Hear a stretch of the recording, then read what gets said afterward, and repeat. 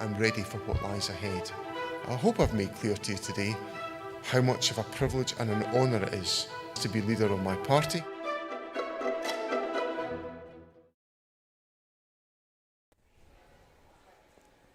Hello and welcome to Broadcasting Scotland. I am Niamh Brooke reporting from the SNP's 91st Annual National Conference in beautiful sunny Aberdeen. We have got a lot to cover on this weekend's programme, from the new run for independence, going off the SNP precedent for a majority in Holyrood in 2011, divestment, increasing public funding, pension reviews and much more. Joining me today, this morning, we have Martin Day, former MP for Linlithgow and East Falkirk, to talk a little bit more about the conference's programme. Hi, Martin. Hi. Thank you very much for joining me. I really appreciate it. How are you feeling today about the conference? I am fairly looking forward to it. One advantage of not being a serving Member of Parliament is you actually get to do a lot more of the fun stuff rather than Does this count as the fun stuff? Well, yeah, absolutely, yeah. So you get to meet up with folk and just chill out and do the bits you want to do. Whereas when you're in office, you kind of feel you're obligated to do all the stalls, to do all the fringe things that you've been penciled into your diary, so I can just go with the flow and relax a bit, which is exactly, yeah. And we do certainly have a lot of really exciting fringe events on the programme. There's a lot on, yeah. Is there any you're particularly looking forward to? I am, as I say, going to go with the flow, and I'll just take it by ear. So ask me that at the end, and I'll tell you what the best bits were. Oh, absolutely. You know what? We'll come back to this. Yep. Particularly ahead of SNP's conference, we saw the Fresh Start to Independence document released by the party earlier. As we said, the party is gunning for another SNP majority in Holyrood. What are you hoping we'll be able to realise on that front this weekend? What do you think we're looking to achieve? Well, I think this is one of the great examples of this conference. Here is our main flagship issue is independence. We're having a proper strategic debate about it. There's alternate views out there, and we'll have a good coalescence around the strategy that we're going to come out with, and you'll see a very united party come out of the process at the end. And hopefully that message gets out to the public, that they see we are serious about delivering independence, and that is the reason d'etre that we're all here, and it's why we're all smiling. And what sort of policies do you think would be first priority in an independent Scotland? It's got to be about equality. It's got to be about tackling poverty and just getting a much fairer society. And that is what we achieve, irrespective of who runs an independent Scotland, because once we're dealing with Scottish priorities, it will be tailored to our needs and our aspirations. Is that all about that idea of self-determination? Yeah, absolutely, yeah. And what policies do you think on the docket should be first priority at the top of the list? If Scotland were to become independent next year, what would be the first thing on the list? The biggie's got to be tackling fuel poverty. I mean, it's absolutely scandalous that a country that produces more energy than it requires pays the highest energy prices in Europe. But that is crazy, and especially given that we can produce so much through renewables, we should have the cheapest energy in Europe. So we've got to tackle that, and that of course immediately addresses a lot of the poverty issues that face people. It also has a knock-on effect on health, because a big driver on health is people living in substandard heating and poor housing, so you start tackling all of that as well. So energy, absolutely critical. And that is one of the early resolutions on today's programme. Once we get through Stephen Flynn's keynote speech that he'll be opening with, he'll be covering it quite extensively in his speech as well, and particularly about the winter fuel pay scrap. And a big resolution for today's programme will be that just transition to renewable energy in Scotland. That's being discussed, I think, first off the docket on the programme. So what are you hoping the party will be able to get out of that today? Yeah, I think we've just got to get our messaging correct there so that people can understand what we're actually talking about, because everybody hears the promises of a just transition, but they don't see the delivery of that. So we've got to make sure people understand that it's more than just lip service and sloganeering. It's going somewhere, and that there'll be real tangible results. And you know, critical to that is hand in hand that we don't need nuclear power, you know, which is another part of the debates that are on. You know, so we've got to deliver for ourselves according to our needs, and that is getting that renewable energy, and it's not going down the rogue avenue that Westminster seems intent on of small nuclear power stations everywhere. Yeah. And that's on the programme for tomorrow, isn't it? It's resolution proposed by Bill Kidd, I believe, moving away from nuclear power and towards that renewable energy. Absolutely. So on that subject of real tangible results, what do you think some of those would be, any key points? Well, I think that will be a big key point, is that, you know, as a country we produce more energy than we need currently. We produce, I think, more energy than we can actually export, given the state of the current network. Therefore, we do not need nuclear. Points ahead of Labour and Reform are in second place to the SNP, and that's something they're very ardently against. So do you think this is something the SNP, that net zero, something they should really be pushing for? Well, it's one plank in the policy and devolve powers to Scotland. That will be on the programme later today. I was looking at the programme, it said that health and social care visas have declined, granted have declined by 81% since last year, and it's had a massive impact on the Scotland health and social care sector. Absolutely. So, devolved immigration powers to Scotland, that would be a step in the right direction. Of course, independence is what we're asking for, and that gives us full control, which is ultimately far superior. But as a stopgap, a devolved system would work. And on the subject of that campaigning for winning independence, something that has been talking a lot about this week is encouraging more grassroots activism again from the SNP and encouraging public education. I'm sure you saw the social research report this week on social attitudes that support for independence is up to 47%, but trust in a Scottish government has gone down. So what do you think the SNP should be pushing for to boost that trust again, particularly we've got to sing our successes. We've got to tell people what we're getting right. We've got to contrast that with what's happening in Wales and England. We've also got to pinch good ideas from elsewhere in the world as well, and just show people that we can do this so much better. Now we're stacked against us as the mainstream media. We have a hostile press, so they like to amplify every negative story. We've got to amplify all the positive ones and just get people thinking what's good and what could be better. And that's the direction of travel that we need to go in. And on the subject of focusing on the good, what are some SNP achievements you feel should be Well, I think one of the most obvious ones is we're the only part of the UK where child poverty is falling, and that's a result of policies that have been implemented. And we've got to show people that, if we want a fairer society, that's where you start. And we're proving we can do that with limited powers. We could do a lot better with full powers, and it's just getting people confident that that's a good example. We could do a lot of other similar things if we had the ability.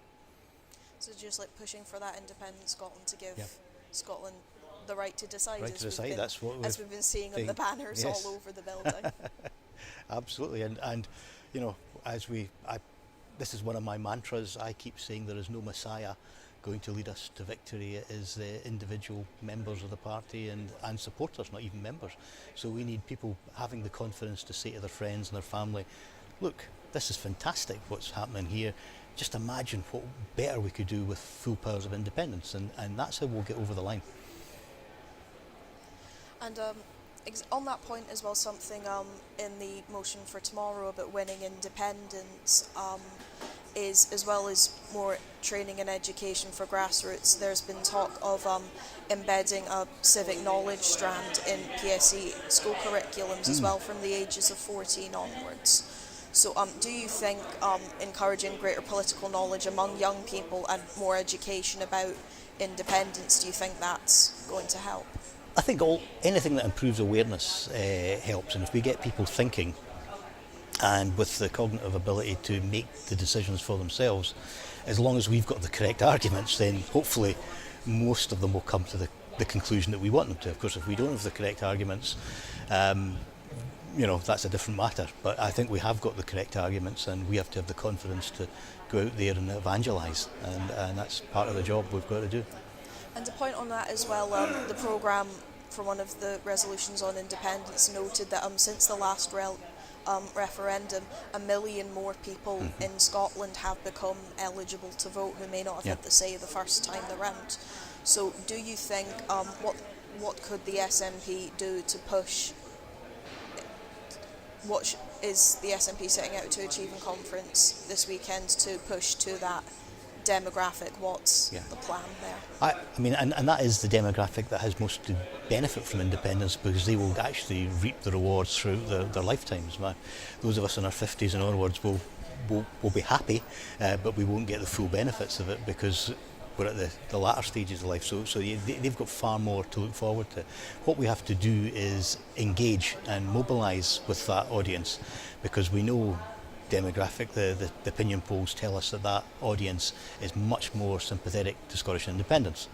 We also know that they're much less likely to turn out and vote at an election, and that's the ones that are registered, and a higher proportion of them are not registered to vote in the first place. So we've got to get people registered, we've got to increase the turnout, and we've got to get them convincing their friends and families that that is the correct course. And I've been doing this 30 odd years now. There are certain doors that I'll get a warm reception at, there are certain doors that won't give me time of day, but all those doors that won't give me time of day, I'll bet they'll give their grandson or their granddaughter the time of day. And we've got to get that younger audience convincing their older family members that they want independence and that they should be supporting it for them. And as well as that increased education in schools and communities, what else do you think the SNP should do in an attempt to make itself more appealing to young people? Well, I think in the past we've always been very innovative in what we've done. We need to get a bit more of that we are not the same as the others. I think we need to be a bit slicker with some of our digital materials. I'm seeing that starting to come through. I would say over the last few years I was a bit less enthusiastic, but I would say over the last number of months, John Swinney's leadership is starting to see a different direction. We're seeing I think a higher output in terms of the quality of the social media content that's going out, and hopefully that resonates. Thank you. Thanks. And what for you, if I can ask, what it would be your favourite policy, if you will, like your top priority in an independent Scotland? What's the first thing that's most important to you you'd like to see implemented? Well, I'm an old school nationalist, so I've been fighting to get independence all the way through, and there are so many aspects. I think energy is one of them that we need to really tackle, and the other one is I would like to see a proper food and nutrition policy that actually benefits our society's health.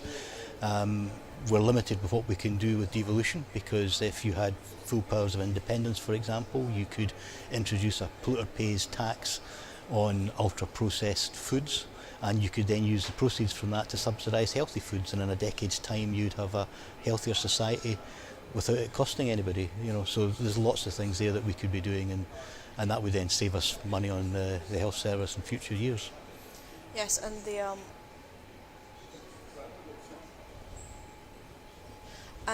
that's something you would like the SNP to push more, subsidised healthy food. That's certainly a direction I would certainly be keen to go in. It's a direction I looked at when I was at Westminster, on whether you could do subsidised meal cards to subsidise healthier food during the day for workers, and I think there's a lot there that we could do, and it's certainly something we need full powers of independence to really benefit from. So definitely priority one is pushing for that full powers of independence. So yep. The SNP can say that Scotland can achieve what's actually best for it. Absolutely.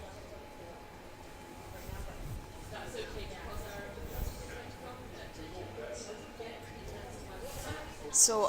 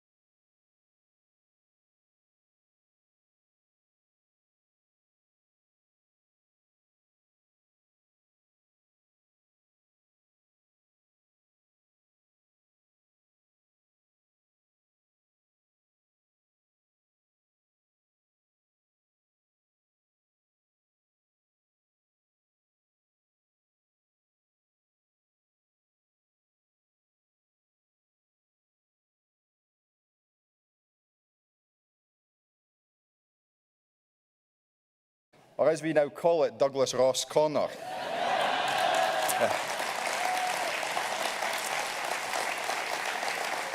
We of course played host to the tall ship races, world-renowned, and some 400,000 people attended the city and visited our fantastic local port. Unfortunately, there was one vessel that wasn't able to dock due to a crew member having links to Russia. Who knew that Nigel Farage was aboard? And we had 100,000 Aberdeen fans line the streets to celebrate the Scottish Cup returning to the city for the first time since 1990. Now, sir, I am very glad that you had a good time, but as a proud Dundee United fan, I can confirm I was washing my hair that day. There was also a sigh of relief this summer in the office of Kevin Stewart amongst his team when they learned that when he stands down from Holyrood next year, they'll no longer need to run to the bakers to pick him up a tatty pie. Kevin, of course, my good friend, has been a stalwart of our party in Aberdeen for decades, an elected member since 1999, a mentor to dozens of people in this room. Kevin, your personal support to me and my family has been immense. Your dedication to encouraging young people in our movement unrivaled, and your commitment to our party and our cause immeasurable. Thank you for everything you've done. Actually, conference, let's keep those hands going and extend that thanks to all of our parliamentary colleagues who have decided to pass on the baton next year. They laid the path that we all now seek to follow. And we know that when we deliver our independence, we will do so with each and every one of them standing at our side as activists, as campaigners, as passionate believers in Scotland's ability, Scotland's right, Scotland's destiny to determine her own future.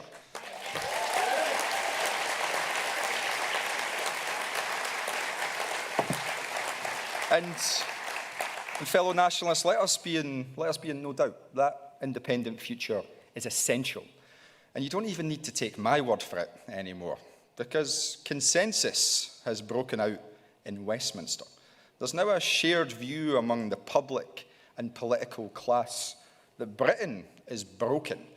A broken Britain set alight in the fires of the financial crash, leaving the burnt-out wreck of Westminster in plain view. Well, the response was not to invest in the people of these isles, but to make them poorer, to saddle my generation with austerity as a price for the failings of those who came before us. A broken Britain that stumbled into the abyss of Brexit, an economic folly that has left us poorer, a cultural folly that has left us smaller, a political folly that told Scots everything we need to know about this supposed union of equals.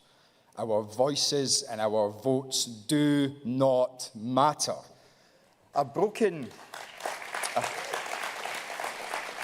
Britain that brought us the scandal and the ruin of Boris Johnson, Liz Truss and Rishi Sunak.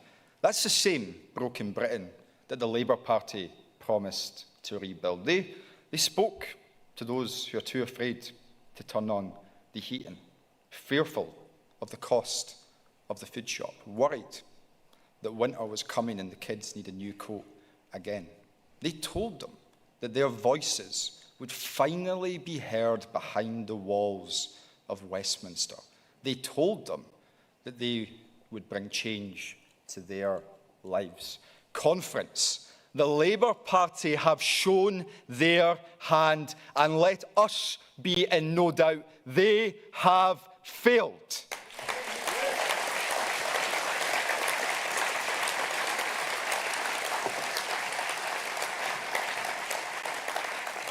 Because when the public stretched out that hand to the Labour Party and asked to be picked up after 14 years of Tory chaos, what were they given in return? A Labour Party led by a Prime Minister so lacking in judgment that he wasn't even trusted to buy his own specs and suits, a man who promised to lower energy bills, protect pensioners, grow the economy, tackle poverty, end austerity and stop the scandals. Yet energy bills are up. The winter fuel allowance was cut.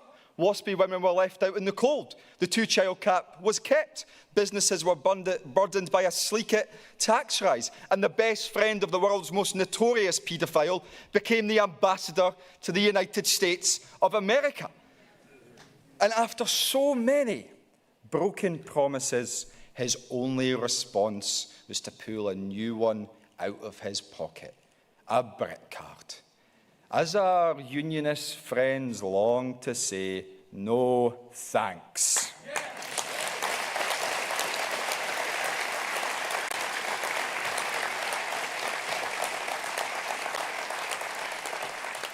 Conference, this is a Labour Party who have power but no purpose. A political party in name only. And through their actions, they have already shown Scotland what a Labour victory at the Holyrood elections next year would look like. Thanks to Keir Starmer, we have already all seen the movie. And we don't need a Labour government in Scotland that will look every bit like the one that is failing us in Westminster. Our nation must set its sights so much higher than that. Scotland must aspire for something so much better. And friends, only the SNP can deliver that future.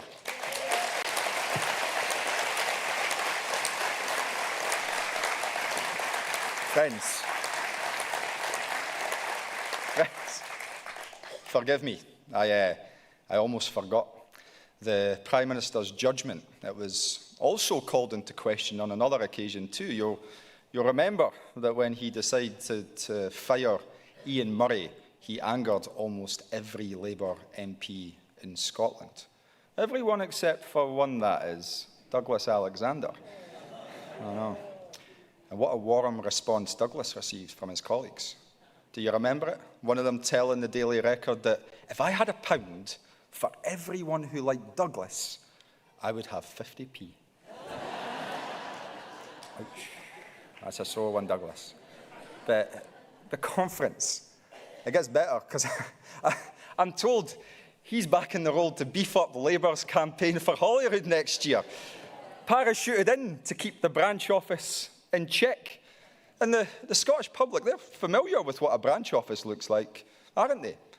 It looks a lot like Anis Sarwar promising on live TV before an election that a UK Labour government would save the refinery at Grangemouth, only to nod along as it shut, before then going on to cheer as they pulled out all the stops to save the Scunthorpe steelworks, telling the workers, the community and the economy of Scunthorpe that they matter, telling the workers at Grangemouth, the communities of Grangemouth and the economy of Scotland that they do not. Fellow delegates, Scotland doesn't need Keir Starmer's branch office.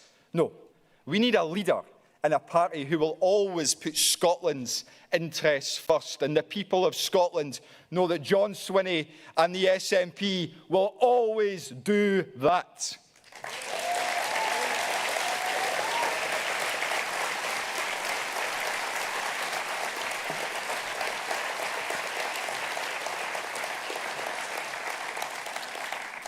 Conference, if I may, I just want to be a little bit candid with you all right now, because I think it's important.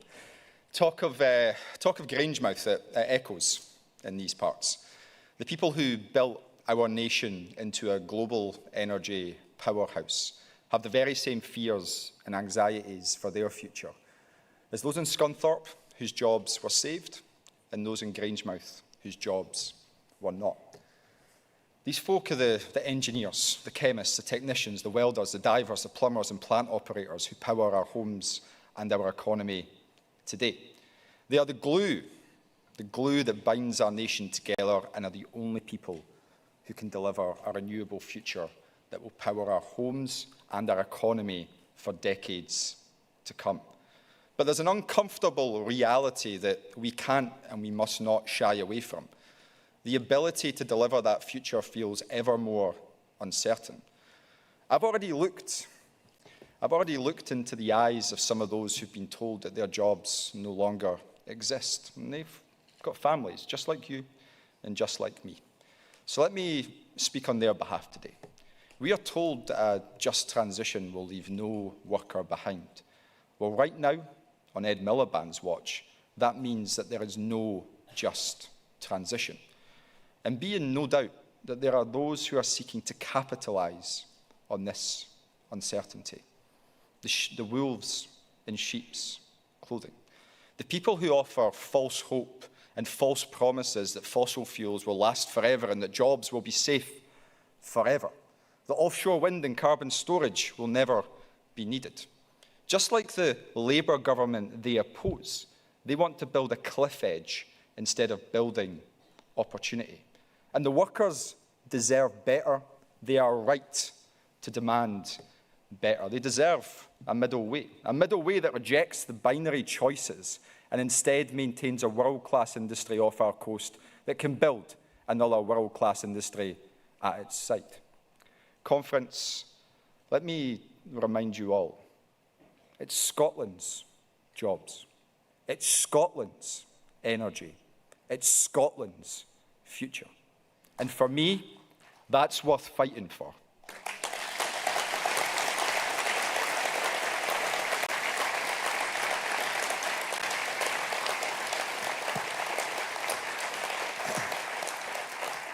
And friends, when it comes to fighting for Scotland's corner, there's no party more trusted than our own. Just as there is no person and no politician more trusted to lead our nation than John Swinney. And friends,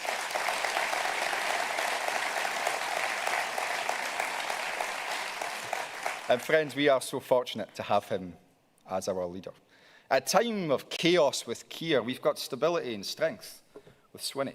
In an uncertain world, the impact of a powerful, passionate, trusted leader cannot be emphasised enough. And what I've seen over the course of the last 18 months is a First Minister who lives up to that billing and then some.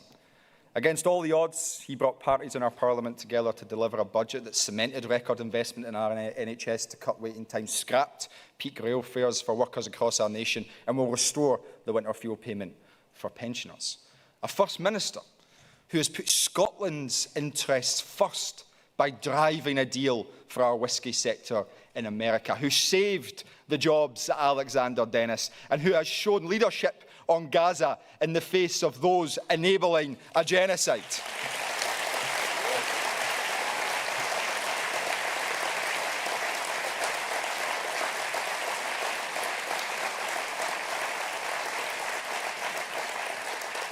Conference, you might agree with me on this one. A First Minister who will lead our party to a majority at the elections and deliver a fresh start that we need with independence.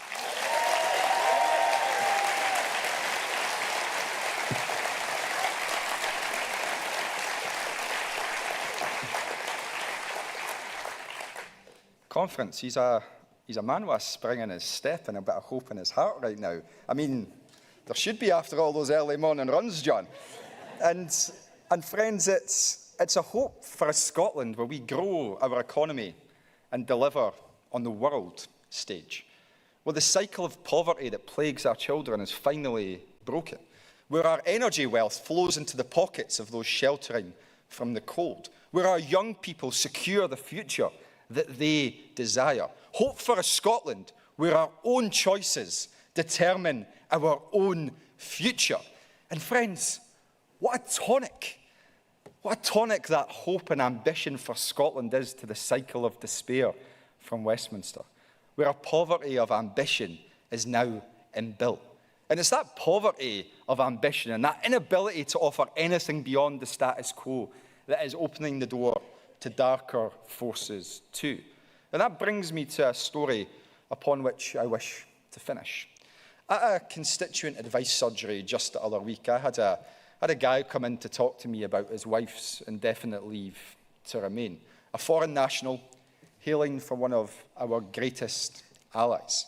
He's a man who's ploughed his heart and soul into a successful career and he's doing well in life. He's a Scottish success story.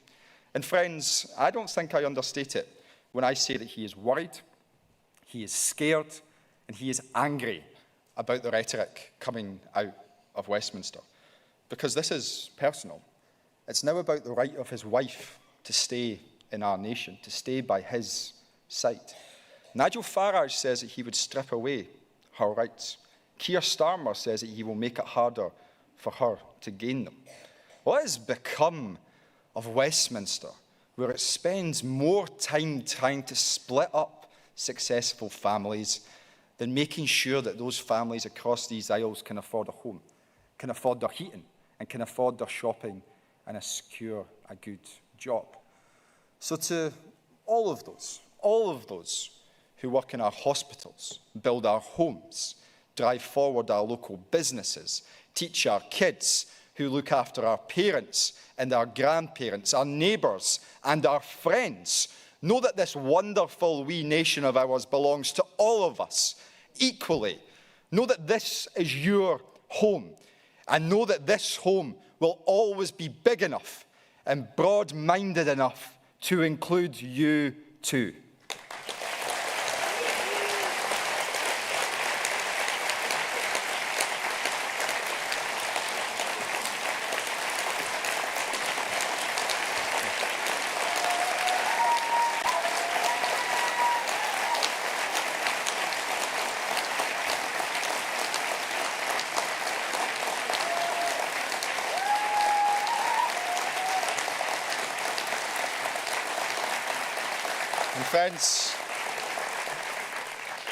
And friends, that is what the next few days of this conference is all about. Britain is broken and the Westminster way isn't working. We all understand that, we know it, and we feel it. Far more importantly, the vast majority of the public, they know it, and they feel it too. And although it is important to describe the problems we experience in the present, our real job is to offer our people the choice of a better future. A future that raises our living standards and raises our ambitions for each other. A Scotland that has the choice and the chance to build a nation anew. We all know that in the last 10 years there's been plenty of talk from our unionist friends about what exactly a generation means and how long it lasts.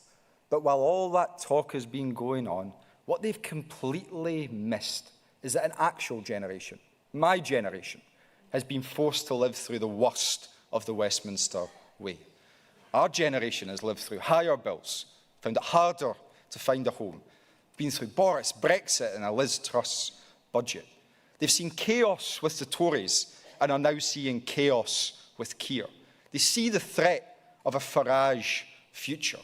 They have lived with a Westminster system that has made the politics of this island smaller, poorer and harsher. That generation remembers that in 2014 they were made plenty of promises and things have only gotten worse. That generation remembers that only last year they were promised change by Keir Starmer's Labour Party, and again things have only gotten worse. That generation and every generation now knows that the damage of the Westminster way, where things only get worse. Friends, we have all lived through that past. Let's make sure that we are not forced to live through that future too.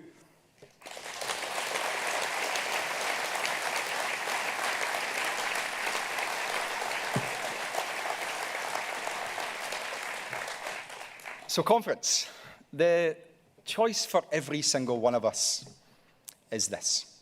Will another generation be forced to live under a Westminster way that doesn't work? Or will this generation of Scots decide that we deserve a fresh choice and a fresh start? For this party, that is the hope that we have. It is the hope we offer, because we are the only party that can deliver the hope of a fresh start with independence. So let us renew that hope and that opportunity this weekend. Let us win a majority next year, and let's together build Scotland a new conference. Thank you, and enjoy a couple of days in Aberdeen.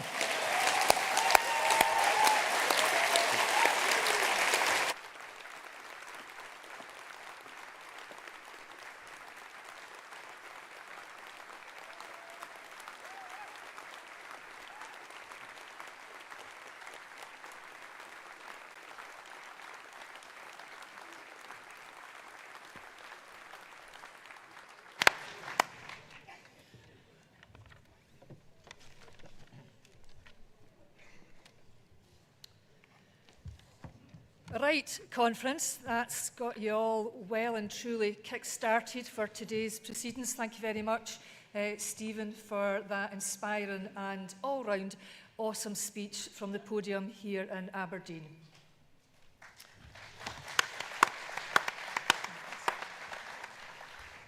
So we've got some housework to do before we proceed with the resolutions in front of us this morning. Before I hand over to the National Secretary to run us through the Conferences Committee report, I do want to highlight that there will be a small amendment made to the agenda online as due to a typo or error. We need to remove the Young Scots for Independence as a supporter from Resolution 9. They are not a supporter of that resolution. But as I said, the updated online version will be attended to shortly. So, without much further ado, I'll hand over to our National Secretary to give the Conferences report. Please welcome Alex.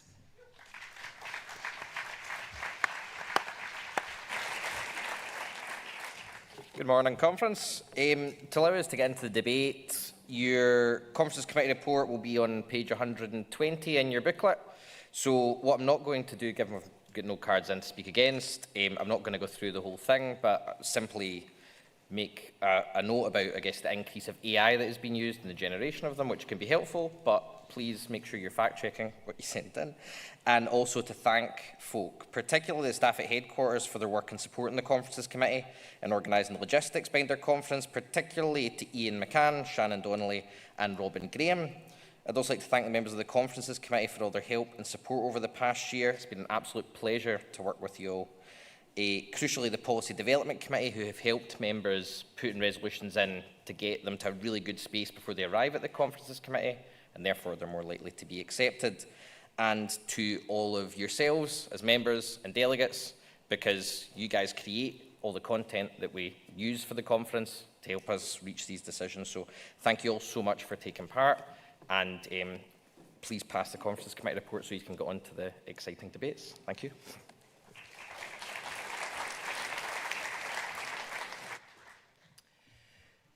Conference, can I put it to you all that we pass the Conferences Committee report by acclaim, please?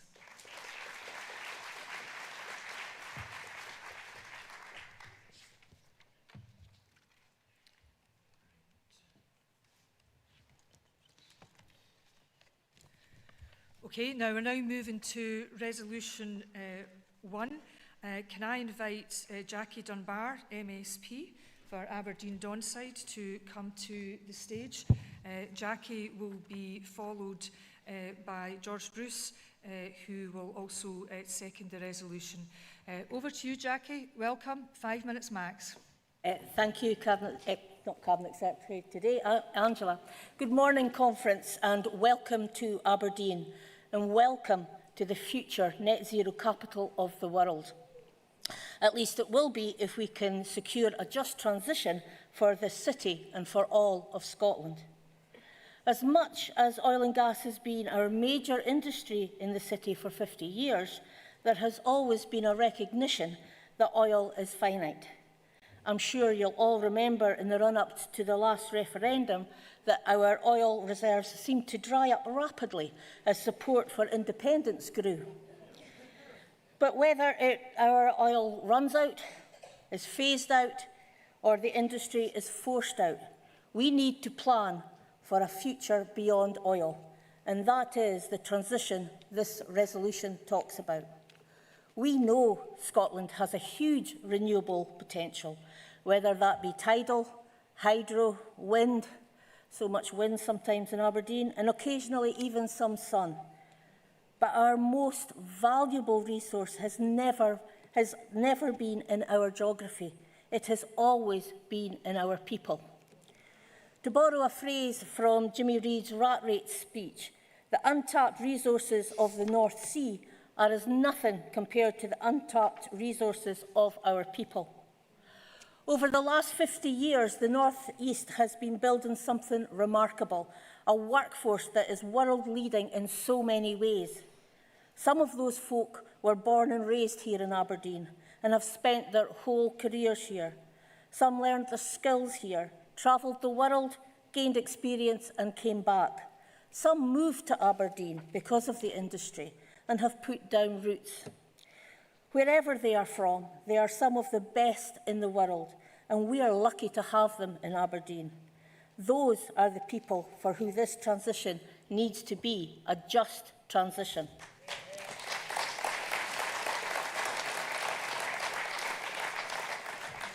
If we want to keep those workers, that world-leading workforce here in Scotland, and if we want their help in delivering a just transition with the energy security and the cleaner, greener and cheaper energy that comes with that, then we need to invest properly in a just transition and give those workers a reason to build their futures in Scotland while they build Scotland's future.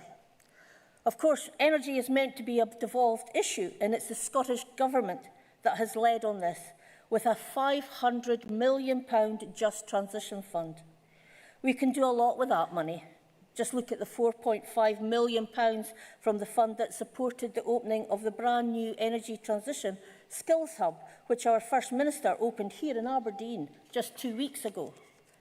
But the UK Government, which has taken billions upon billions of pounds from our energy sector, also needs to step up and reinvest some of that money back into this region and into a just transition. We now have a situation where there are oil rigs in the North East and food banks in Northfield.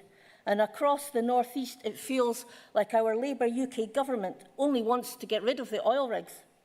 Conference, our party and our Scottish Government are working hard to ensure a just transition that delivers for workers for the North East, for our climate and for our economy.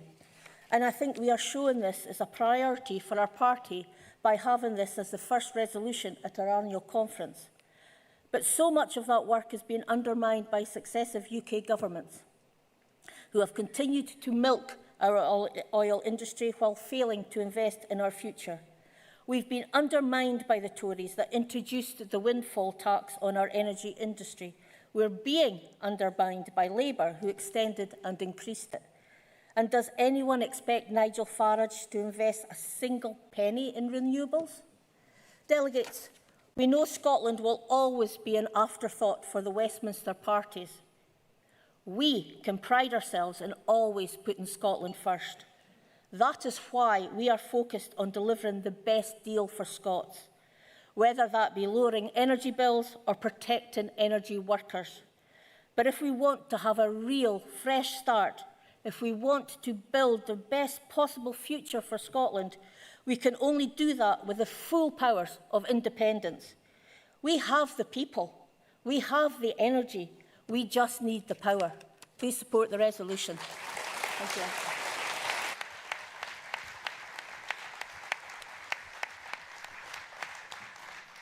Thank you very much, Jackie. And can I, as intimated earlier, invite George Bruce onto the stage to second. George is from the Broughty Ferry branch and has worked in the energy sector.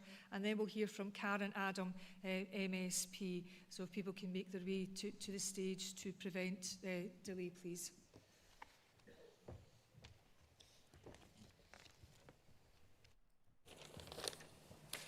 Good morning, Conference. It was wonderful to hear from Jackie, and I look forward to hearing from Karen just shortly. Conference, if there's one message we can get from this discussion this morning, it is that there is no transition without the people who will deliver it.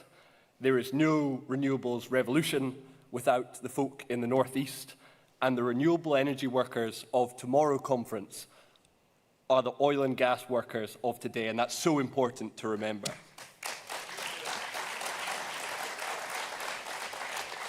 Conference, those who have the skills, the determination and the ability from the work in realising oil and gas, it is them who will help us deliver renewable energy conference. But there are some people, not in this hall conference, but there are some people who would seek to alienate those who have worked in our oil and gas sector. Some people who would hold them responsible for the failures of successive governments, the Conservatives and Labour, who have squandered what our workers have taken out of the sea, and that is shameful, Conference.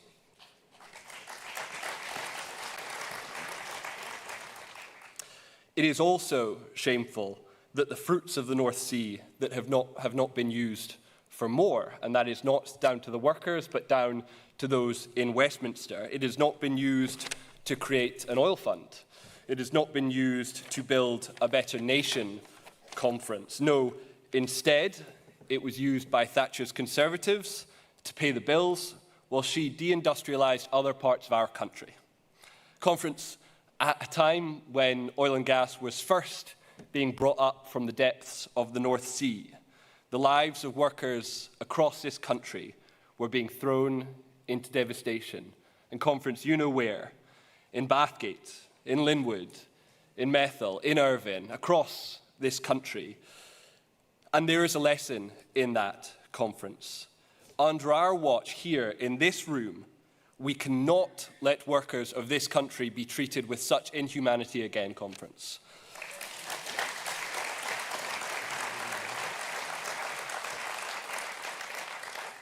Now, Conference, the workers of Aberdeen, of Arbroath, of Inverurie, of Ellen, some of them will be in this room.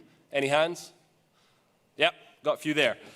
The same cannot happen to them. Because, Conference, I've said it once and I'll say it again, the thing we need to remember is the oil and gas workers of today are the renewable energy workers of tomorrow. Please pass this resolution. Thank you.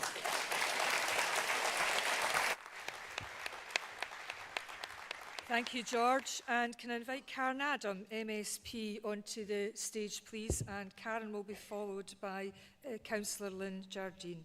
And warm welcome to you, Karen. Thank you. And good morning, Conference. It's so lovely to see you all here this morning, fit like the wife at Aberdeen. So, in my constituency of Banffshire and Buchan Coast, we quite literally keep the lights on and the heating on across the whole of the UK. Along the coastline of that constituency, from Buckie to Bodham, the offshore wind sector now is literally booming, and our supply chain is struggling to keep up because it's moving so fast. At St Fergus, just north of Peterhead, a gas terminal supplies around a third of all of the gas in the UK. And hydrogen that's being produced in my constituency could transform how we fuel the aviation sector. Now that puts us right at the forefront of a clean, cutting energy transition. We are a powerhouse, but we need support to keep powering forward. Carbon capture through the Acorn project at St Fergus would be absolutely transformational for our region and for Scotland's net zero ambitions. But time and again, it's been delayed by the UK government at Westminster, who are deciding to play politics instead of just getting the investment and getting a shovel-ready project off the ground. That is a political choice. Conference, we all recognise, yes, the North Sea basin is in decline, and nobody is denying that. But how we manage that decline is incredibly important. Workers are already losing their jobs. Industry, leaders, unions, academics and communities all agree that we need to look at our whole offshore energy mix: oil, gas, hydrogen and wind. It needs investment, planning and a government that listens and acts. Now, the Scottish Government have listened and they have acted within the devolved powers that they have. £500 million to a just transition fund. But Conference, as somebody once coined the phrase, we have all of the energy but none of the powers. Westminster still holds those levers. So, we're not asking for special treatment. We are demanding that we get the tools to get the job done properly, because the people in our coastal communities, those who built the industry, need that future. Now, I'm not saying that we need to delay or move to net zero. Morally and legally, we must absolutely do that, but it needs to be realistic and not be ideological. So that means listening to the experts, listening to the unions, and listening to the communities, because this is our moment, this is our energy future to shape. Conference, this is our oil, our gas, our hydrogen, our wind, it's our energy. Now we must demand the power. Thank you.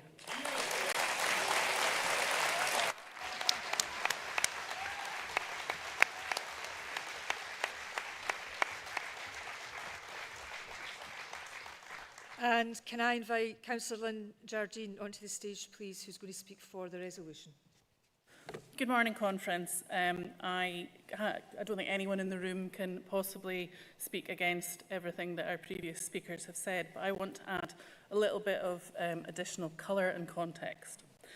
This resolution is not simply about the ambition for our future, it's about recognising the real progress that Scotland has already made and the lessons that we can share with others.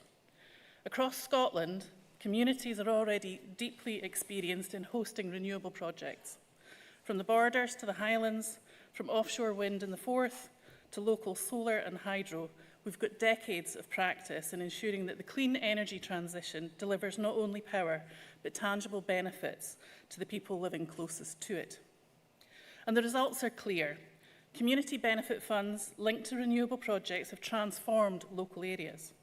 They've supported affordable housing, built community centres, improved transport, funded climate action, and created training pathways for young people across Scotland. Communities are investing towards tackling isolation, improving well-being, and creating pathways into a new green economy. This track record absolutely matters, because it means that the Scottish communities have a sophisticated and mature understanding of what community benefits should look like. When the Scottish Government recently consulted on onshore and offshore wind benefits, and when the UK Government opened its consultation on community benefits from grid infrastructure, Scottish voices weren't speaking from theory, they were speaking from experience. Organisations like Foundation Scotland, which administer millions of pounds of community benefit each year, were very clear in their response. Transparency and fairness must be built into the system. Funding must be additional to and not a replacement for public services. And communities must have genuine control over how benefits are designed and delivered. Local organisations in East Lothian, where I represent, have echoed those points, stressing that benefits only have real impact when they empower communities themselves rather than being imposed from outside.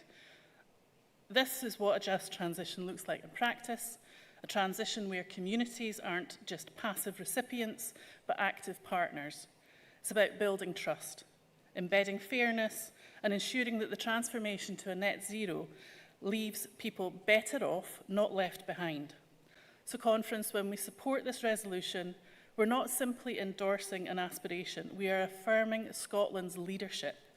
We're saying that a just transition must be rooted in a community's experience, back to what Jackie was talking about the people involved in this.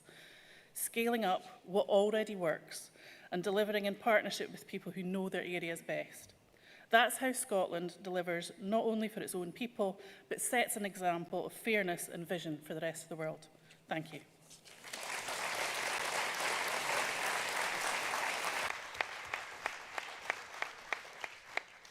Thank you, Lynn, and Conference, as there are no cards to speak against this resolution, can I put it to you all that we pass resolution number 1 by acclaim? Aye.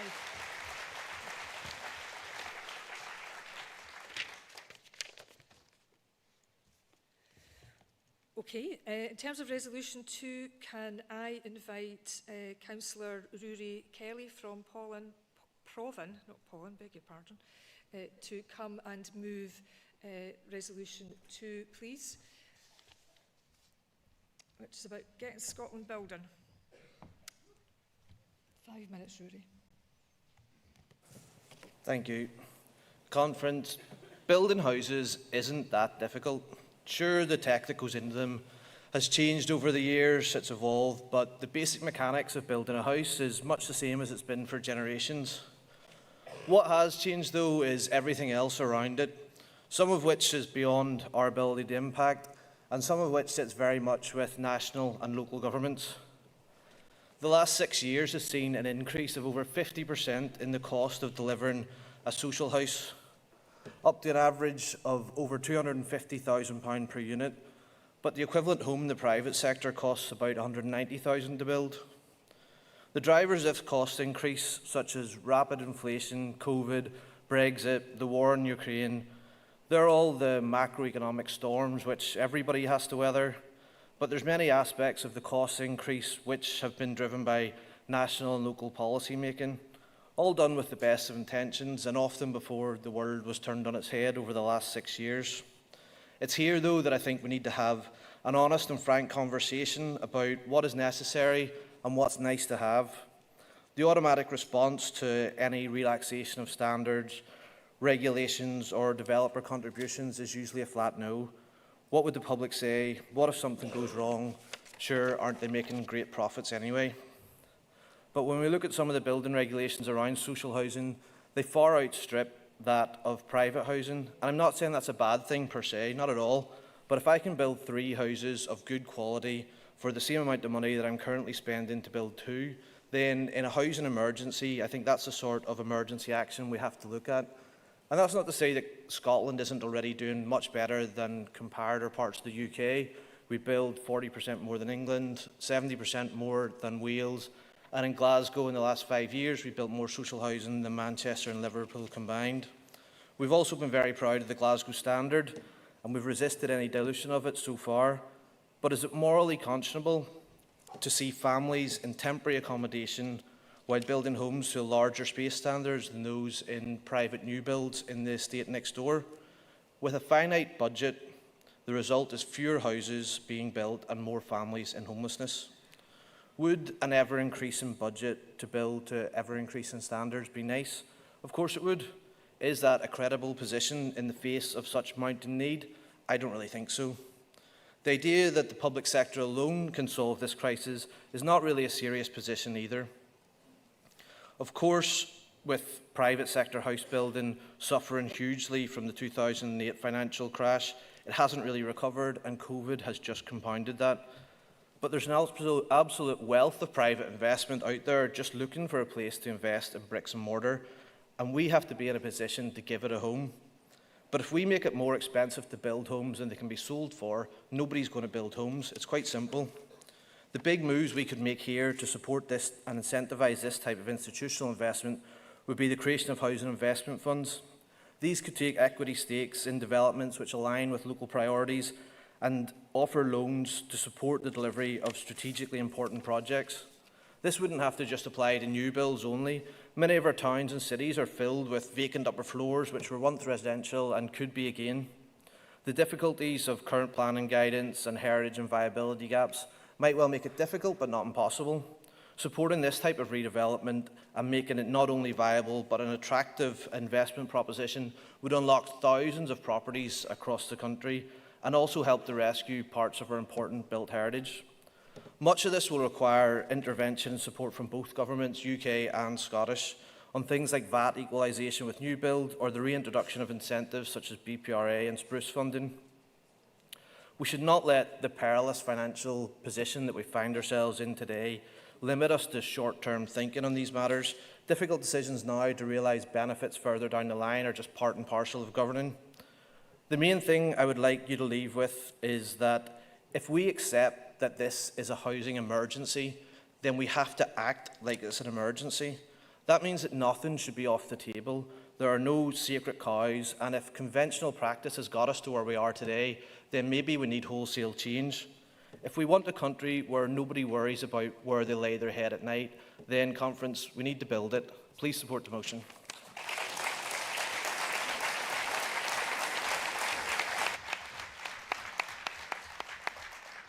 Thank you very much, Rory. Impeccable timing. Can I now invite Councillor Susan Aitken onto the stage, who is going to second the resolution. And as you're all well aware, Susan is the leader of Glasgow City Council.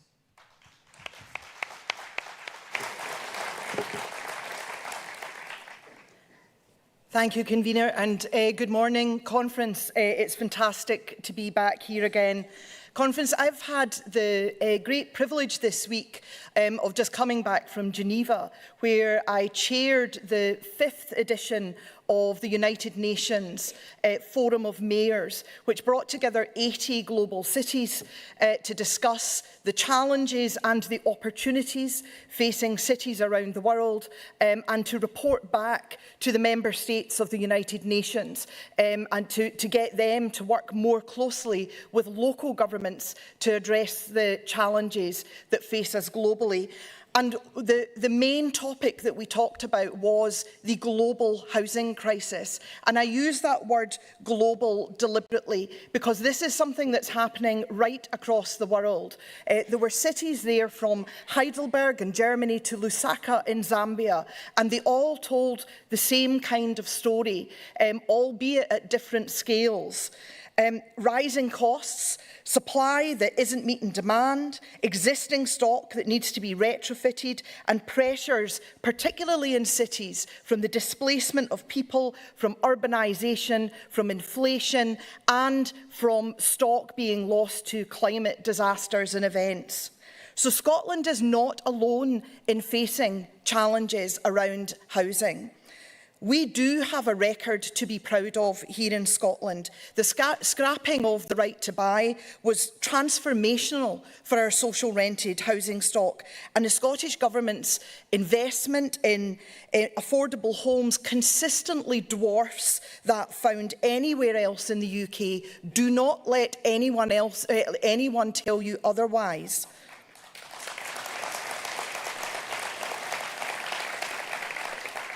It's not an accident that Glasgow has the most successful social house building programme of any local authority in these islands.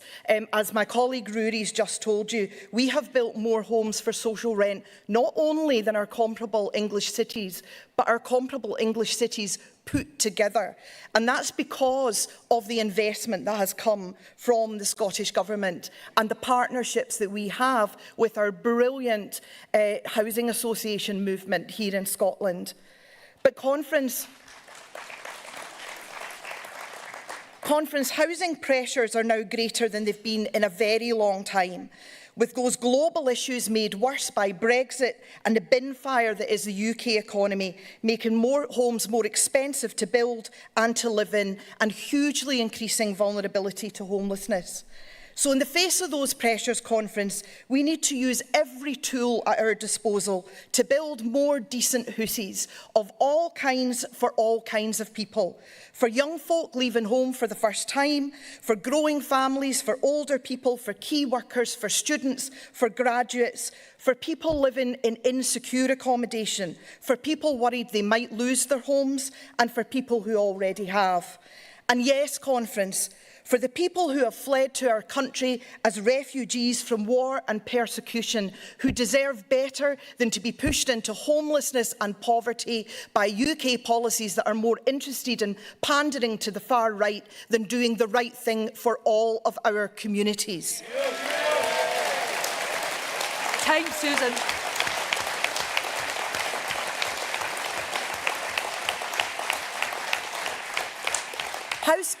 House building isn't just about roofs over heads, Conference. It is about dignity, it is about life opportunities, it is about regenerated communities, it is about a decent society. That's a society that we want to build for our future independent Scotland, one where everyone has the decent home that they deserve. So please support the motion and let's get Scotland building. Thank you very much, Conference.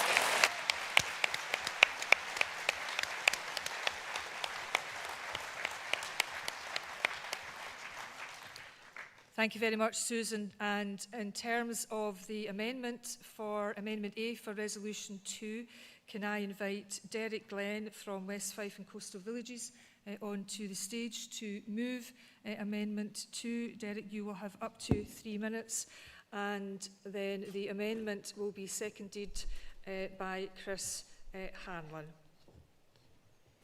Thank you. Thanks, Convener, and thanks, Conference. And first, let me welcome the resolution and what we've heard there from Rory and from Susan.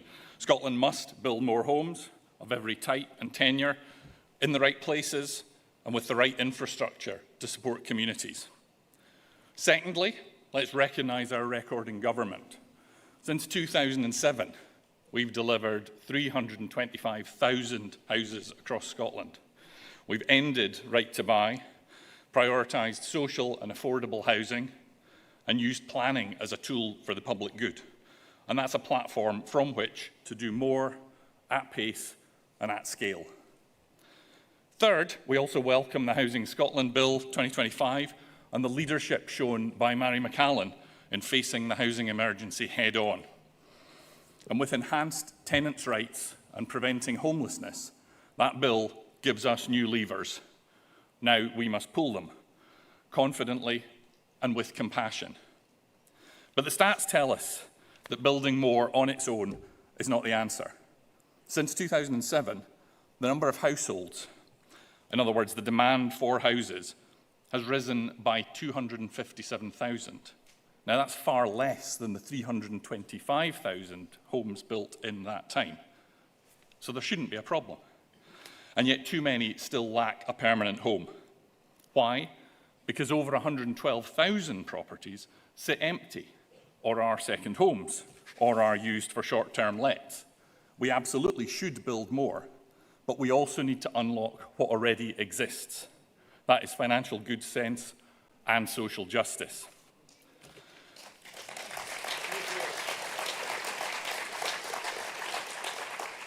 Now, I'm a councillor in Dunfermline, Scotland's newest and fastest growing city, where we've got 8,000 houses planned to be built over the next 10 years. I'm also our planning spokesperson in opposition there. We've got our housing spokesperson here too. And in Fife, since 2022, our SNP group has repeatedly insisted that we should have a broad toolkit at our disposal. And yet the local Labour administration has again and again denied that and told us that new build is the only answer, while families wait in temporary accommodation and good homes sit empty. We need a range of solutions: build new and buy back, and refurbish and repurpose, and bring empty properties back into use, and support community-led housing, unblock the delivery issues, and use innovative finance so that projects can actually happen. And that's what this amendment adds. It asks Conference to designate this a national housing mission and to recognise the right of every citizen in Scotland to a home. And those aren't just words, they're a North Star for policy, a clarity of purpose for government, and a promise to the people of Scotland, the people that we serve. Conference, this amendment doesn't dilute the resolution, it completes it. It aligns our planning reforms and our housing investment with a clear social guarantee: a home for every citizen. It gives our members, our movement and our voters a banner to rally under. So please adopt the resolution and the amendment, and we can go into Holyrood 2026, not just with a programme for government, but with a programme for nationhood, providing the homes that Scotland needs and upholding the right to one that every Scot deserves. Thank you, Derek.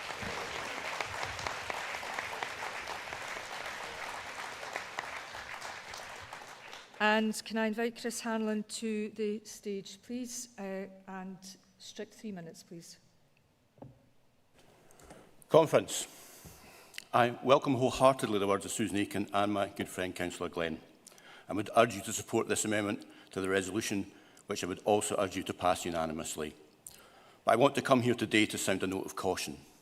Housing is one of those hot-button policies that we must get right if we are to convince the electorate that we hear them, that we understand the very real problems that often blight their lives, and that, crucially, we plan to do something about it. In the months after the 2007 election, the new SNP government took big, bold action It scrapped the Scottish Executive and replaced it with a Scottish Government, and then it got to work implementing policies that people noticed in their daily lives. For many living and working in Edinburgh, it was the bridge tolls. Just a little thing, but one that really made a difference to ordinary people commuting from Fife every day.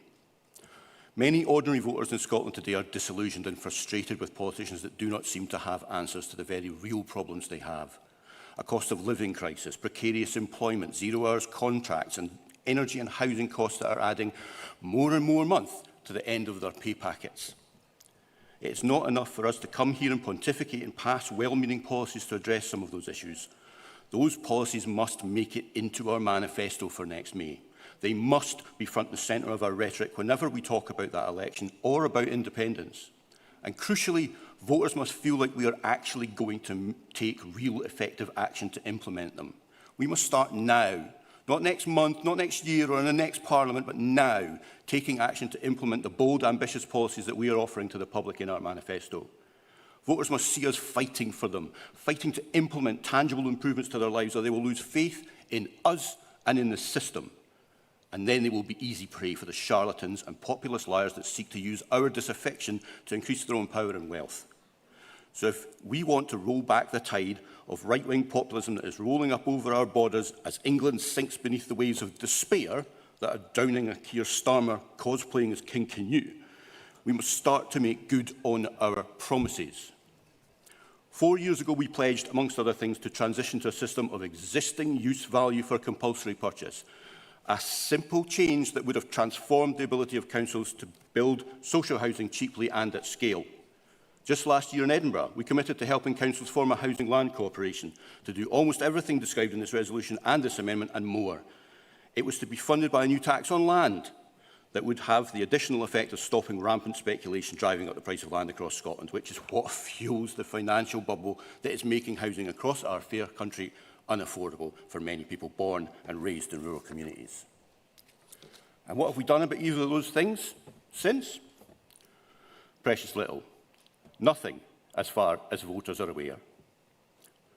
Finally, after 4 years, we have a consultation on compulsory purchase. And I would urge you all to go and fill it in with just the 3 words, implement SNP policy, in all caps. If we want to earn the support and trust of the sovereign people of Scotland and get their consent to pursue independence next year, we have to listen to them, listen to their problems and make credible commitments to fixing them. Don't just pass the amendment and the resolution, go home and work with your parliamentarians and council leaders to make SNP housing policy a reality. Thank you very much.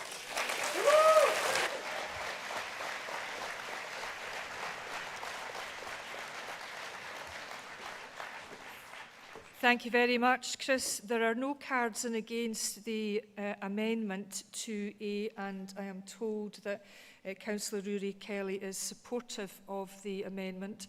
So can I check with Councillor Glenn that you're happy to waive your right to sum up? Thank you for that. And Councillor Kelly, do you wish to sum up?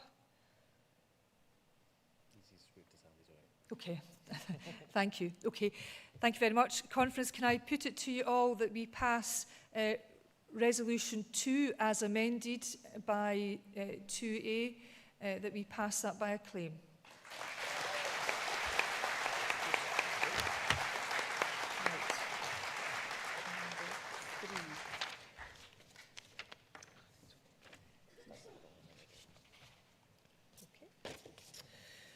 Right, could I invite Colin Beattie, MSP, to come to the stage and move Resolution 3, and Colin will be followed by Gordon MacDonald, MSP, who will second the resolution.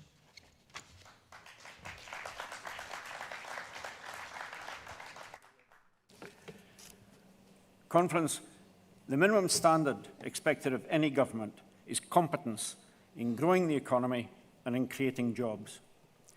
I see none of that competence in the current Westminster Labour government. Add to that the absolute chaos of the preceding Tory government, and you have a perfect storm, which we're now in the midst of. If you want to increase taxes to fund our ambitious social programme, you need a thriving private sector to pay these taxes.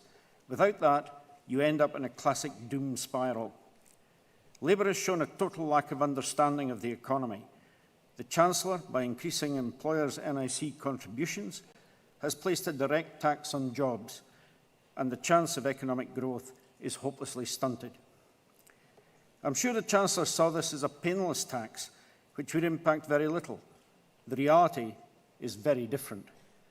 I'll give some examples.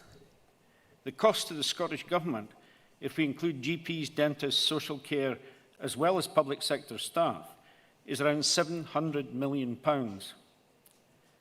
The Scottish Government was given back by London £339 million. In reality, a fairly savage budget cut. The Scottish Government gave local authorities an extra £144 million, or 60% of the costs that were facing COSLA. Now, this places yet more pressure on local government. It will cost businesses £850 extra to employ a full-time worker than it did in 2024. And a couple of examples there, Alexander Dennis, the bus builders, will see a significant bill of £2 million. Edinburgh University has cut staff by 350, saving £18 million, and further cuts are planned. Conference, every step taken by this Labour government makes it more expensive for businesses to hire staff, and especially low-paid workers, which means fewer jobs, entrenched difficulties faced by those trying to get into the workforce. If the Labour Westminster government continues down this road, we will see increased unemployment, higher bills for social needs, followed by spending cuts hitting the vulnerable by a government which cannot raise enough money from a shrinking tax base, followed by more taxes to try to meet the ever-increasing budget gap, repeat annually. And the Scottish Government has no power to mitigate this tax. Yet another example of where we fall short when we try to manage our own economy. Rumours abound, of course, in London that the Westminster Government may have to seek fiscal support from the IMF and the World Bank. Personally, I think that's a premature assessment, but it's by no means impossible. We've been here before. The conditions around such a bailout would require massive reductions in government spending and increases in taxes to bring the books back into balance. Do they have no one that understands the basic of economics? Do they have no one who can see the big picture? Are, in fact, the lights on in the Treasury? This disastrous job tax has to be reversed to prevent unemployment and to stimulate economic growth. Conference, I move this resolution. Thank you, Colin. And if I can invite Gordon MacDonald, MSP, to second the resolution, please. Good morning, Conference. In seconding this resolution, let's start by calling Westminster Employer National Insurance hike what it is: Labour's job tax. This decision to increase tax on employers is having a major impact across our public, private and voluntary sectors, and close to £2.2 billion extra is removed from the Scottish economy and sent south to Westminster, not just this year, but from now on every year. Labour's job tax is costing the Scottish Government alone more than £500 million this financial year. This includes NHS Scotland, an increased tax bill of £191 million, police and fire services needing to find £37 million, and councils having to find £265 million, all to pay Labour's job tax. Remember, every extra pound paid means less money for Scotland's public services to address NHS waiting times, improve education or to tackle crime. The voluntary sector, a cornerstone of Scotland's social fabric, has been hit by a £75 million tax bill, a time when it already faces rising costs, reduced funding and increased demand. The First Minister, COSLA and 48 organisations wrote to the Labour Chancellor to demand improved funding. How did Labour respond? By providing Barnett consequential of just £339 million based on English lower levels of public service, leaving the Scottish Government still short of £200 million caused by Labour's job tax. Then there is the impact in the private sector, where companies large and small are having to meet the cost of Labour's job tax to the tune of £1.7 billion. A survey conducted last month by the Institute of Directors found that business confidence has fallen to its lowest level on record, driven by concerns over labour costs, followed by supply chain inflation, then energy costs. To make ends meet, companies are freezing investment in their business, stalling expansion plans and reducing employee numbers. The Office for Budget Responsibility estimates that 60% of Labour's job tax increase could be passed on to employees through lower wages or reduced staffing. Labour's job tax hike comes at a time when people are already living through a cost of living crisis caused by the Tories and made much worse by Labour. We must keep up the pressure to ensure that Scotland's voice is heard and that our services and communities are protected. Bankrupt Britain depends on Scotland's resources, so if they cannot support our economy, then we must become independent so we can build a stronger, fairer Scotland, one that invests in its people, supports its businesses and upholds the values of compassion and community that defines us. It's time for independence. Conference, support the motion.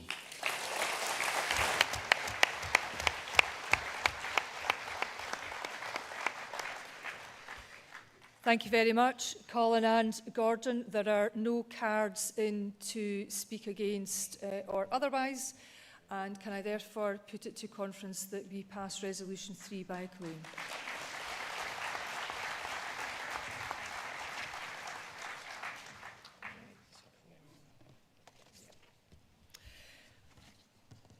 Okay, we're moving on to Resolution 4, and I would like to invite Claire Hockey, MSP and convener of the Health Committee, who's going to move Resolution 4, which is Immigration Impact on Health and Social Care. Welcome, Claire.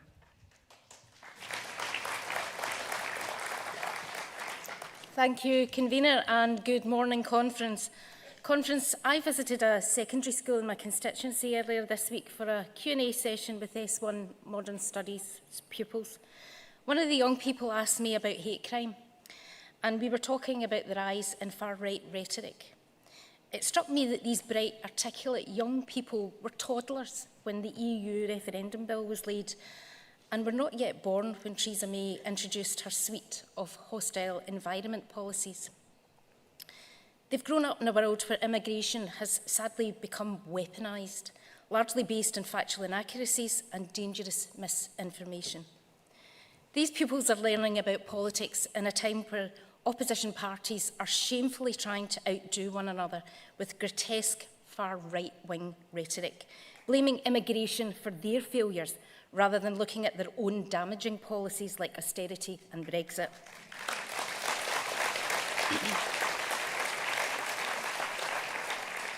Successive UK governments' outdated and hostile immigration policies have been severely detrimental to Scotland and our public services, and the new UK Labour government simply refuses to accept, let alone take any action on the need for immigration policies tailored to Scotland's needs.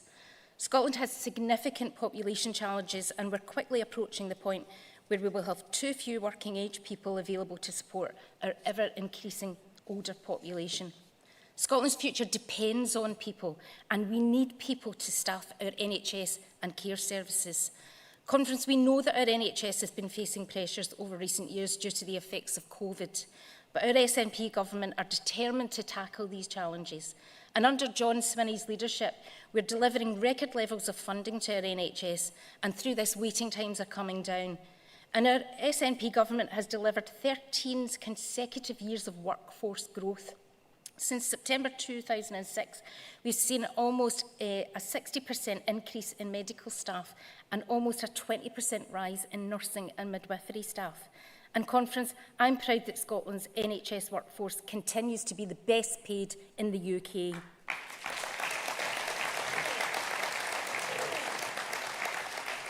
Now, I continue to work as an NHS nurse in Greater Glasgow and Clyde, so I know and appreciate that our Scottish Government is continually exploring what more can be done to support the staff and to recruit others, working in partnership with trade unions to ensure careers in health and social care remain attractive. But the fact remains that due to our distinct demographic and economic requirements, Scotland needs talented and committed people from across the world to live, work and build their lives here. Our efforts to improve the NHS are being undermined by Labour's plans to copy Farage's playbook on immigration, and they are hammering our health and social care sector. Over 66% of members of Scottish Care surveyed said that they are actively recruiting from overseas, and that a quarter of care workers in rural and island communities are from outside the EU. We have an ageing population, an ageing workforce, and increasing demands on services. And the work of care is hard, it's emotionally and physically draining. It's a vocation that requires not only great skill, but a certain type of person. This is not a story about plugging gaps, it's a story of contributing skills, aptitude and abilities. And let's be clear, Conference, workers who have come to Scotland and chosen to live here are not simply statistics. They're skilled, compassionate professionals who are making an invaluable contribution to our health and care services. Migrants are our NHS staff, our carers, our neighbours, our family. They deserve dignity, security, respect and stability. Conference, this is a crisis point. There's been an 81% drop in health and care worker visas in a year. Meanwhile, the UK Labour government is so desperate to stem the decline of their tumbling polls that they're looking over reform's shoulder to copy their homework, focusing on numbers and headlines rather than the needs of our NHS, the social care sector and Scotland as a whole.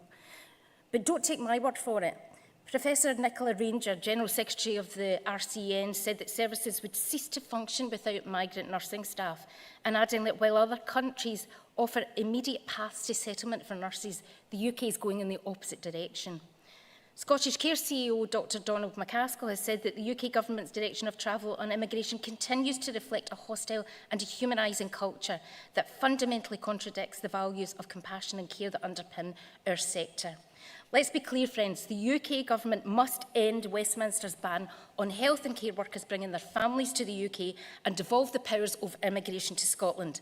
But ultimately, Conference, with independence, Scotland can get out of Westminster's race to the bottom for good, and I urge you to support this resolution. Thank you.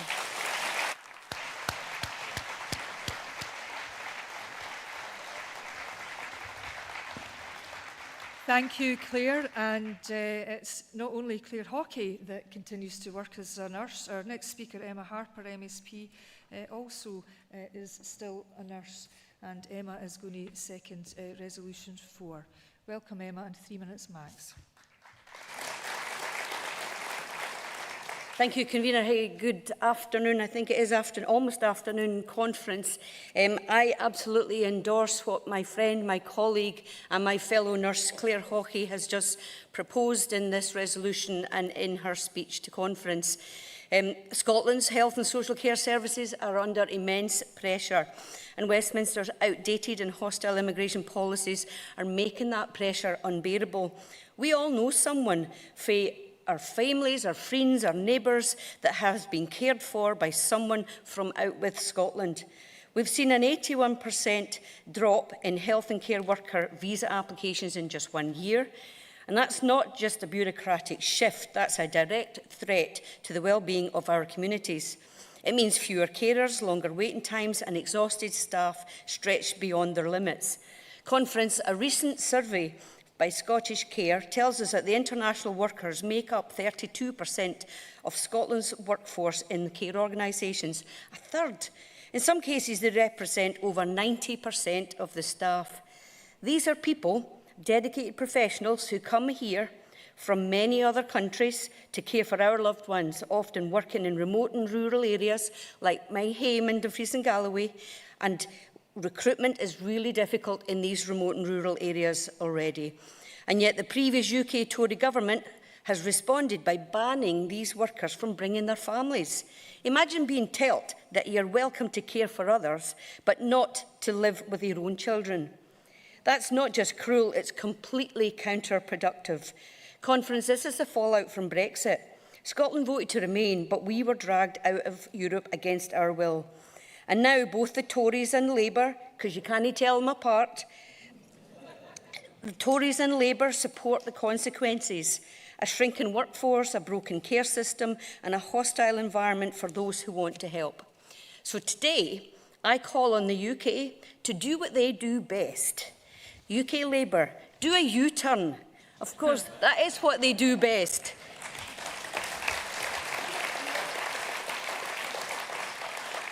Do a U-turn and end the ban on health and care workers bringing their families.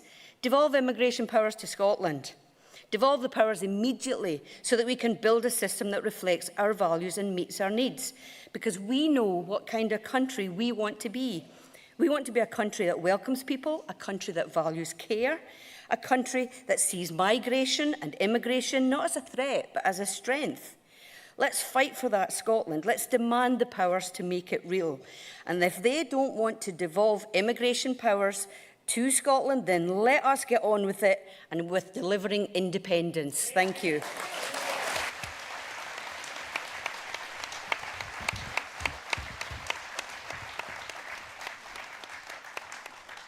Thank you very much, Emma, and I would like to invite Anne Ferguson onto stage, who's going to speak for the resolution. Now, I'm not sure whether Anne is from West Dumfries branch or the best Dumfries branch.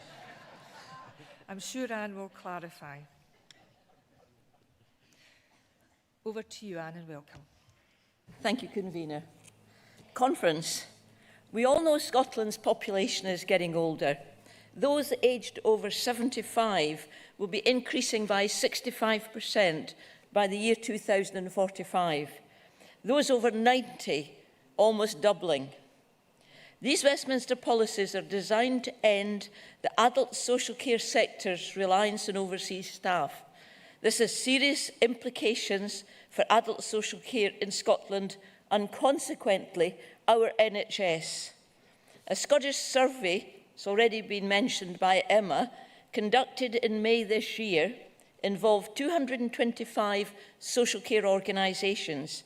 A few reported that international staff represented 90% of their workforce, while some others put this figure at around 75%.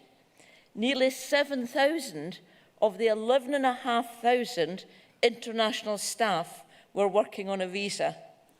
Those providers repeatedly highlighted the severe challenge of recruiting local staff, making international recruitment essential for filling vacancies.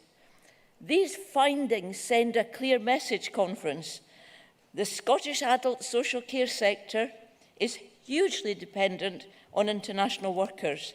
Ending their recruitment would not only cause immediate staffing and financial challenges, but could also profoundly threaten the ability to provide essential adult social care services across Scotland.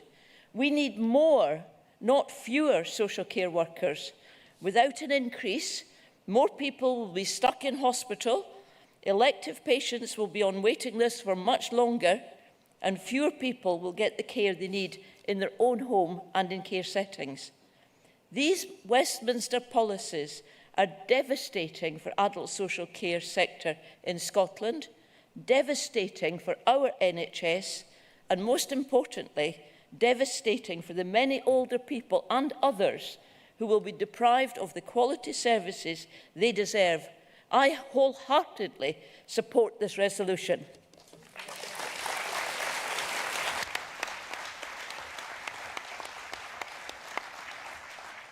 Thank you, Anne. And can I also now invite a neighbouring MSP to my constituency, that's Neil Gray, MSP for Airdrie and Shotts. And I'm very glad that Neil filled out the box under number 4 in the card, and he says, I am the Cabinet Secretary for Health and Social Care. Thanks for reminding me, Neil. Thank you, Convener. I don't like to make any assumptions around making sure that we are aware of my role. Can I thank, first of all, Claire and Emma for bringing this resolution before us today, but also thank them and the nurses that they represent here today, regardless of where they are from, for serving our communities so well.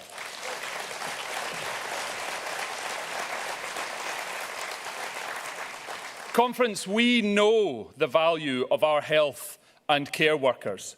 They're our friends, they're our family, they're our colleagues, and always this party, the SNP and SNP Scottish Government will always stand by our health and care workers from abroad.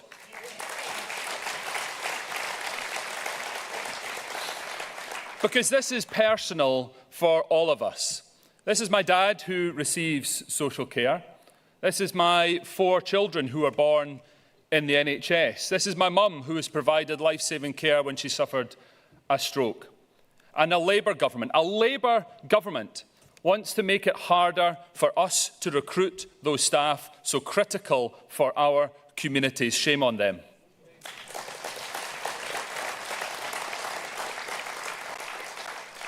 Health and care worker visas last year under a Labour government were down 88%.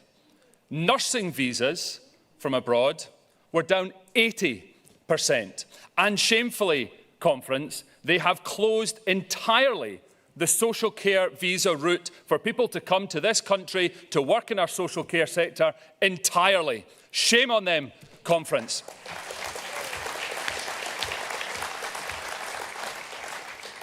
That's a Labour government. A Labour government going harder to the right than the Tories, offering fewer visas to our critical public sector workers than the Tories. A Labour government seeking to undermine our health and social care services. Conference, they should be ashamed of their Farage Tribute Act.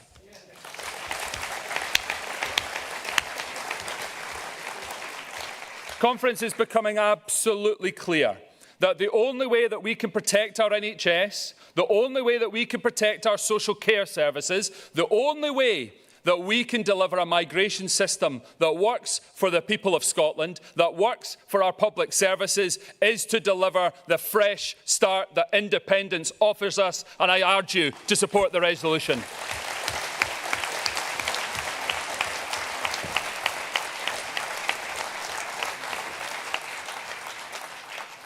Thank you, Neil, and thank you, Conference. Conference, there are no cards to oppose this very sensible and worthy resolution. That's me just overstepping my reach as the chair. So can I put it to you all that we accept this resolution by acclaim?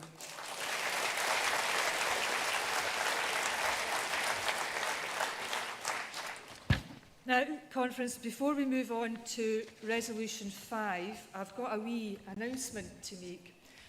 And it's this, Margaret Kinsman, who is doing the BSL interpretation at the moment, is celebrating her birthday.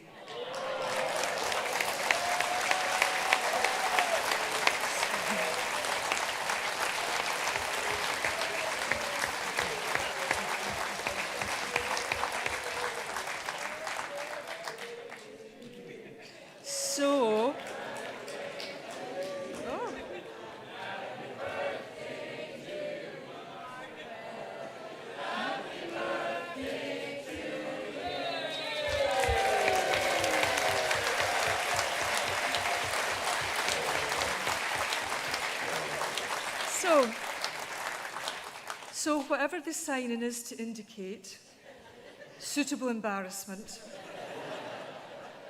If you can do that, Margaret, while we all wish you a very, very happy birthday.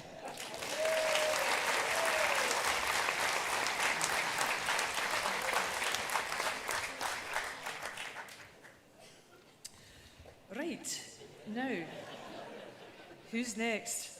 So, I'm going to invite David Torrance, MSP for Kirkcaldy, to come and move Resolution 5, and David will be forwarded by Marie McNear, MSP, who's going to second the resolution. Welcome, David, and 5 minutes maximum. Conference, let's be absolutely clear from the start. This Labour government's plan to make people work longer before they can retire is nothing short of betrayal. Betrayal of the working people, betrayal of pensioners, and a betrayal of every promise they made when they were begging for votes just over a year ago. After 14 long years of Tory cruelty, the people of Scotland were told that change was coming and the Labour Party would do things differently. Well, Conference, if this is what change looks like, if working people have to slog through more years before they can rest, counts for progress, then it's the same old Westminster story, different colour of rosette, same contempt for Scotland.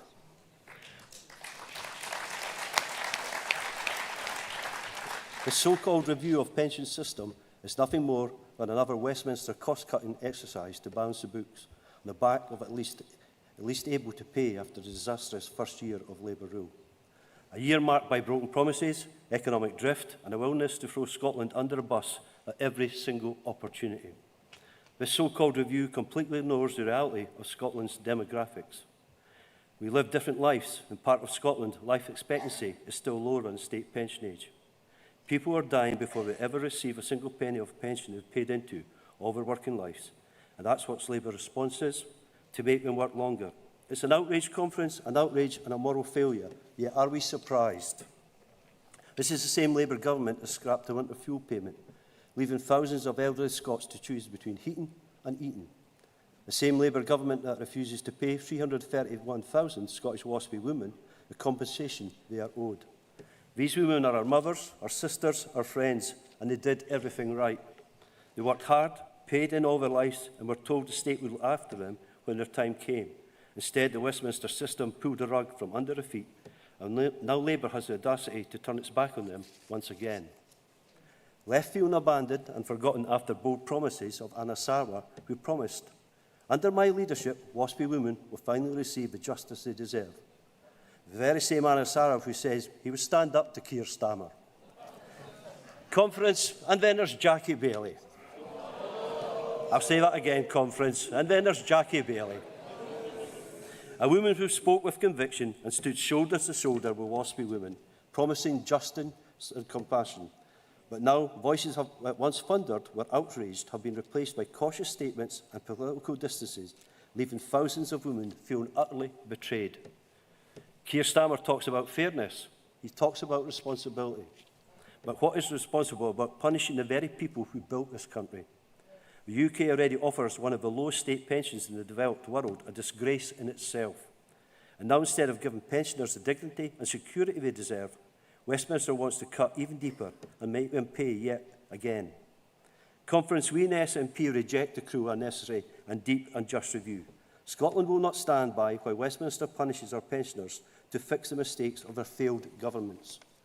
We recognise that this is just not about numbers on a balance sheet, it's about people's lives, dignity and security. And unlike Labour or the Tories, the SNP will always choose compassion over cruelty. Conference, we will continue to demand justice for WASPy women, we will continue to fight for fair, meaningful compensation for years of stolen from them, and we will never stop challenging the cruelty of Westminster's pension policies that ignore Scotland's needs time and time again. This is about what country we want to be. Do you want a Scotland where people are worked to a bone, where pensioners freeze in their homes, and where people are denied justice? Or do you want a Scotland where values its people and recognises a lifetime of work deserves a dignified retirement? The answer, Conference, is obvious. This is why we need independence, because as long as pensions are controlled by Westminster, Scotland will always be an afterthought. Every time the Tories cut, Scotland pays the price. Every time Labour U-turns, Scotland is left behind. And every time we ask to be heard, Westminster slams the door in our face. Well, no more, Conference. Conference, let us send a clear message from the hall today that we reject Labour's cruel pension review and that we demand a fair deal for Scotland's pensioners. A deal that recognises their contribution and the right to a decent life in retirement. Conference, let us stand united for Scotland's pensioners. Let us remind the Labour government that if they continue down this road, the people of Scotland will remember. They will remember who stood up for them and who sold them out. Conference, please support the motion.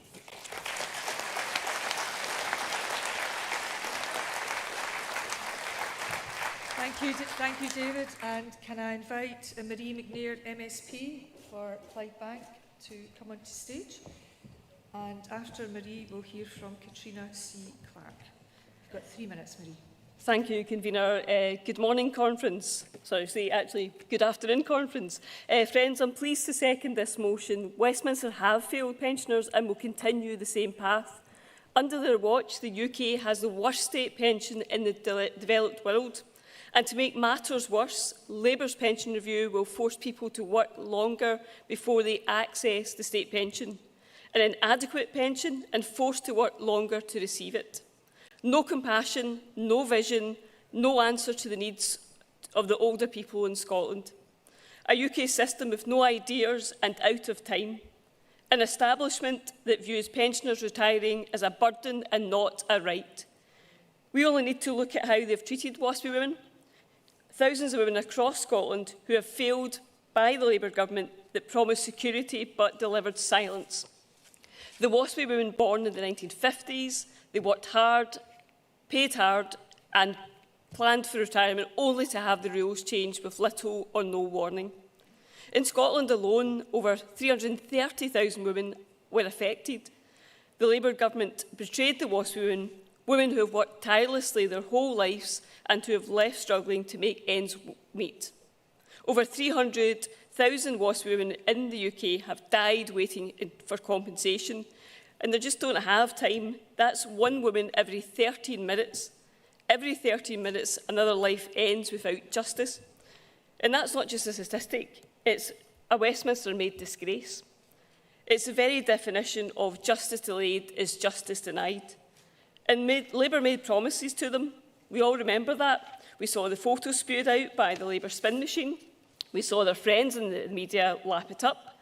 But after this con to get women's votes, Labour did nothing for them, absolutely nothing for them. It's no wonder a leading WASPy campaigner said, "We feel as if we've been stitched up by the new Labour Party. It's as if we've been shunned. They don't want to take part in our campaign anymore." I feel as I've been used, and our First Minister John Swinney agrees, saying WASPy women, like so many others, have been betrayed. It's utterly unacceptable that women who lost out through no fault of their own were cast aside the minute Labour got into power. Conference, a fair and decent pension isn't just about money. It's about dignity, it's about fairness, and it's about respect. It's about recognising that after a lifetime of work, people deserve more than just scraping by. Conference, only with independence will give older people in Scotland the respect and support they deserve. Delegates, I urge you to support the resolution.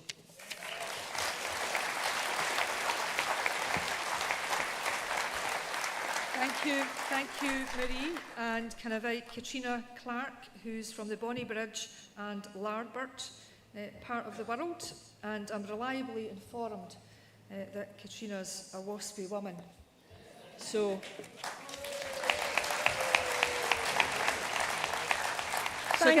get tore in. Thank you, Conference. Yes, I am a WASPy woman. I worked for 51 years, and I don't want to go too much into the WASPy because you've heard the situation, just to say we mustn't forget that it's not just the politicians I want to remember about right now. I want to remember the Ombudsman. The Parliamentary Ombudsman reported in 2024 that WASPy women should be collecting their compensation and recommended compensation, and all parties in the Parliament should respect the findings of the Ombudsman, but that hasn't happened, as we all know. I now want to move on to my working life. I worked in the construction industry most of my life, but the heaviest thing I pushed was my pen, followed by the heaviest thing I lifted was my cup of coffee, which always was the top of the agenda every day. However, there are those that are out working, keeping the infrastructure of our country going every day in all weathers, be it the sunshine, which we get now and then, or the freezing cold. They can't decide whether they're going to their work because of the weather. They're out there keeping the infrastructure of our country running every day. So where do they come into this? 68? That's absolutely ridiculous. How can they expect somebody to work in those conditions till they're 68? It's a complete nonsense, an outrage, and we shouldn't be putting up with it. The people of Scotland don't deserve this. We haven't got a life expectancy of some parts of the UK, and we need to get that looked at and respected by those that are doing the reviews. The easiest way to deal with it is just devolve all welfare to Scotland, and that's what I want to see. The sooner the better. Those in the construction industry haven't got time on their side to wait for this review to take place. And unfortunately, the Labour government we've got, the changes they are making are detrimental to Scotland, and we all know that. So I want us all to bear in mind, all those that are keeping the infrastructure of our country running while we're discussing pensions, because they need to be respected. And remember, yes, I am a WASPy woman. Thank you.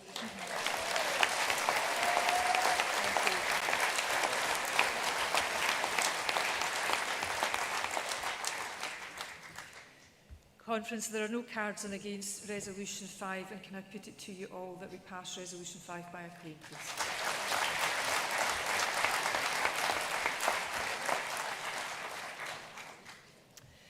So, friends, today is an important day. This will be the first time a General Secretary of the STUC has addressed SNP conference from the main stage. The SNP is the party of workers' rights, and we have a proud record of protecting and enhancing the rights of workers in Scotland. Trade unions are a vital part of our democracy, and it is fantastic to have one of Scotland's key trade union voices address us today. Friends, it's a very great honour to introduce the General Secretary of the STUC, Ros Foyer.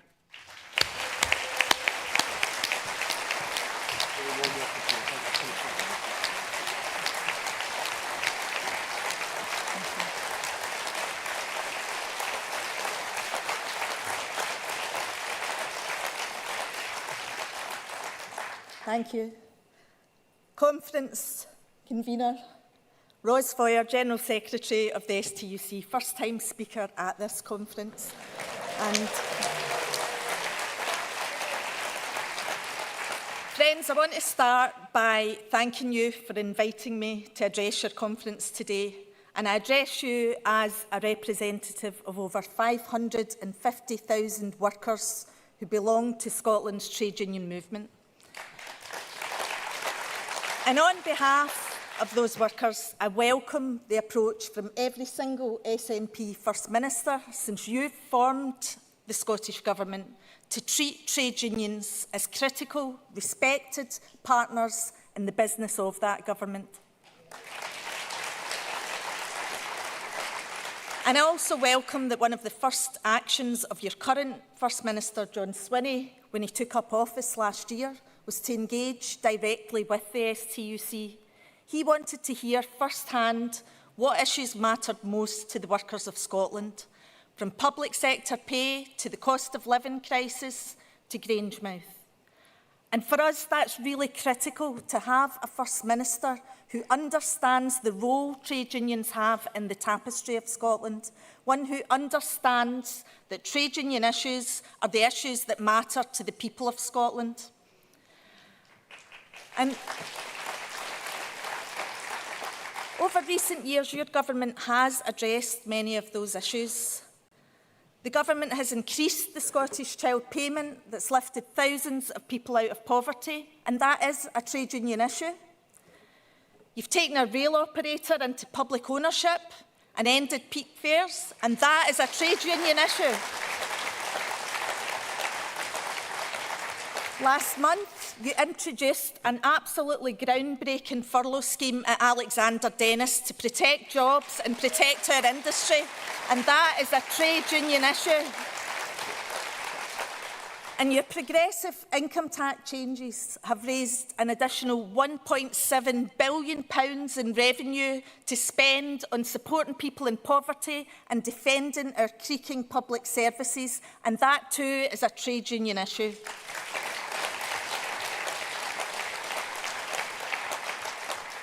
And I also want to say that through a decade and a half of attacks on trade union freedom, you've remained steadfast in supporting us. And on that note, Conference, I want to pay tribute to Chris Stevens, because as an MP, Chris was at every picket line, at every protest and at every single vote, every single time our movement needed an ally and a voice inside Westminster.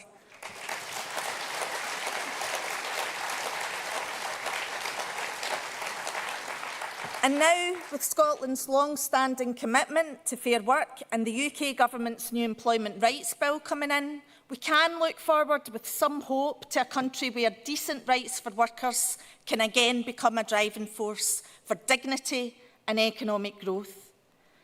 But of course, respecting workers' voice and respecting the work they do means sometimes hearing things you might not like to hear.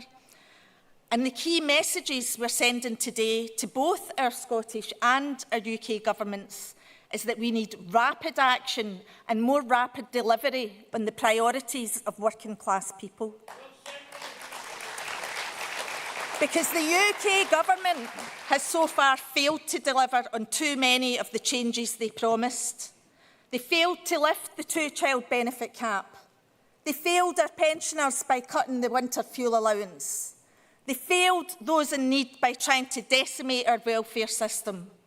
They continue to fail to realise that taxing wealth is the first step in the delivery of public services and that a fair financial settlement for Scotland is necessary. While internationally, as we all pray for a lasting ceasefire, they have failed to acknowledge the genocide that has been perpetrated against the Palestinian people.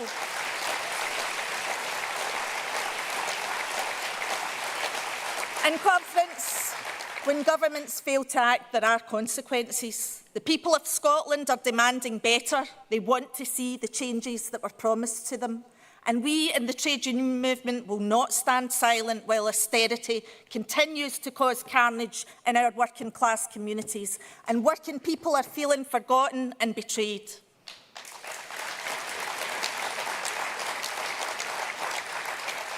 Because every cut made, every promise broken, every opportunity to act that is missed by both our governments kills off people's hope and trust in politics. It poisons our democracy and unfortunately it is a gift to the far right. And I want to be clear, cuts are cuts and we condemn them, whether the source of that decision lies with Holyrood or Westminster and without fear or favour. So here in Scotland, when our teachers are pushed to the point of balloting for industrial action over workloads, it's time for the Scottish Government to act. When bad bosses routinely flout fair work agreements and still receive public funds, it's time to act. When firefighters, the people who risk their lives to keep us all safe, sound the alarm over fire station closures, it's time to act. When our university workers are balloting over a jobs and cuts crisis and FE colleges are shutting down campuses, it's time to act. And when our social care workers are still so short of the £15 an hour that in truth they should have had a decade ago, then it's definitely time to act. And there's no time to lose, Conference. The dangers are clear and growing daily. And in times like these, progressive Scotland needs to unite. It needs to unite those of every party, union, religion, sex and more. We need to come together and celebrate our diversity shoulder to shoulder with our migrants, with refugees, with Muslims, with the Jewish people who were so horrifically targeted in Manchester last week, with trans people, with women being targeted by the far right and all others in need. Earlier this week,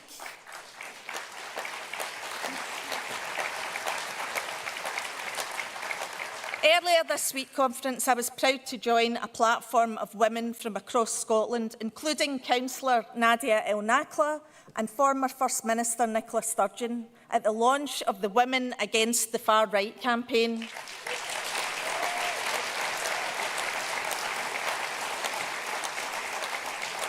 And our message was really clear. We will not outsource our safety to anyone, let alone those who seek to colonise our voice and further an agenda of hatred and division. And it's no surprise, Conference, that those who would sow division here are also the friends of the invaders abroad. Farage chooses Putin, we choose the Ukrainian people. They choose Netanyahu and we choose the children of Gaza. And I want to pay particular tribute to the humanity of Humza Yousaf. In his time as First Minister, when the world's leaders failed to condemn genocide, Humza spoke out. And as we speak out against malign forces abroad, I want to welcome John Swinney's leadership in calling out malign forces at home. Because when the First Minister called a summit against the far right in Scotland earlier this year, the STUC was among the first to sign up. And as I said to him and all the partners present in the room, though, a summit can't be a talking shop. It must be the start of a process. And there's a need to reflect on the responsibility of government to be part of the solution by more directly addressing the poverty and real challenges that far too many of us across Scotland are facing. Be under no illusion, the road of ever-increasing inequality is the road to ruin for our society. And those in our communities who feel abandoned and forgotten need to believe that they've got a government that's fighting in their corner. They need secure work that pays the bills and gives their families the dignity of decent living standards. They need high-quality public services, health, education, transport and social care that supports them to navigate life successfully. And they need affordable, high-quality housing. For Scottish Government, that means scrapping the council tax and introducing a truly proportional property tax.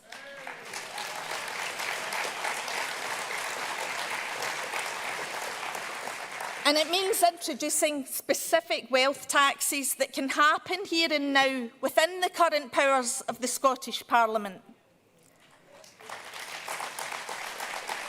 This week, Conference, the STUC, alongside Tax Justice Scotland, revealed the staggering extent of the wealth gap, with just 5 families in Scotland having as much wealth, almost £20 billion, as a quarter of our population. While a mere 2% wealth tax on Scotland's 10 richest families could raise almost £500 million. That equates to almost 13,000 nurses, or 17,000 home care workers. Now, almost 80% of Scots support a wealth tax, and we need a Scottish Government to embrace popular, progressive policies like these. With these levels of inequality, the days of politicians being all things to all people have gone. Our people need politicians who are prepared to stand up against the bosses and the billionaires.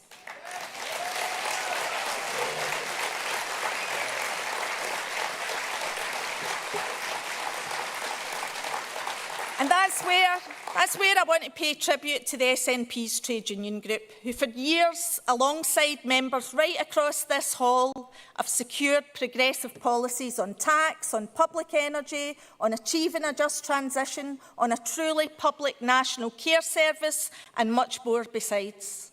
These are the SNP policies that we must see Scottish Government go further and faster on, and I implore everyone in this hall to call on our government to realise the progressive, worker-led ideas you've already passed as party policy.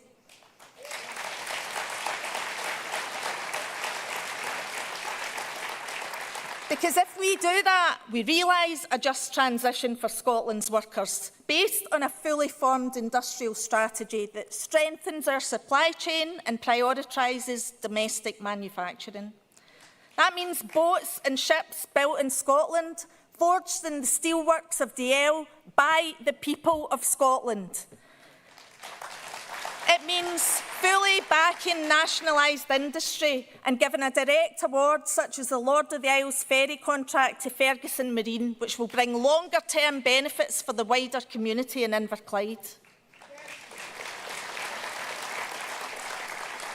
And we know that Scotland needs the power to do better. We need stronger powers over borrowing, over migration, over employment and over taxation, and much more. Of course, there's different views across our movement, and yes, even across yours, on how such powers are best delivered. But I've got no hesitation in saying this.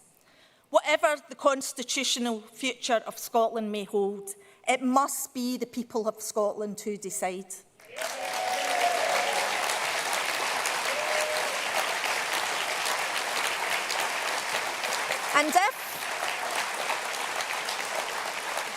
And if the question of self-determination arises again, if there is a pro-independence majority in the Scottish Parliament, then it is for our Parliament, Scotland's Parliament, to hold that referendum if it so chooses.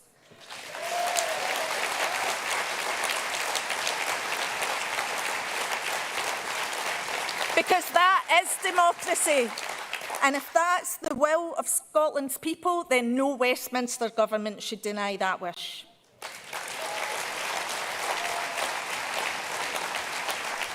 But whatever happens about our constitutional future, our people can't afford to wait any longer. The decisions made in the next 6 to 9 months on tax, on public services, and on whose side our politicians are on will be crucial for generations to come.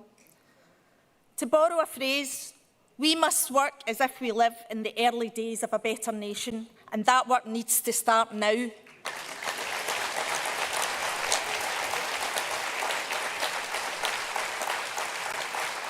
So on the 25th of October in Edinburgh, the trade union movement, alongside the Poverty Alliance and the whole of Civic Scotland, will be coming together to demand better.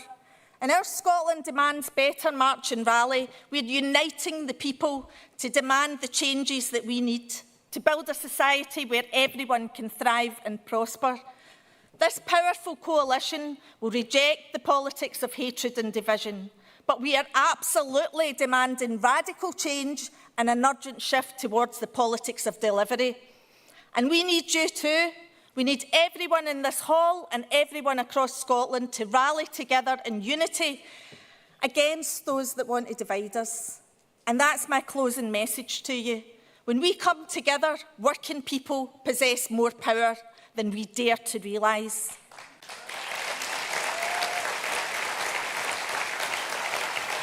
Everyone in this hall possesses that power, and when people come together with clear demands, governments are compelled to deliver.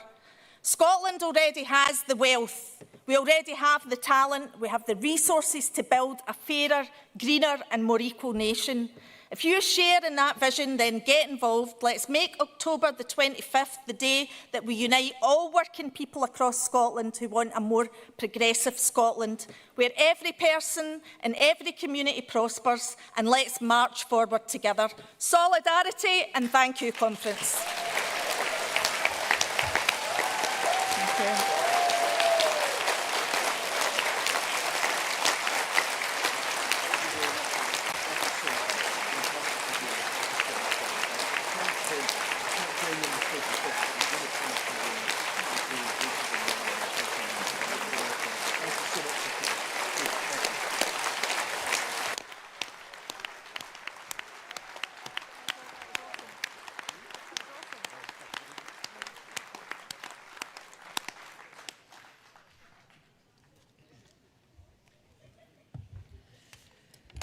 Well, Thank you very much, Conference. And can I once again thank Ros for coming to our conference today. This was her first time speaking from the main stage. I most certainly hope it is not the last.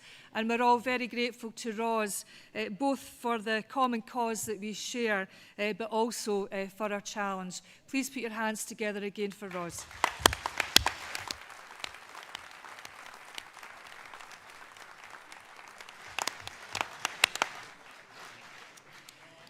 Now, I can see people are quite clearly ready for their lunch.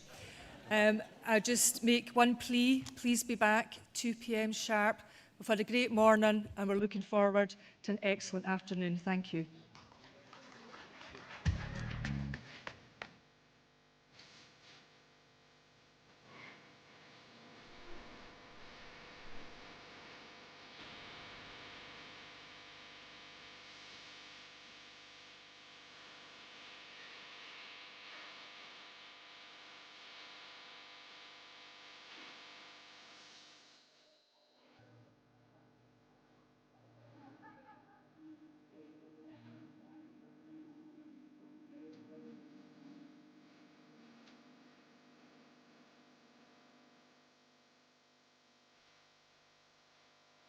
I have no clue.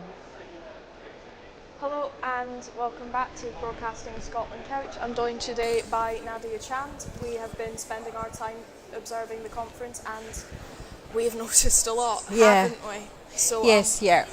So shall we discuss about the resolutions, and we might have a couple of interviews coming up, lined up for that. Absolutely. Yeah. Would you like to go ahead with some of the topics which you want to discuss here? Absolutely. So we definitely started our programme off today with discussing the just transition into more renewable energy. The energy in that conference was definitely very positive. People seem to have gotten a lot out of the discussion. Our opening address from Stephen Flynn got a very prolonged standing ovation. Yes, that was impressive when he was talking about one thing about immigration and then independence, right? So the immigration is yet to come, I guess. Am I right? The immigration topic. We discussed that earlier today. It was passed to. Again, it was another standing ovation from the room. It was passed to acclaim, was the wording they used, so people seemed really in favour of that. And we should be having someone on the couch later today to talk about that. Yeah, and also we have seen the immigration topic was again raised by Neil Gray, the Cabinet Secretary for Health and Social Care as well. And he also mentioned around, I forgot the figure he had mentioned, there is 80% of the visas has been cancelled or reduced by the Westminster. That's one of the things. And independence is because only through independence, as Neil Gray said, we can overcome all these obstacles. Without the staff and the nurses and the doctors and the healthcare workers, we won't be able to do as we want to do in Scotland. That's what he meant, and said the SNP wants to have a better NHS, means a better staff, and number of visas should be increased, and that can be achieved only through independence. That's what he meant as well. We touched on just transition. We are hoping to have interviews lined up to discuss about the just transition. And we are going to have the key figures where the immigration protest is happening in the centre of Scotland, and all the media have been talking about Foyer. So we will have the Foyer leader coming up and talking to us, discussing with us what's happening in Foyer. And so is there any particular thing which you like the most, what you have seen? Something I particularly noticed is we have just had a fascinating chat with some representatives from Women Against State Pension Inequality, WASPI, and though they said themselves they've been a bit less vocal on their street events and protesting lately, the energy is definitely still there, and they've got a lot of really interesting work behind the scenes, so it would be great to talk to one of them later today. Yeah, and also they were grateful, if you remember, they did not get any chance to have a stall in any of other conferences, but in SNP conference, and they were saying that like they were standing outside in the Labour conference in the pouring rain. Yes. Yeah, and also they still have the energy, and it's really sad because until 2024, whoever the MPs were at that time, you know, the Labour, they were supporting for the WASPI women, and now the support is not there. It's heartbreaking when we talk to them. Yeah, so we, as you said, like hopefully we will have a couple of WASPI women coming here and telling their stories, so that we can understand like what they are going through. There was a definite sense of anger there and feeling like they had been deliberately ignored by some of the other parties, and that they were really excited they have been to betrayed be here today. by they feel they have been betrayed, right? Anything else? It was also particularly interesting, I think, to meet some of the younger people wandering around the conference. We were flagged down by a couple of members of Young Scots for Independence, whom, if you'll remember from the report this morning, one of the projects the SNP is looking to push later this week is greater political education for young people, including a civic knowledge strand in PSE curriculums from as young as 14 years old, and including more grassroots education for activists and communities as well. The conference, particularly this morning, has pointed out that 1 million more people will be eligible to vote since the last Scottish referendum, so we will definitely be seeing an SNP push towards making the party more appealing for young people. Yeah, and also Stephen Flynn had mentioned about the generational issue and independence, and he said his generation and our generation and your generation are, you know, not getting the chance to be in an independent Scotland, and when it comes to the youngsters, like that's what the youth is feeling, that living out without the independence. So would you like to talk about your generation and the independence? I fear I may never stop talking about my generation's thoughts on independence. I do a lot of grassroots political organising, and there is a very, very clear, strong sentiment of independence among young people. So I think we have some interviews coming here. So absolutely. I'll definitely be looking forward to talking about some Young Scots for Independence later on in the programme, but we've got a lot of people to hear from today, and I'm really excited about that. I think we are going to have, and I will leave now because we have somebody came up to talk to us. And thank you very much for coming to join me on the couch. Thank you. Nadia, I really appreciate talking with you about what we've seen today, and thank you. Things will develop. Thank you very much.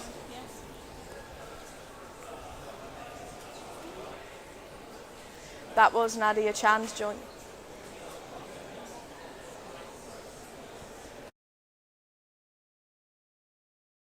joining me to talk about what we've seen at the conference so far this morning.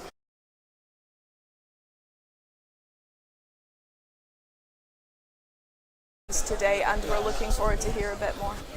And joining me on the couch very soon will be Bob Doris MP. We're really looking forward to hearing from him. So, hi, Bob Doris. It's very lovely to meet you. My name is Niamh Brooke. Pleasure to meet you. It's very lovely to meet you. Thank you. How have you been enjoying the conference? It's been a busy morning, I'm sure. So I have to say, I've only got here about an hour and a half ago. So I've just come up this morning and I went around all the conference exhibits, which is really fascinating. You know, stopped off at the first bus stall, which seems like a kind of corporate commercial thing to do, but I'm talking to him about bus franchising to improve bus services in Glasgow. So you always find a reason to get a good bit of value out of doing that kind of thing. Oh, absolutely, yeah. And I think regardless of party, we can agree that Scottish public transport it's less than optimal. So what would you like to, what did you notice from people engaging with the stall? What do you think the conference should be seeking to achieve? I did notice you've got some resolutions on the table regarding improving railway systems as well. Yeah, so I mean, I do have a a motion on Monday in relation to social justice in the welfare system, and there's two aspects to that, I suppose. One is, what is the Scottish Government doing proactively to improve the well-being of those that are most vulnerable in Scotland? But the other aspect of it is, you know, why the UK Government is not doing as it should be doing. It's taking a kind of needs-first approach to the welfare system. So the two-child cap is a really obvious one. The idea that you would design a welfare system at source deliberately to say, if you're in poverty and you've got a third child, we are not going to support you. That's just abhorrent. The Scottish Government takes a different approach, a different path, and I'm sure that will become clear when that's debated on Monday, if it's not clear already. So ahead of that debate on Monday, have you picked up on any sort of sentiment from the people here on what the party should particularly be pushing for on that front? Well, not so much on that front. I've not been here that long, but just talking to party members and colleagues before I got here as well, we're really quite united in Scotland's right to decide, and the unity actually doesn't come from what the pathway is to independence in terms of, and I'm clear that majority of SNP MSPs, that first vote, that constituency vote, is to re-elect a Scottish Government, but using that list vote, that regional vote, for our mandate for Scottish independence. But the reality is that where delegates are all completely united is we already have a mandate for Scottish independence, and the blockage is the British state telling us that we can't exercise the mandate to have a referendum on Scottish independence. So I'm looking forward to that debate this afternoon, actually, to hear the views of fellow members and delegates. Exactly. And so what sort of push do you think the SNP could get in communities to help make that case for independence again? When I'm Deputy Chair of the Social Justice Committee in the Scottish Parliament, and I sometimes think that the successes that the Scottish Government's had are baked in already to our communities. So whether that's mitigating the bedroom tax, whether that is no tuition fees in Scotland, whether that's the ground-breaking Scottish child payment, these things are thanked and banked by our communities, but the things we've had to do because of Westminster and because of the British state, and they won't do what they should be doing. So I think we have to sometimes remind our communities of the mitigations the Scottish Government's had to take because of Westminster, and there's a better way of doing things. Let's not mitigate things, let's do things right in the first instance, and that takes Scottish independence.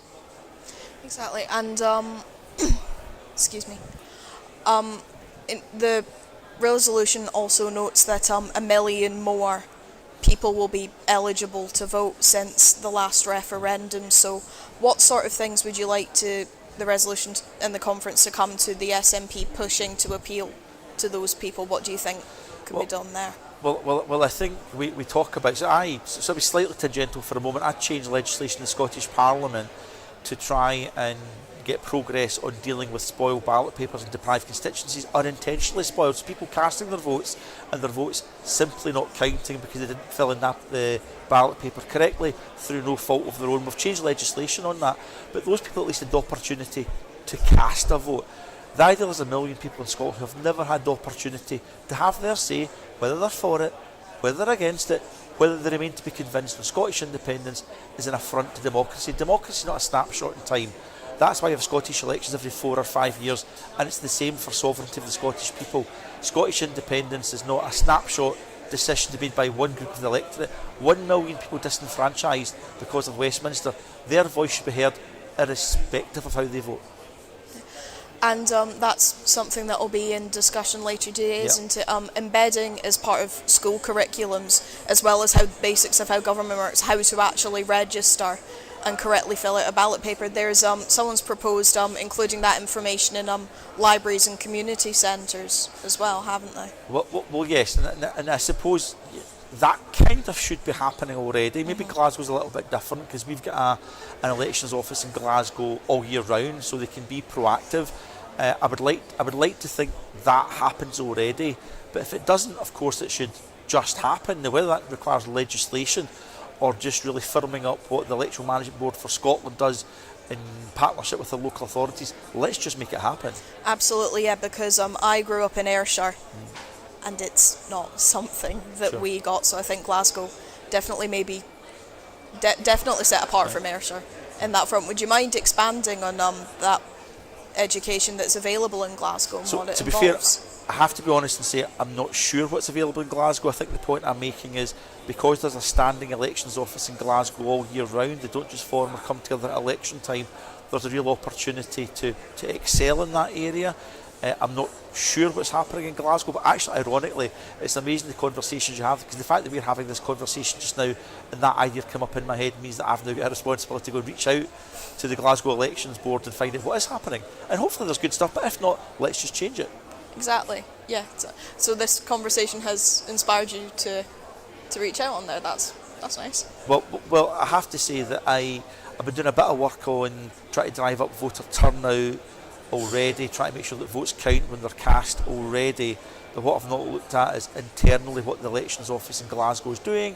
I'm sure they're doing very good, I should point out, but maybe that's the natural next step in relation to the campaigns that I've been involved in. So, yeah, as I say, this conversation helps me in thinking the what next, if you like.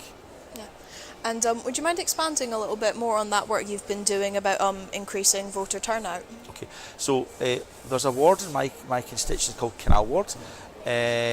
It had 3 times the average of spoiled ballot papers at the last local council elections, which means many people turned out to vote, and because of the voting system at council elections and the information available to those in that ward, many papers were spoiled, as I say, the highest in Scotland, 3 times the national average. And it struck me that what happens with the Electoral Commission often is they wait till there's an election on the horizon and then the education rolls in.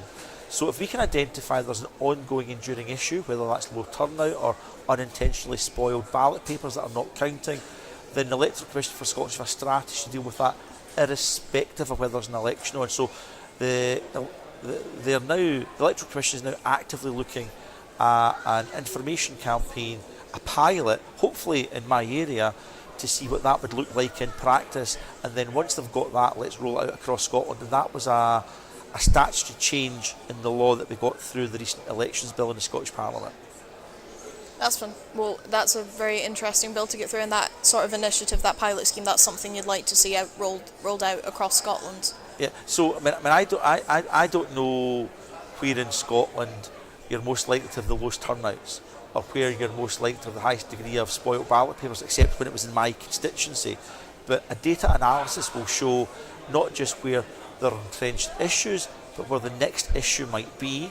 And the Electoral Commission can't do this everywhere in Scotland. But what they can do is use their intelligence, their data analysis, and have a rolling voter information campaign to get into communities, work with intermediary groups, community groups in local areas, so youth groups, pensioners forums, all those organisations, and chat to them about how we drive up voter registration, how we drive up good quality voter information to make sure that people don't just cast votes, but when they cast, those actually count. Which brings us right back again to those million people who have never had the opportunity to cast a vote in an independence referendum.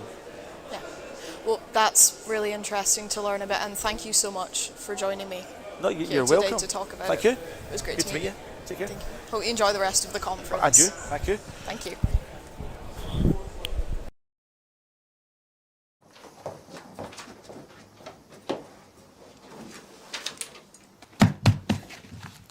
Hello and welcome to Broadcasting Scotland. My name is Lewis McGlynn. Hello and welcome to Broadcasting Scotland. My name is Saoirse Healy. Hello and welcome to Broadcasting Scotland. My name is Donald C. Stewart. Broadcasting Scotland is Scotland's independent broadcaster, providing factual news, reporting on the issues important to the people of Scotland. We are committed to public service broadcasting, and with your support, we will produce even more programmes. We provide opportunities for young people interested in media production and broadcasting, and challenge preconceptions of what Scottish media looks like, amplifying Scotland's voice and reflecting its communities. We can already deliver high-quality live news, and we will create the highest quality programmes for you to enjoy, but we can only do that with your support. So please subscribe to and share our channel or donate to Broadcasting Scotland via the link in the description. Thank you. Thank you. Thank you.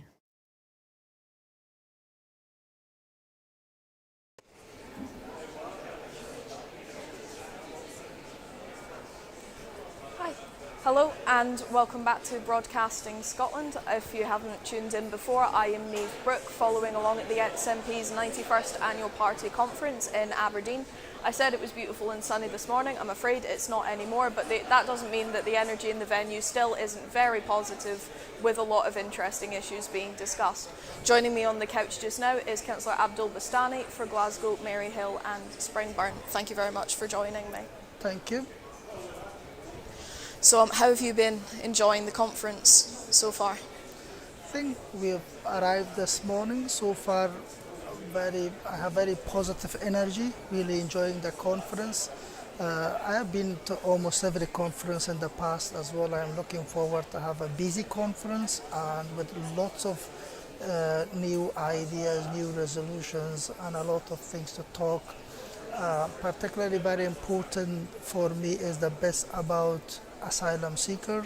That is the motion I'm looking forward to come and contribute to talk about this, to shed a light in the life of asylum seekers and refugees in Scotland. Thank you. And the resolution on asylum seekers in Scotland, would you mind expanding a little bit more on that and what you feel should be pushed forward? In Scotland, we have the new strategy, which is the Scottish Government strategy since 2014 till now, every 3 years it's renewed. One of the fundamental parts of this is the refugee integration or asylum integration. I'm glad in Scotland the Scottish Government position is that integration from day one, which is very important for me. I think because I'm a lived experience, I am an asylum seeker, I know how important that is for a family or for a new people just arriving in the country, instead of waiting for years for the decision, which is some of the UK government policies, which is not right. And they're trapping people in the hotel, trapping families, making families destitute. And I welcome the new Scottish strategy, that the integration from day one for everyone, and that is the way. That needs to be an approach that we move forward, and this is what we are going to do. I'm here to support that integration from day one, and making sure like there is no destitute family, no child goes hungry overnight, sleep hungry because of the UK government policy on the migration rules, or no family should be destitute at all whatsoever. So that's why this is very important for me. And with the specifics of that integration from day one, what do you feel are the physical priorities of that? What do you think should be dealt with first in regards of issues?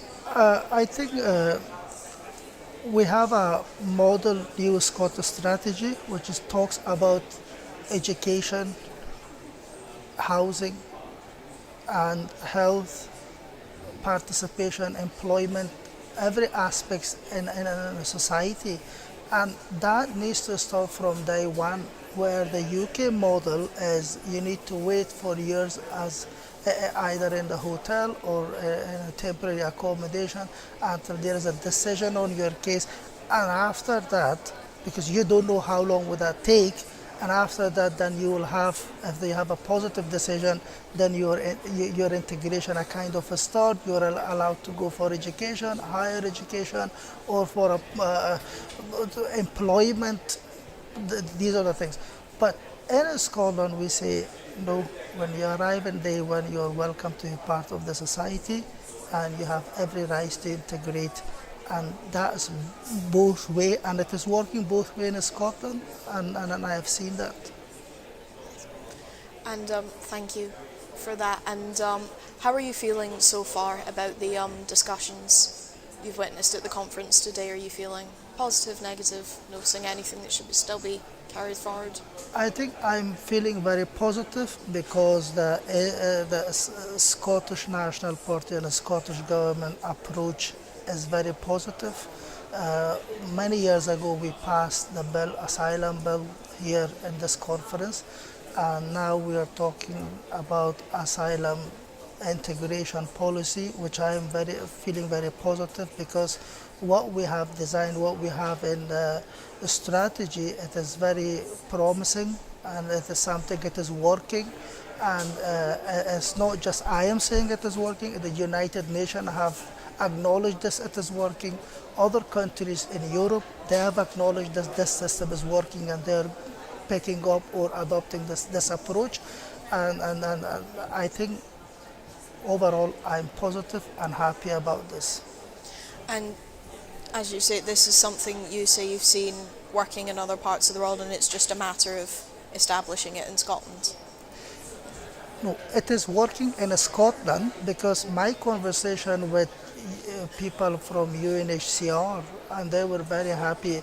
I knew the UNHCR representative to the UK. He was regularly coming visiting Scotland, and they were really pleased about how the Scottish government is doing the terms of integration, supporting asylum seekers, the services we have available in here. This model is working, and they were really pleased to see the new Scot strategy, the new Scot integration strategy, which is formed by the Scottish government, and all elements within that strategy. They were really pleased to see that. We don't have that in other parts. We don't have that in the UK. In the UK, you always see the environment is too hostile towards asylum seekers and refugees. But in here, that is not hostile. We have that strategy. It is working. So when they were seeing that, they were really happy about this. And now European countries adopting our model. And United Nations are very happy about this model. Why? Because it is working practically. Yes, and with the discussion being had at the conference about devolving full immigration powers to Scotland, what do you think would be a good start in starting to push that campaign, particularly ahead of the Holyrood elections next year? Well, I think I do believe like we should be a nation determined our own future ourselves, and if we had the power and the full development of immigration policies, I am sure we would have a good strategy which should respond to the needs of the people on the ground practically. And I believe the Scottish government integration strategies for asylum seekers and refugees, that is an example. This is something we could work on it, we will build on it and implement this if we had independent Scotland, which I believe we will. And when we're discussing pushing it, campaigning more in communities at a grassroots level in Scotland, how do you feel that that idea for open and devolved immigration power being in Scotland, how do you feel that could be campaigned for it more in communities? What do you think the conference should be trying to achieve there? I think the Scottish government is already doing that. This new Scot integration strategy came out of the consultation with the lived experience people, with consultation with a lot of community organizations in the grassroots level, and also in partnership with COSLA and the Scottish Refugee Council. So the Scottish government have always made sure to work with the people who have been affected by this strategy, and they're the one coming with, everything in this strategy came out of the consultation with local people. And that's why it is working, because it is formed by actually those people, New Scots, COSLA and the Scottish Refugee Council. So that's why it is working and it is successful. And that's something you want to see carried forward? Absolutely. We want this to be implemented. We want the power to be in the hand of the Scottish government. We want the power to be devolved, because we have a better prescription for this. Thank you so much for your time, Mr. Bastani. I really appreciate you speaking with me today. Thank you. It was wonderful to Thanks for your time. Enjoy the rest of your day. Thanks. Thank you.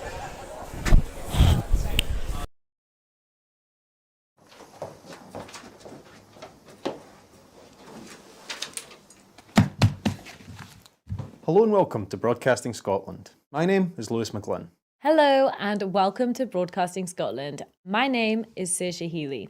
Hello and welcome to Broadcasting Scotland. My name is Donald C. Stewart.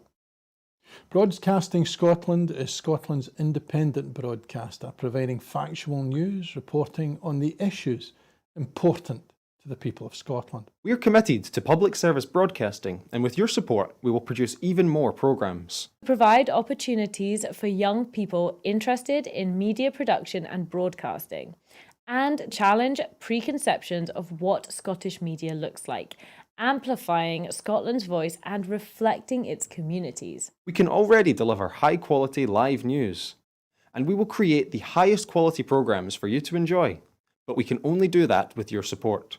So please, subscribe to and share our channel, or donate to Broadcasting Scotland via the link in the description. Thank you. Thank you. Thank you.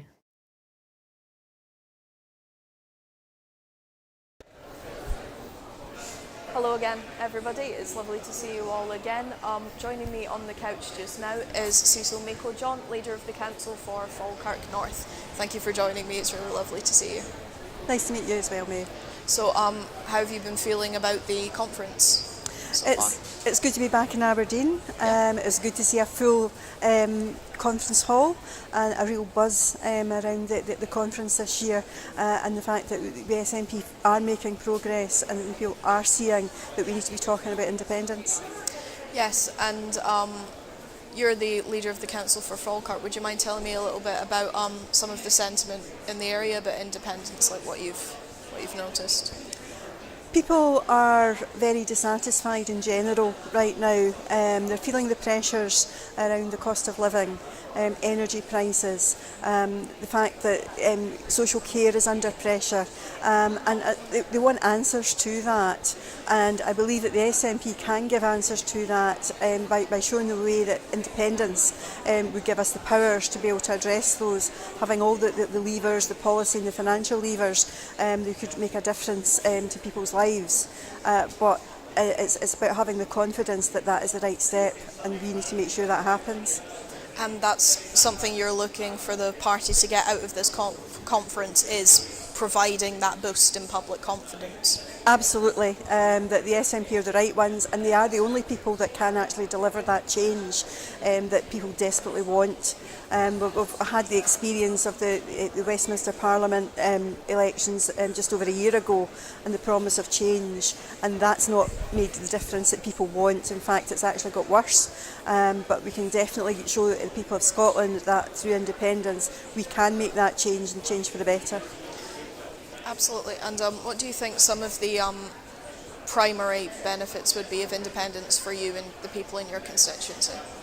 The primary benefits would be we'd have control over energy prices. People are constantly seeing the cost of their gas and electricity going up. We would be able to continue to reform the benefit system so that vulnerable people were able to live a good quality of life. We've just listened to a debate around pensions and the need to ensure that as people reach retirement, they are able to live a comfortable life, having given throughout their working life. Absolutely.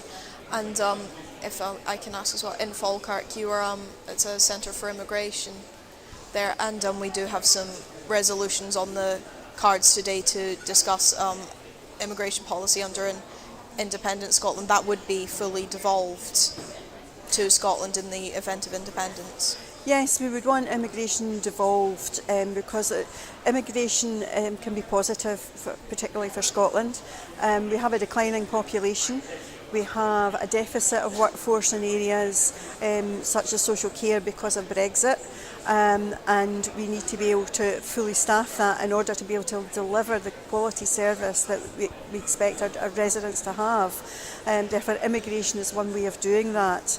We already have inward migration in relation to some of the really professional services within our health service, or doctors and nurses, etc. But that needs to extend across the country. Scotland's a very diverse community, and that brings some amazing cultures with it. However, at the moment, around the asylum system, that has caused some significant tensions, particularly in Falkirk, where we have the Cladden Hotel, and it's about people not fully understanding the asylum system and indeed the torment and torture that some of those that have been fleeing persecution have been through, and have made Falkirk their home for the period in which they are going through that process with the Home Office. And with regards to what you said about people misunderstanding the asylum system, what are some of the, like we have, like you in Falkirk, particularly outside the Cladden Hotel, have seen a lot of far-right protests in relation to this, and what are some of those root causes as well, apart from that misunderstanding of the asylum system? What are you feeling? It's the misinformation that asylum seekers are living in luxury hotels. They're not living in luxury hotels at all. They're living in shared accommodation and have no right to work. Therefore, they are stuck in a situation where they feel quite intimidated in a country that they don't know, and they're still coming to terms with their cultures. The perception is that that they are taking up spaces in health service, so why people can't get GP appointments. They are screened when they come in. There's a basic health screening when they come in to the country, and they have no other right to access to services than anybody else, and they only get the emergency health service that everybody else has, and they don't have the right to housing. They're not taking anybody's houses, and while we have a housing crisis,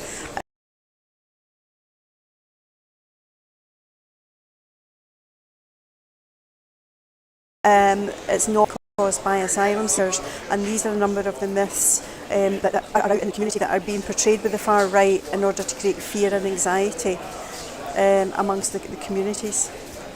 So with that regards of getting into communities and addressing that misinformation, what sort of projects do you think could be pushed on that front? I think our third sector partners are best being able to go into communities in a very uncontentious way and chatting to them about what their concerns are, what it is that's really bothering them, and to stop othering others, and stop blaming asylum seekers for some of the other issues, and have an understanding of what we need to do. We need to create cohesive communities where people can live in harmony. Our asylum seekers in the Cladden have been there for 5 years, and it's only in the last sort of year to 9 months where it's become an issue. And again, a lot of it is driven through frustrations around other things, and that's where we can start to get into communities to break that down and look at what we can do to address some of those issues. Thank you. And sorry, excuse me, my throat started to go. What sort of what are you hoping this conference will be able to discuss and push forward with regarding to addressing the real causes of these issues? I think the real causes of some of those issues is misinformation, having an understanding, but we have an asylum system that is run by Westminster that is not working. We shouldn't have people living in hotels for 5 years. We don't have control over that. We've had promises from the UK government that will be addressed. We're not seeing anything coming forward. In an independent Scotland, we would have control and be able to design that system that would be far better, more humane and less impactful in our communities. So sort of all roads lead back to independence, if you will. Yeah. And I noticed on the docket as well there's some regards a bit more education in schools and in communities regarding this, particularly a policy on anti-racism education as well. This is absolutely. We already do anti-racism education within our schools. We need to do more of that, and probably need to not just do it within our schools but out in communities as well, through our youth work, through our detached youth engagement, to just make sure that people actually are understanding. It's horrifying to hear children say to those that are of non-white colour, go home, when they have lived in this country all their lives, and as have their parents. And there is Scottish as their white friends are. So we need to be able to take that and explain that to young people so that they have a better understanding and don't just copy what's seen from adults. Yes. Particularly in seeing reports of the Claddon Hotel process, you do notice a contingent of younger people present, and that's definitely something parties should be looking to move away from. Because of the heightened tensions, we've stepped up our anti-racism education in schools, and we are working with things like Falkirk Football Club and other Stennismuir and the Falkirk Foundation, who are going into schools, particularly primary schools, and doing work around Show Racism, the Red Card. That helps young people identify, particularly through sport. I remember Show Racism, the Red Card coming to my school when I was younger. I actually remember the session they gave. I remember finding it really interesting. And when you said there was always a level of it, but it should be expanded on, what sort of expansion would you like to see? Expand it into talking more about living together in communities and understanding different cultures. And why that can be of a benefit to Scotland and not, as it is portrayed at the moment, as a detriment and a drain. So that sort of expanding that idea that more people coming in actually makes communities richer and better places to be is the idea we want to focus on. What sort of projects and initiatives do you think might assist with that? We have a number of organisations like Friends of Scottish Settlers, migration groups, etc., that come in and will do taster sessions, particularly around food. That helps people, particularly young people, talk about the different cultures and different foods, and then that can expand further. We have a number of charities that do words of welcome that are very much focused around asylum seekers, where you can go along and learn a little bit about their culture, a little bit about their language, and a little bit about what experiences they've been through that have then brought them to this country. And it is quite eye-opening. I've attended a couple of those myself. It's quite eye-opening to understand that what's portrayed in the media is very different to their experience. And they would love to be able to go back to their country, but not in the way it is at the moment. Sorry. And with regards to what you've seen, that has been discussed at the conference. With regards to that, how do you feel about the discussions that have been had so far at the conference? I did notice, I did see in the hall that the policy on immigration, health and social, improving health and social care, that was passed to quite considerable positivity. How do you feel about the other discussions that have been had? And these are positive discussions, but we need to take action on that. Exactly. Otherwise, we have an already stretched social care sector, and obviously our health service is also impacted by that. But we need to be able to take action on that and to understand that migration is needed in Scotland, and that is going to help our economy. Which is much needed following the recessions that we've been through, and obviously to rebuild after some of the challenges that we're faced, because public sector funding is hugely challenged right now, and one of those issues that is challenging the public sector is around national insurance and the increase in the national insurance employers' contribution. That impacts on small businesses, it impacts on the public sector hugely. Our health and social care means that they haven't got enough money to pay as many staff, because we've got that. Similarly, in other aspects, we have to make a decision about whether or not we can afford to deliver services as they are at the moment, just because of those costs.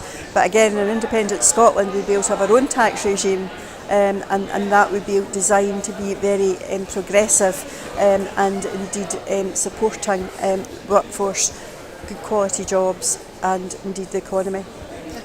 And that was definitely is a discussion at the conference about opposing the Westminster increase of employer national insurance contributions. And something that was published earlier this week was the social research report about how trust in the Scottish Government has declined quite significantly in the last few years.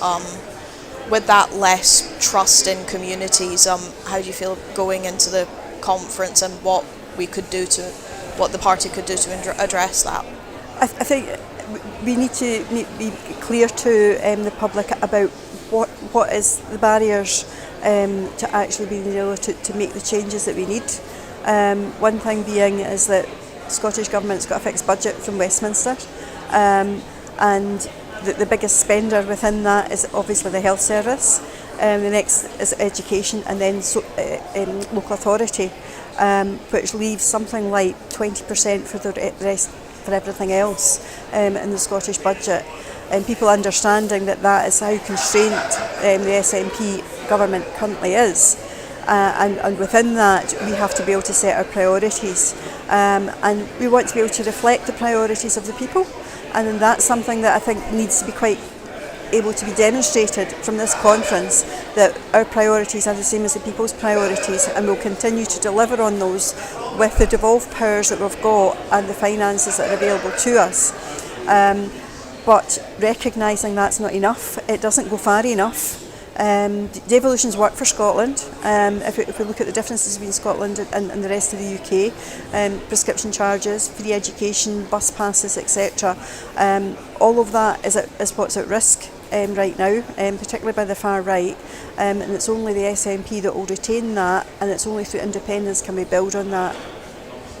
And what sort of projects and campaigns would you like to see beginning to push through at this conference to facilitate that public trust and, as you say, remind people of what the SNP's got right, as you say? We have much against the media is a good record on delivering around education. We have seen in many places a closing or a begin to close of the poverty-related gap. We need to be building on that. We need to be able to have the resources that are able to make sure that our children get the best possible education. We need to look at employment, and we need to address some of the challenges within our further education colleges. We have Forth Valley at the moment, one of the colleges is being considered for closure, and that is really a concern for me because it will impact on what I can deliver in Falkirk through our growth deal, which will not just support the Falkirk economy but the Scottish economy going forward. So that there's various strands of work that I would like to see come through that are a golden thread that links to making everything that much better for all our citizens, and making sure that we can actually be trusted in going forward. So a wee bit like you said we did in a way, and that's what we need to do in order to build trust. But we need to be talking about what the public are talking about, and that is energy costs, health and access to health care, education and the economy. Yes, and I recently graduated from Stirling Uni. I've been living there for the past 4 years, and I know a lot of people who have been panicking about the Forth Valley College closure. So what sort of impact do you think that would have on the community, and is this a wider problem you've been noticing as well, that impact on further education? My grandson graduated yesterday from Forth Valley College. Oh, congratulations. Absolutely, and I'm very proud of that, but also my daughter did. And my son-in-law and my son, they all went to Forth Valley College at some point, and they have gone on to build good careers. And it's recognising particularly the college route is often the better way for those that aren't going into the high tariff academic careers. It's more about our engineers, about our doctors, our nurses, our healthcare, but also particularly for the Falkirk area, knowing we've got Grangemouth on our doorstep, is being able to deliver on that just transition, and being able to build the workforce of the future that is going to deliver that just transition for us, and indeed those new forms of energies that will hopefully make Scotland an energy-rich country under a greener and cleaner environment. So definitely that idea again of bringing all that power back to Scotland to give everyone here the best future possible. Right? Absolutely. Yes. Well, thank you so much for joining here today, Sue. I really appreciate it. It was lovely to meet you. Enjoy the rest of the conference. Thank you. Thanks.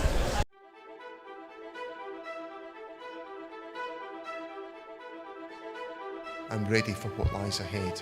I hope I've made clear to you today how much of a privilege and an honour it is to be leader of my party.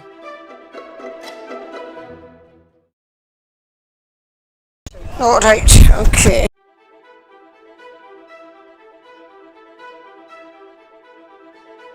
I'm ready for what lies ahead.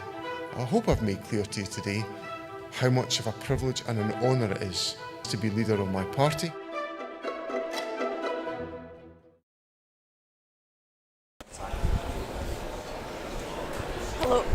Hello again and welcome back to Broadcasting Scotland. Just in case you've missed me so far, I am Niamh Brooke reporting on the 91st SNP annual conference. We've had a lot discussed already today, and joining me on the couch now is Dundee City West Councillor Siobhan Toland. Thank you, Siobhan, for joining me. It's lovely to see you. It's a pleasure. Yeah. So how have you been feeling about the conference? It's been a busy day. How have you been feeling about the conference so far? I mean, unfortunately, we were a bit late, but we made it in time for the STUC President Rose Foyer's talk, which was, I think, absolutely excellent. It's the first time you'll be aware, of course, that the STUC's actually ever kind of spoken at the SNP conference. So there's a shift, I think, in the thinking, which is great. I think we're much more aligned with the STUC than the Labour Party are currently, and I think that Ros recognised that in the speech as well, so it was good. Clearly, the rousing applause and the standing ovation come from a reassertion that a majority in the Scottish Parliament elections next year will mean that we have a right to negotiate independence, so that's good. I seem to have noticed that every time the conference comes back to that idea of a fresh start on independence, an SNP majority, it gets a standing ovation. Yeah. So people do seem to be feeling very positive, and that's something you feel that some solid groundwork can be done for this at this conference? Yeah, I think so, and I don't think we have a choice. I think that we have to move on, whether we feel despondent or whether we feel hopeful, because we do have parties like Reform, we clapping at our heels. We have the extreme right basically mobilising, and they're mobilising in Dundee as well, mobilising across Scotland. So we have to give people a genuine alternative to that, because people are feeling low, despondent, excluded. We've had 10 years of crisis, one huge crisis if you look at it historically, so we have no choice but to move on and offer people a hopeful alternative. Independence is the only alternative at this historical moment in time that actually defeats the far right in this instance. So we have to. So this is a good opportunity for us to mobilise that and get that majority that we need. And as we talked about in the report this morning, Reform is directly behind SNP in the polls. Yeah. So you feel that extra push is needed. I think that what we've shifted isn't. I mean, we've seen that shift to the right. We've seen that coming for a long time. The Tory party have shifted further and further. You'll remember in the Boris Johnson era, to stand as a candidate for the Tory, you had to be pro-Brexit. But now, of course, you've got this new thing that they want the new candidates to be against the European human rights. So effectively, you've got that huge shift to the right. Now, how far Scotland's protected from that, I'm not necessarily sure. I think we have offered some protection through the SNP because we're a left of centre progressive party, and we control the narrative to a certain extent. That was a popular narrative, social democratic policies. We don't know at this stage. The polls are telling us that Reform is quite strong, and that looks likely. The proof of the pudding will be in May 26. We'll see exactly how Reform fare. My son, who's a very smart 17-year-old, and he says to me, but maybe we're overestimating their power. So we're not necessarily going to know. But it is a reality that we're having to deal with. And when I'm seeing on the ground the hatred that seems to be coming from what I call the fascist boot boys, who are campaigning outside a refugee homes. The temperature is rising when it comes to the far right, and the voice is quite loud. So we need to kind of work on that, and we really need to kind of build a better social democratic voice for that. Yeah, and my last discussion was with Cecil Miko-John, leader of Falkirk Council, and we were talking about the particularly the protests outside the Cladden Hotel there. Yes, it's been particularly tense. Yeah. With regards to like building that social democratic voice, what would you be looking for the party to try and achieve and push forward? I think we need to be braver and bolder in our policy. I think that we need to. I think we need to offer something akin to the post-45 settlements, and by that I mean something radical, something that will offer change, something that will give people a kind of sense of, right, we're moving forward in a good way. Some of the work that I've been doing within the SNP as North East Rep, what seems to come up quite considerably is more progressive taxation and house building. So there's two core, I think, issues there that we could do that. More progressive taxation is something, of course, that Foyer talked about at the STUC this morning as well. I would like to see a shift in the council tax. We've been talking about that for a long time. We need to find ways to use the powers that we have in order to build cohesion within communities. And the one thing that we can do to do that is to reduce the poverty that people are experiencing and offer them hope, better homes, safer communities, better educational experiences, all those kind of issues that we need to kind of just dig into and offer that. But we need to do something strong. We can't just tinker along in the status quo anymore. That time's gone. Yeah. So something more, so a greater sort of sense of urgency. You might say. I think it's absolutely urgent. I think if we don't, and I picked up that Foyer was saying the same as well, that the decisions that we make within the next 6 to 9 months might actually determine a generation. I think because what we have is a very, very critical point in history where the far right might be gaining precedence. It might be gaining credence and power and authority. We've never been in a situation historically where the far right has had an electoral path. Usually, if you look at the 70s, we've had things like the National Front and all those kind of things. My father was involved in the Anti-Nazi League, but they didn't have an electoral path like that we do now for reform. So that sense of them gaining power is actually feeling all too real. That's why we need to offer people a genuine alternative that will allow them to feel that we're not just ticking along in exactly the same way that we felt that we have done for the last decade. The Scottish Government has done huge successes. We've managed to reduce child poverty against all the odds. We've managed to reduce child poverty. It's that kind of radicalism I think that we need now, and a bit more of what we've been doing.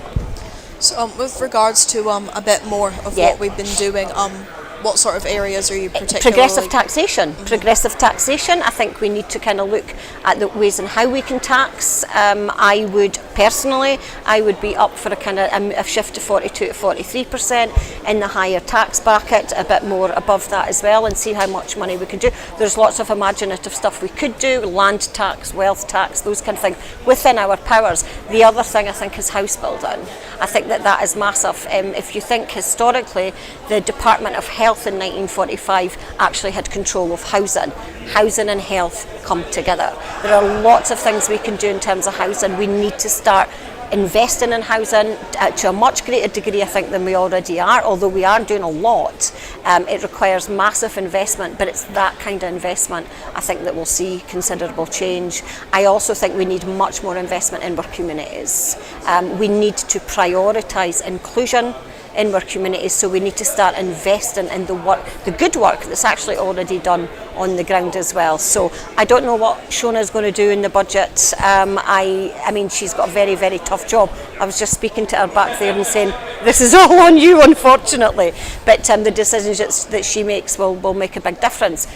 We are gifted, I think, in the sense that Shona not only comes from, you know, that kind of understanding of the economy and finance, but she's had backgrounds in housing, social justice, all those kind of areas that need to come together now and come together and form part of that budget. So we need to, I'd say, housing, communities and progressive taxation in order to fund it.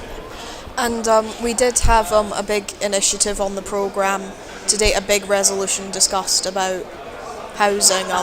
Yes. How do you feel? I'm afraid to say that I missed it, kind of car problems, unfortunately, so I never actually had time to. So I heard it a little bit in the car, so I don't even know what was discussed, so I'm so sorry about that.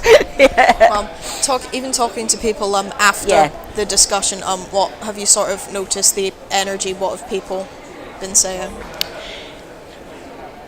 I think that there's a sense that something's shifting in a positive way. I think that we've, as a party, as a government maybe, as a population and society, there is a sense, maybe, and this is where I get hopeful, maybe, there is a sense that the party's been in crisis, you know, since Nicola Sturgeon resigned, we have kind of launched from mini crisis into mini crisis within the party, and it was often a circumstance where we thought that we were immune. Every political party's had a crisis. The Labour Party was absolutely flowed with crisis. The Tory Party looks like they'll never recover from their crisis at that point, but we kind of had assumed we were slightly immune, but we didn't, and we kind of rocked quite a bit. I think we were shaken, I think, quite considerably, it felt like at some points, but I think there's a sense here that we're moving into more solid ground. There's a bit more of, right, okay, let's get focused again. Let's get focused on independence. I bumped into someone straight after the conference, and she says to me, this feels historic a little bit, doesn't it? And I don't know why. And I says, well, that's funny you should say that, because that's exactly what I was thinking when I was listening to Foyer, because we've got those like alliances now that seem to be becoming bigger and just more general across the board in terms of our political thinking. Yeah. So that's the positive. Yeah. And going off of Foyer's speech, you said you felt like more engagement was happening with the Scottish Trade Union Council. Yeah, I think so. I mean, I think there's always been a kind of relatively healthy relationship, I think, between the STUC and the SNP, in part because I think there's a recognition that the SNP have kind of kept its social democratic model, whereas the Labour Party have kind of almost, well, moved away. You can see some of the kind of the tensions between the Labour government and the unions now. So, and that's kind of coming to a head a little bit. But the STUC has always been quite clear in terms of the path to self-determination as well. They've never been necessarily kind of politically pro-independent, but the right of self-determination has always been a core, I think, policy of the STUC anyway in recent times. So I think that there is a genuine kind of like I suppose building off relationships, and I think that's, in a sense, that is what the independence movement has always had to do. It's what makes all movements successful. You have to build alliances much further than your core ideology, and I think that sense that the STUC are here, and that symbolism that the STUC and the SNP are actually aligned. And you'll pick up as well, I was at the Women Against the Far Right launch on Tuesday. It was Foyer, it was Nadia Al-Nakla, Nicola Sturgeon came in via video. There was a very, very sure footing ground as to where we're all needing to be and what we all need to do now. And that is effectively stave off the far right by investing in our communities in a social democratic way. So actually we've become much more aligned because of the threats that we're now experiencing. And with that idea of investing more in communities, what are the would you say would be like priority one, like the big issues in communities that the SNP should be working to address? I mean, as a local councillor, it's one of the issues that's been kind of taken up some of my thinking and some of my discussions of late. We had a few incidents in my Lochie ward a few months ago which caused deep upset. The young Braveheart girl was the poster out there from the far-right activist. That was a young girl in Lochie where Elon Musk and Tommy Robinson tried to racially insurrect. And they didn't manage it, so that's good. I think that we need to look at education in children. And that's some of the work I think the Education Department are looking into for Dundee, especially at the moment, on how we look at things like racial literacy, how we look at issues of equality. There's some really good practice in one of the local schools, but it's trying to roll that practice out. I've been looking at ways that we could bring in issues of safety in terms of far-right radicalisation within schools as well. The other issue I think that we have is women. Women have been used by the far right here. We've been told that we need to be protected, the racial slurs that are involved in here. So one of the things that we have decided to do as a councillor, but also as an anti-fascist activist, is that we'll be trying to get some work done with the 16 Days of Gendered Violence, which is coming up in November, and looking at reaching out to women in terms of what their safety actually is. So in terms of community, we need more investment, and it's not just financial investment, it's imagination, energy, time, creativity in how we engage with women, I think, and children, who I think are the core areas of inequality. So women and children tend to kind of suffer the most. They're likely to be the most excluded, but also the concern is that they're also more likely to feel more dispossessed. And it's those women that maybe feeling a bit more tempted by the right and the right-wing narrative. Fear is real. Fear is real, and I think that's the thing, right? So when women are told that we have to fear this person across there, then that fear, the source might not be real, but the fear that we experience is real. So it's trying to work on those issues. So that would be the two areas I think we should be focusing on at all levels. It's a very complex process because the extreme right have very short lies, but very short, quippy solutions, which when you're desperate for something, it's easy to cling on to. But we need to do real work in the communities with the women and kids there. Yes, and do you think that's a sort of skill the SNP should be pushing forward as well? That idea of like clear branding and those short, snappy slogans you were talking about? We could, and maybe we can do a lot. We certainly need to do, I think, some PR and a PR work around the rehumanisation within society. So we've seen this kind of incremental dehumanisation, which has led to attacks on various different ethnic minorities. But we need to do some PR work around rehumanisation. But the problem with the short quippy is that it has a role, but it doesn't allow a more meaningful understanding of what society is like.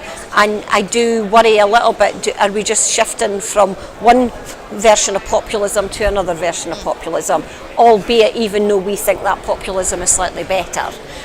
We need to kind of re-engage, and I think a bit more of a meaningful way. But it does have a role. I don't think it's the main role. So it would be more about bringing back that idea of meaningful education for you? I think so, and hope, and a sense that we're moving forward into something that's not another crisis, another layer of utterly depressing events, because that's what we feel. We've had trauma because of COVID, then we had a Brexiteer in COVID, then we had the Liz Truss budget. We have just had one huge, long, terrible crisis, and I think we need that sense that maybe we're going to get out of that crisis, because what the far right will bring is more crisis. They already have. It's the far right that's caused all these crises. Brexit was caused by the extreme right. It's the far right that's caused these crises. What we'll get is more crisis if we go down that path. So we do need to have those kind of discussions. Yeah. Thank you so much for joining me today. It was nice to meet you. Great to talk to you. Nice to meet you.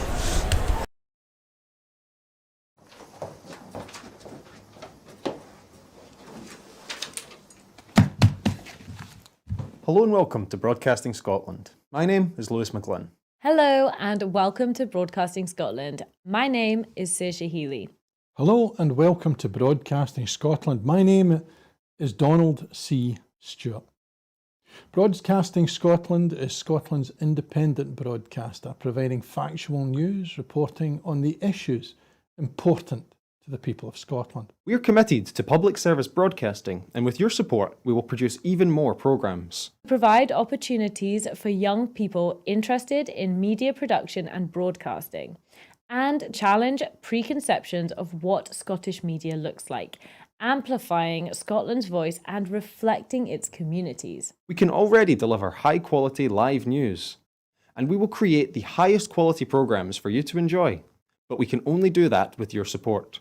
So please subscribe to and share our channel or donate to Broadcasting Scotland via the link in the description. Thank you. Thank you. Thank you. A little bit. Hello again and welcome back. I am Niamh Brooke again reporting from the SNP Annual National Conference, and joining me on the couch is Graham McCormack representing Dumbarton constituency. Thank you very much for coming to talk to me. Yep. So have you been enjoying the conference so far? Well, it's early days, but so far so good. There's been nothing sort of adverse, shall we say, or disappointing. I mean, the debate that's coming up is the important debate as to, you know, what is the future of the SNP and what is the future of Scotland. You know, is the SNP basically seeking to be the devolved administration, or is the priority to get Scotland's freedom? And I go for the latter. I think that's our mission. That's the mission of being a member of the SNP, and we should never lose sight of that. And where there are the legal and international routes to do that, we should be embracing these and doing them, rather than being basically a supplicant at the door of 10 Downing Street and asking for permission. We don't need permission. The only people we need permission from are the Scottish people, because we are sovereign. And that trumps any government, whether it's a Scottish government or a UK government or whatever. And that's what we've got to believe in, and that means that we'll be able to embrace all our friends in different parts of the independence movement, and we can be successful, and we can be free by 2027. We've had a lot of really interesting discussions today, and I've had a few guests on the couch with me so far, but even with every other issue, someone did actually say all roads lead back to independence. That's right. There definitely does seem to be a sense of people sort of holding their breath for the discussion this afternoon. I've noticed there's a few amendments to the resolution on the table as well. What are you sort of hoping is going to come out of this? Well, I hope Amendment A will be carried, because that really is the substantive amendment. We're talking about it being a plebiscite election, and that gives the people the choice. We don't need to ask for a right to choose, we can choose now. And that's what I want the party to embrace, and go into the election campaign with that message and be prepared to carry it out, because I believe that if we are successful in getting a majority of the popular vote in the list as a mandate for independence, delivering independence, then I think the British government will come to the table. They might not come initially, but as the momentum builds and builds and builds, they will come to the table, because the last thing they want is the dissolution of the United Kingdom, over which they are not basically negotiating the terms. This is not UDI we're talking about, this is dissolution of the United Kingdom. And there are certain international legal norms involved in that apply, regardless of whether we dissolve the union unilaterally or it's done by negotiation. And in the resolution, the wording is making an ambitious and aspirational case for independence. What does that look like for you? Well, basically, I can't speak to the people for the people that devised the resolution, but you can't be aspirational if your membership is hollowing out. We've lost over half our membership. People are not inspired. They're staying at home. They're leaving the party, and the reason for that is that there is no conclusive date. There is no mechanism by which we can say by a certain date or whatever that, you know, we will be independent, or we will get the chance to be independent. And that's why people are walking away, because they do not believe that the SNP is committed to it, focused entirely on it. Because that is the answer to poverty. That is the answer to, you know, confronting fascism, which is now beginning to pollute our society. All these things, it's that which is so important, and we've got to make that link.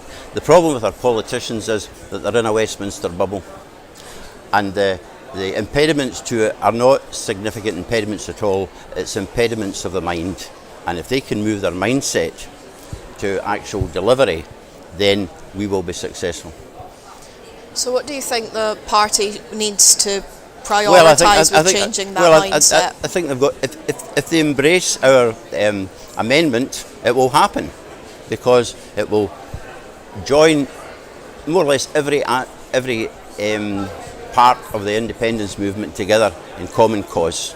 We can get out there, we can speak to people, we can chap the doors, we can get the dispossessed registered to vote, because an awful lot of them aren't, you know, and basically build up such a head of steam that it will be unstoppable. We already know that 50+% are supportive of independence. If we had that in 2014, we would have had 2/3 the majority.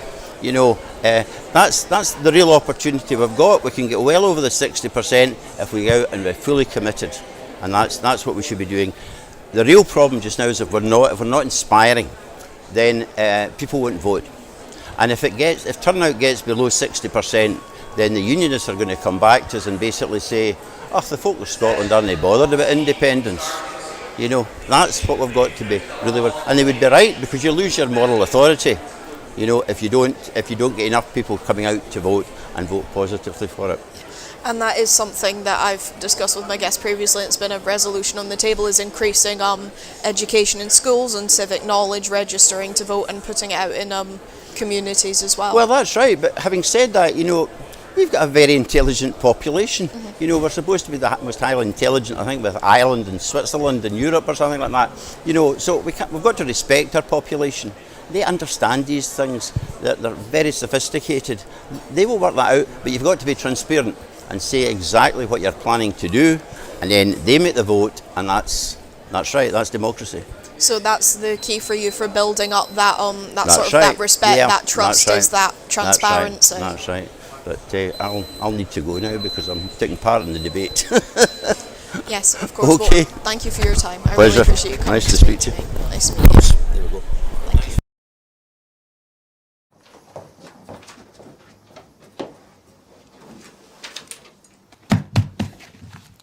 Hello and welcome to Broadcasting Scotland. My name is Lewis McGlynn. Hello and welcome to Broadcasting Scotland. My name is Saoirse Healy. Hello and welcome to Broadcasting Scotland. My name is Donald C. Stewart. Broadcasting Scotland is Scotland's independent broadcaster, providing factual news, reporting on the issues important to the people of Scotland. We are committed to public service broadcasting, and with your support, we will produce even more programmes. Provide opportunities for young people interested in media production and broadcasting, and challenge preconceptions of what Scottish media looks like, amplifying Scotland's voice and reflecting its communities. We can already deliver high-quality live news, and we will create the highest quality programmes for you to enjoy, but we can only do that with your support. So please subscribe to and share our channel, or donate to Broadcasting Scotland via the link in the description. Thank you. Thank you. Thank you.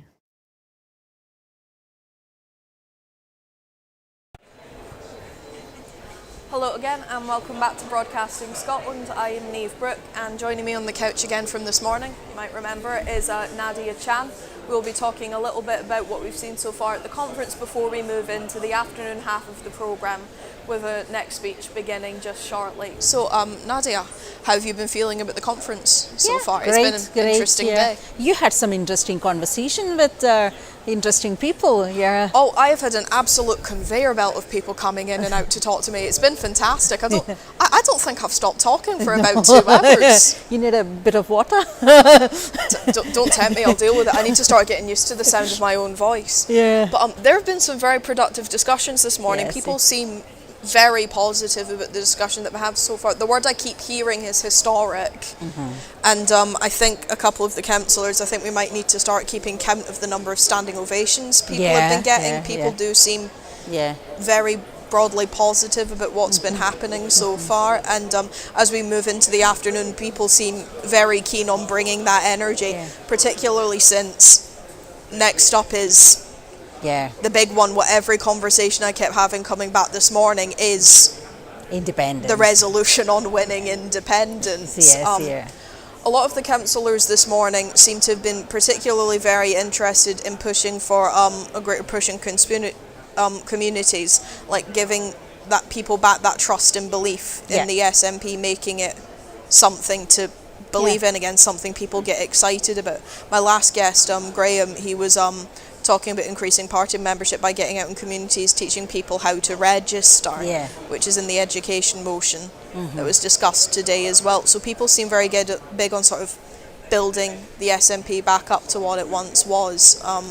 What else have you been noticing on that today? I spoke to some of your guests, and your guest was saying, like, you know, the main thing is about independence, and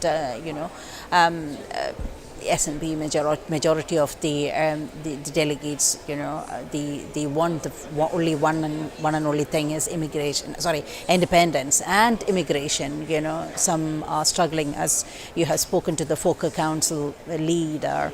And you know, immigration and independence, we can only achieve immigration within our power through independence. And you spoke to Gordon, and how is his mood going forward for today evening's speech and resolution? Seemed quite optimistic. Everyone definitely seems to be quite fired up. Very pragmatic. People seem to have a lot planned for themselves that they want to make sure it gets heard, but people do seem to be broadly very positive about going.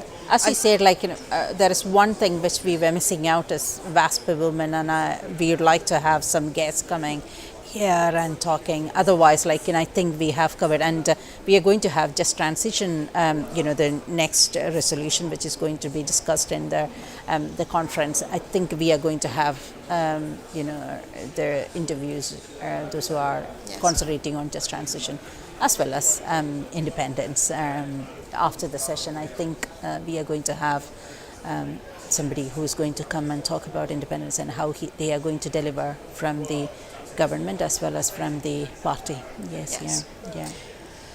And there does definitely seem to be that sort of sentiment of getting back out into communities again and re-educating people. And I had some very moving conversations this morning regarding the rise of the far right, and speaking to Councillor Bustani and the leader of Falkirk Council, Cecil.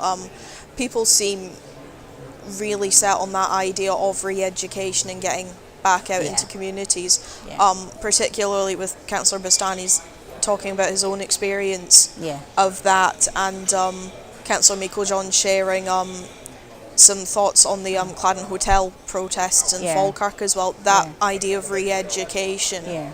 I was having a conversation with Bob Doris, MSP, after your conversation with them, and we were echoing the same kind of sentiments, that it is the time that all the elected politicians and their members, whomever, can go and talk to the people, and also the immigrants, those who are here, you know, reassuring them and giving them the confidence that, like, you know, Scotland is. One thing I've heard about Scotland, and it's compassionate people. Like, we are still compassionate people. We are not the people those who are reformers trying to say, or something like that. Like, you know, people those who are welcome here, and like, you know, every new Scot as equal Scot, you know, that kind of thing. That's what I've heard as well, like, after your conversation. So, very different views, but wonderful dialogues happening in this, you know, the centre. So what else have you heard apart from independence and immigration? And also one thing about NI. Did you get a chance to speak to the Foyer Council lead about national insurance? I did a bit, and I also had a very nice conversation with Councillor Tollard from Dundee as well about increased block contributions to small business. It was linking it back again to that idea of improving communities by being able to provide people with more employment. Yeah. A theme that definitely kept coming up was that if employers were contributing less to national insurance, the circulation they would of be able economy to will increase. employ more people. Yeah. That's very true. Yeah. I think the conference is going to start in any minute, I guess. Do you have any idea of the time? I think it will be starting again soon, but we will be moving into that resolution on independence, and I think the first resolution is going to be just transition, and the second one will be... That was this morning. Oh, was it? Yeah. Yeah. Okay, And people seem, of course, have their very different ideas of precisely how this is going to be carried through. There will be a few amendments on the table that will be discussed, but people do generally seem to be in agreement that whatever does come out of this discussion, it is definitely going to be something people are talking about for a really long time.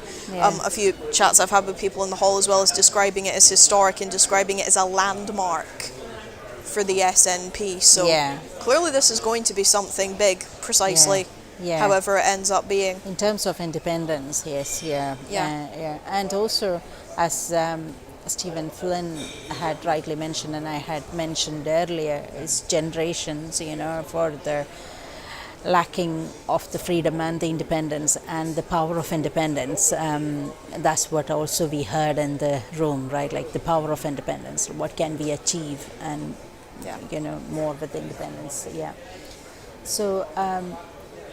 I've talked about it with a few guests this morning, and it does seem like a good phrase to sum up the sentiment in the venue today, so I'll say it again, is that idea of all roads lead back to independence, and that is priority one for the SNP, and it will allow them to achieve everything else they're setting out for. Yeah. So I think the next discussion is definitely going to be an interesting one to do, and particularly if I'm sure you caught my conversation with Graham, my previous guest. It's he had to take his mic out and jet off to participate in the debate. So I have a feeling it's going to be quite a lively one. Graham certainly seemed very passionate about it. Yeah, that's what I meant. Like, we are going to, after the conference and after the vote and everything, like we are going to hear from the SNP itself. We will have somebody coming and talking to us about, we don't know how it's going to go, today's afternoon's debate, and it would be nice to hear from the other side of the conversations as well. Yes, and I think, hopefully our viewers will stay tuned, and at 4:30 we are going to hear from the other side of the story. Absolutely, so I think it will definitely be an interesting conversation to have. And as well this afternoon there will be some discussions on increasing revenue for Scotland, and some discussions about a wealth tax with the Councillor Tollard from Dundee. This was something that she talked about a lot, was the idea of progressive taxation. She was definitely in favour of that. So. There are a lot we can achieve and explore through independence, but without the complete power, we are constrained. The Scottish Government is constrained with many of the powers, and also with the funding. Scottish Government get a small envelope from Westminster, whether we give all to Westminster and we get a small envelope back, and if the finance and everything is sorted through independence, we can achieve a lot. That's what I think. It's 13:58 now. In 2 minutes, the conference is to go. And is there anything that you want to see in 2 minutes? There does definitely seem to be that kind of sentiment on, particularly I got it from Councillor Tollard, that idea of taxes definitely being a hot button issue. I have a feeling conversation on that one is going to be quite lively as well. but again, how the other councils will see, like, you know, the taxation, where the taxation should be a question as well. But only with independent Scotland, I believe, like, you know, we can manage that, because sometimes different councils and Scottish Parliament, and like whether it should be Westminster. And one thing we did not hear so far, and we did not discuss in Broadcasting Scotland, is about Grangemouth, and also which I think Stephen Flynn had mentioned about it, and probably we have to discuss that with the next interviewer, you know, because about 200 million funding which they promise, nothing we have seen so far. That one seems to have fallen off somewhere. And also, like, you know, there are a lot of promises which in 2024 Labour have made, which we haven't seen any of them coming, and the right opposite is happening in Wasby and all those things. I think we have to involve that also in the next conversations, and you know, how we can achieve and overcome all these things, and in an independent Scotland, probably. Yeah, it will be an interesting thing to hear, because you know, how we are going to fund, and through just transition, how the funding, and how do we achieve that transition, you know.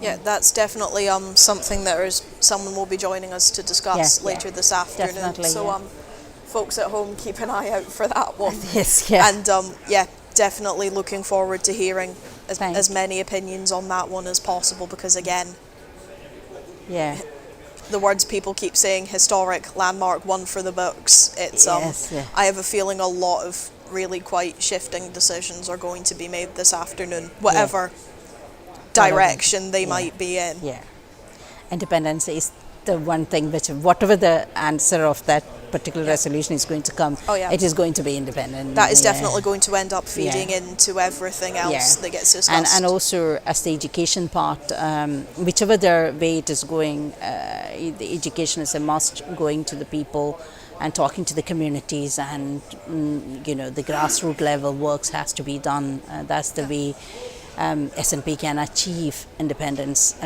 That's what, again, like, you know, a couple of their delegates were saying that, you know, they have spoken to you, and when I was talking to them when they were coming out of your interview, they were also saying the same thing. Yes, yeah. And that's something that's coming up later on in the programme as well, an initiative of a more direct training for grassroots activists, as well as what I've discussed with quite a few guests this morning. People seem to have had a lot of thoughts on it, was that idea of embedding that civic knowledge strand in PSE in schools and kids even as young as 14, which Councillor Doris from Glasgow said that it was a thing in definitely in certain Glasgow schools. I grew up in Ayrshire. It did not happen. I vividly remember the first time I ever voted Googling how to properly fill out a ballot paper, because nobody had told me. And it's very difficult when you have the Scottish election, when you have two ballots, you know, quite often, and like I'm an immigrant, and people those who are coming here, Commonwealth citizens, they have vote, and they're confused, you know, why two ballots and how should they vote, you know, the two different ballots, one is yellow color and this one.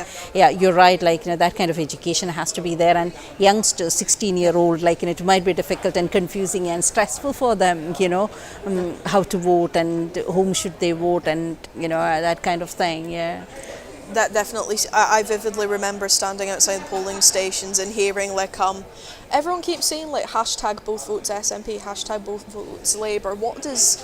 I also had that idea. What does that mean? Am I voting for the same person twice? And it's just, see, that's the thing, you're not. Yeah, very true. You know what I thought, like, you know, both vote SNP, I thought there is a council election and the Scottish Parliament election together coming. That's what I thought initially, you know, but people do definitely seem to be very broadly aligned that getting that education back and explaining how to actually do this properly will empower a lot of people. And my previous guest as well, before he had to rush off was talking about doing more like door knocking, leafleting, canvassing, getting out in communities, making sure like even just going up to people, approaching them in the street, as well as that education program in schools and in places like community centres, just approaching people like where they're at and giving them some resources. And also, like, you know, I'm coming from, as you said, you are from Ayr, I came from India.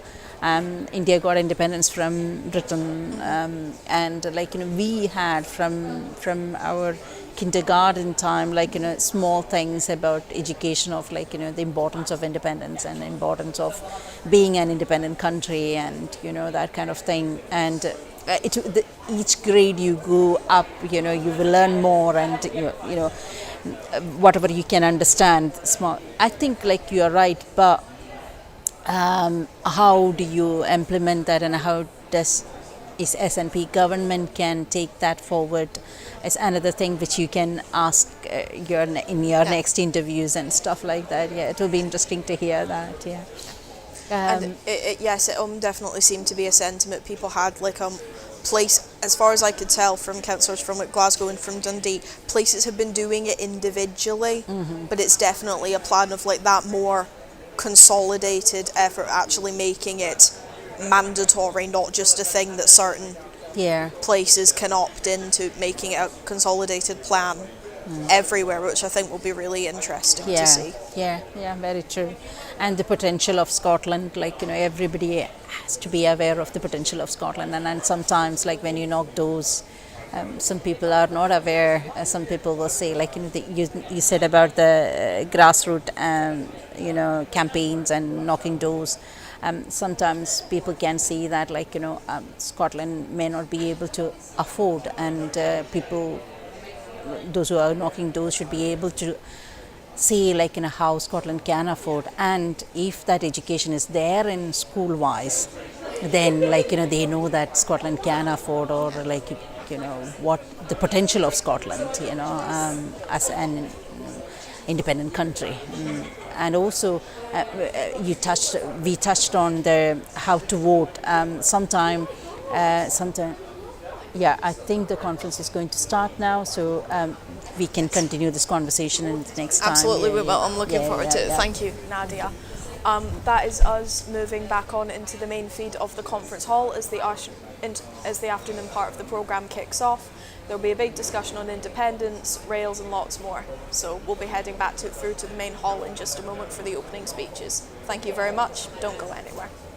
I have received many cards in to speak. I will do my best to get in as many speakers as possible and ensure that we have a balanced and fair debate. I am going to appeal to each and every one of you that you better all stick to time.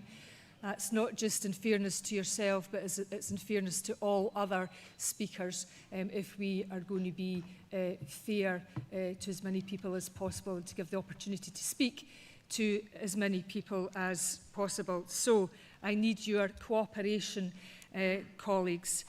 Now, let's get on with it.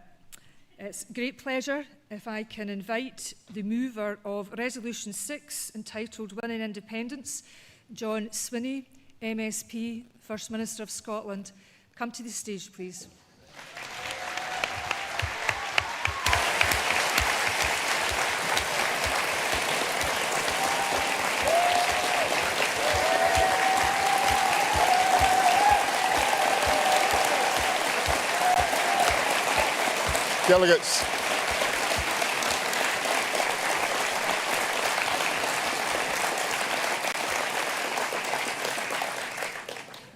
Delegates, it's my pleasure to move Resolution 6 in the name of my Deputy Keith Brown and myself. We are at a crucial turning point for Scotland. We can all see what's happening in the United Kingdom. The stagnation in living standards, the drift to the right, the attacks on the vulnerable, the influence of Farage. The need to achieve independence has never, ever been greater for Scotland. And that is reflected. And that's reflected in public opinion. We're seeing growing support for independence in the polls. People are crying out for a fresh start, for hope. So we have an obligation, a duty, to offer it to them, to give them a credible plan to deliver independence if people vote for it.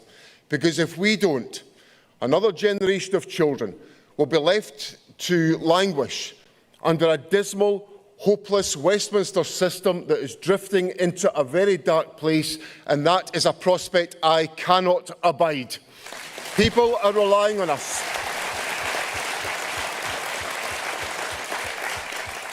People are relying on us. They need us to be ready to fight and ready to win, and we know what we need to do. We know what works. The precedent is clear. When the SNP win a majority, we deliver a referendum on independence. We did it in 2011. I want us to do it in 2026. So to give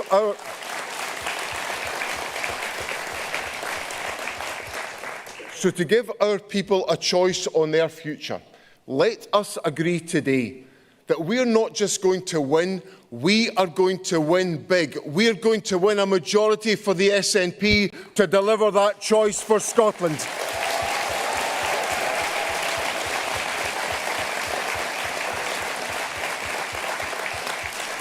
Some say in good faith that a pro-independence majority in Parliament is enough, and it should be.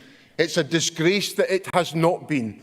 The UK parties have systematically denied Scotland's democracy, but we are Scotland's party and we must ensure Scotland's voice is heard.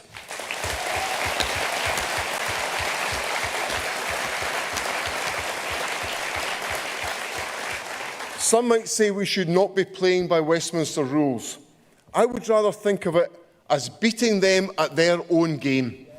They say a one-party majority is needed for a mandate. I say challenge accepted by the SNP.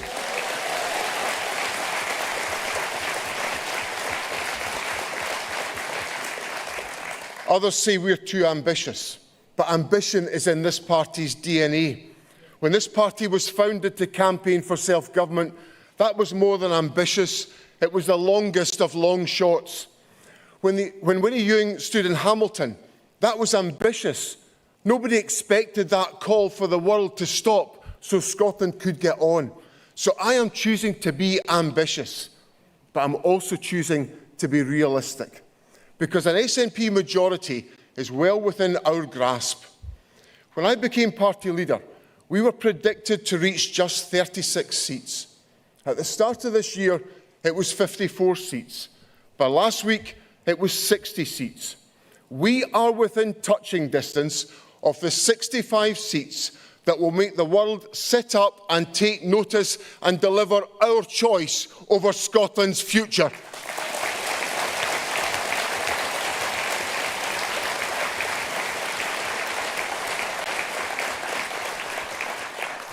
And we will get there, because when this party unites, puts its shoulder to the wheel, and works to a common goal, there is nothing Westminster can offer to stop us.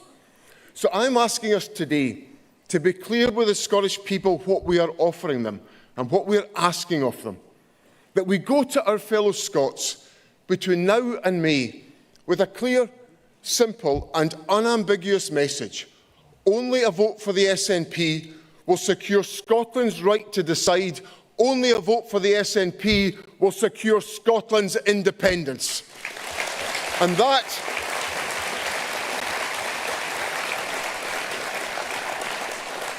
is what this party is about. It's why I joined as a teenager. It's why I fought for this party through thick and thin. It's why I'm proud to lead this party today. Because let me be clear with you, delegates. I did not take on the leadership of this party to make a difference at the margins, or to make a bit of progress towards independence, or even pave the way for the next generation to win it. No, I took on the leadership to deliver independence, and that's exactly what I'm going to do for Scotland.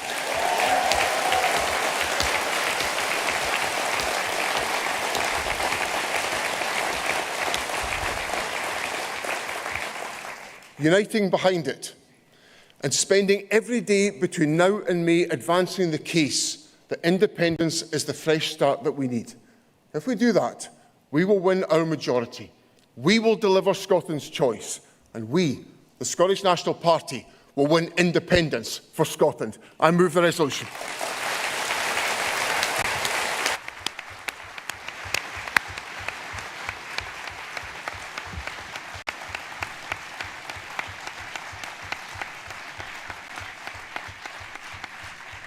Can I invite Keith Brown, Deputy Leader of the SNP and MSP, please, to second the resolution.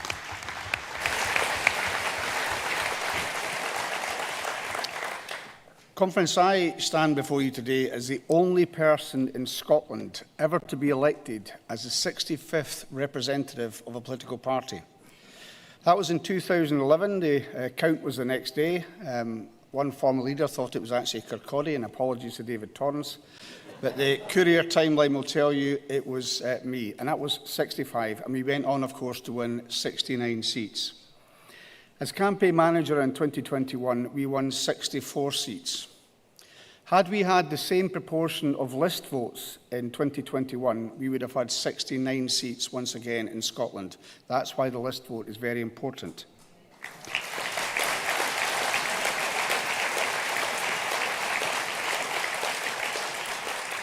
Now, friends, we've had really tough times since 2014. Can you remember the promises that were made that the Seoul Convention was going to be written into the law, that Scotland's voice would be respected, that Scotland's place in the European Union would be guaranteed? These were the lies of the no side, who reneged on those promises as soon as the ink was dry.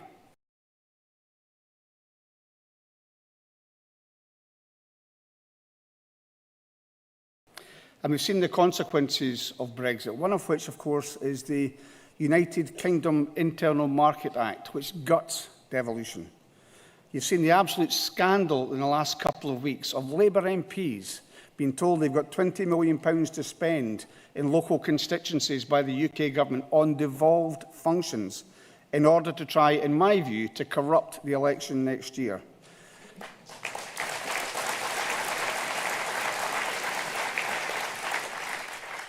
So we've seen the dismantling of the current devolution settlement. It went from Gordon Brown saying the Seoul Convention was to be guaranteed to the UK government arguing in the Supreme Court that the Seoul Convention was merely a self-governing ordinance, i.e. they could pick and choose when they wanted to use it. And I'm just trying to point out the contempt that we've been shown since the referendum. Now, because of that, and because of subsequent victories at the ballot box, I think there is no more case for pleading with the UK government to do the decent democratic thing and agree a referendum. There's no point in continuing to go to the UK government. We are at the stage now where we have to go to a higher authority than the Supreme Court, a higher authority than the so-called sovereignty of the Westminster Parliament.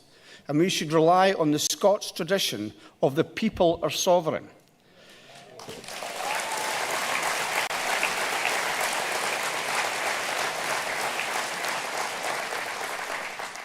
So in order to enable that, of course, that goes back to 1320, but also previous judgments in recent years and centuries which said that the people of Scotland are sovereign. We are allowed to overturn our rulers if that's what we choose to do. And that's the credo that we should follow. But if we want to do that, there are two things which I think have to happen, and the resolution speaks to this.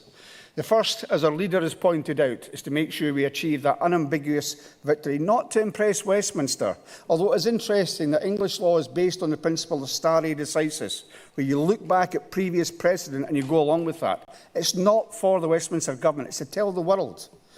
The majority of people in Scotland have voted in an unambiguous majority in support of their right to determine their own future. And the second part to it is the establishment of a convention. That convention, work on it has already begun. I'm not taking this vote for granted. It's existing party policy. But work has begun. That will start tomorrow. And it will include not an independence convention, not an SNP convention, but a broad-based civic convention where everybody in Scotland that agrees that Scotland should have the right to decide comes in behind that. It will be a civic campaign with civic organisations across the board.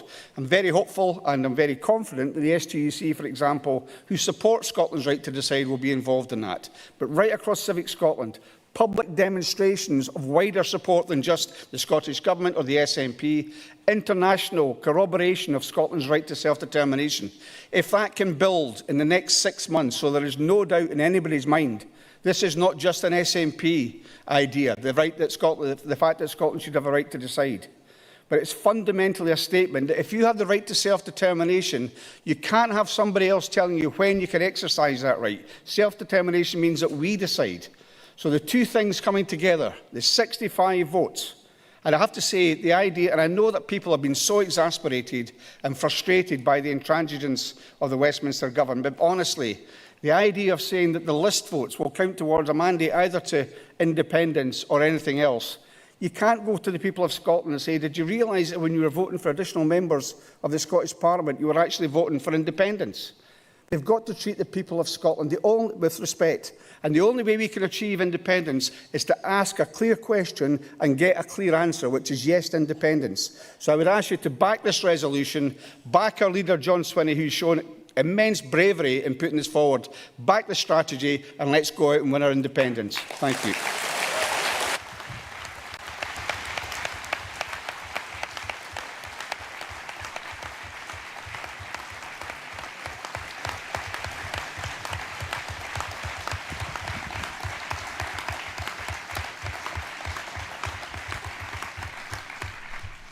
Okay, we're moving on to now debate the amendments. Can I invite the mover of Amendment A, Derek Pretzel from Oban and Lorne Branch, to the stage. He will be seconded by Graham McCormack from Dumbarton CA. So welcome to you, Derek. Three minutes. Sorry? 3 minutes. I thought it was 5. 5 for the motion. It's your amendment. Your amendment. So it's three minutes under clause 7.4. Best laid schemes. Good afternoon. I am a first-time speaker, but I have been I've been practicing since I was a wee boy, so don't worry about it.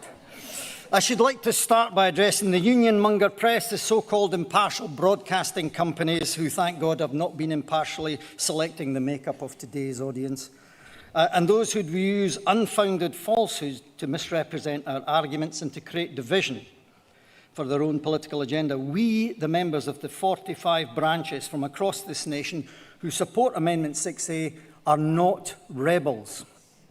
This party has had a long tradition of debating hard issues, and under John Swinney's leadership, there will be no more whist for independence. We will face up to the hard debates, and we as party members have brought forward a different pathway to that of our leaderships for discussion. And I speak to you, the membership, the delegates, not the party leadership, because whilst John as party leader is responsible for strategy, we, the unfettered grassroots membership, are responsible for party policy. And for a party that believes in the sovereignty of the Scottish people, then it's only right to deliver the sovereignty of the party membership. Now, I must confess that when I first read the resolution in the draft agenda, I thought in the parlance of political acronyms, WTF. No, see, WTF, walking towards freedom. No, I don't have time. We don't have time to be walking towards freedom. The rise of the right, the failure of the left, and the continued Klondiking of our country's resources means that we have to be strong and resilient now. We have to take action now, not in 5, 10, 20 years.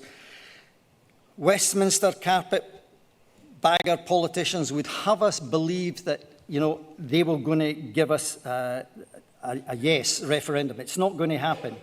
Remember, Holyrood's first administration's title was the Scottish Executive, in brackets unspoken, of Westminster. It was a government for Scotland, not one of Scotland. And as First Minister, John is compromised. He can't deal with constitutional matters unless he asks for permission. He cannot deal with Scottish independence unless he pleads for it. However, as party leader, he is under no such constraint. The SNP political party is not under Westminster control. Scotland's voice is not under such control if that voice comes from the people and not the government.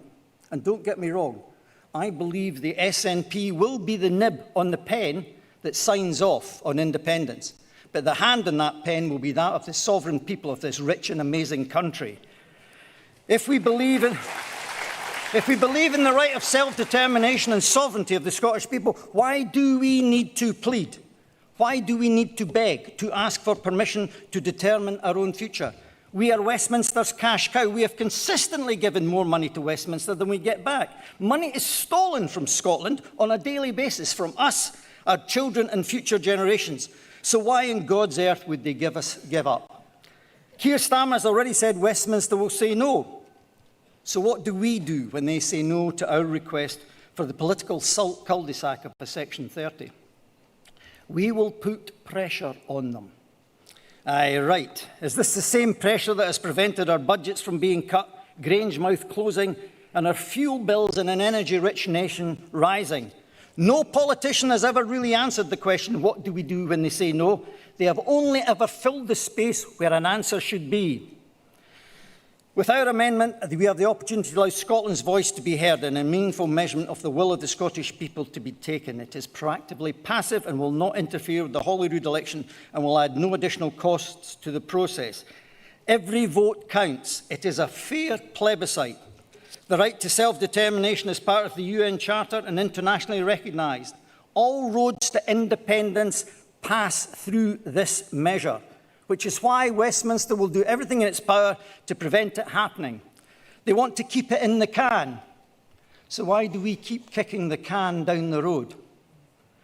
On the back of such a vote, then those parties who collectively have achieved a mandate from the sovereign Scottish people can move to dissolve the voluntary union we hear we are part of. And the only thing that is disrespectful is believing that we need the approval of our captors and not the people of Scotland to make the choice. You know, our party has been strong on Nordic exemplars and lessons from our Scandinavian cousins, and rightly so. But it's a sad day when the only one that seems to be in place is the Stockholm Syndrome. The question you're faced today is, are you prepared to fight for your country by supporting our amendment and doing so galvanise the Scottish people to turn out and vote for independence? And if I could finish on this, disappearing half the talk. Oh, well, you're a darling enough. Thank you for being kind. Now is the day, and now is the hour. You're not expected to stand on the field of Bannockburn. You're being asked to be strong and resilient, to fight for your country first. You're being asked to fight, not to plead. Independence is not a policy document. It is a state of being for our nation. And the fight for our freedom is not confined to this party, this conference, these halls. It starts here if we but have the courage to do so. Don't be feared.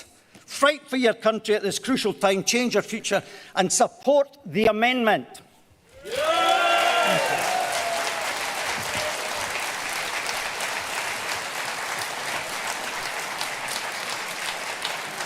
Could I remind all of those who are proposing amendments and seconding amendments, you have 3 minutes as laid out in our standing orders. Can we welcome Graham McCormick to the stage, please?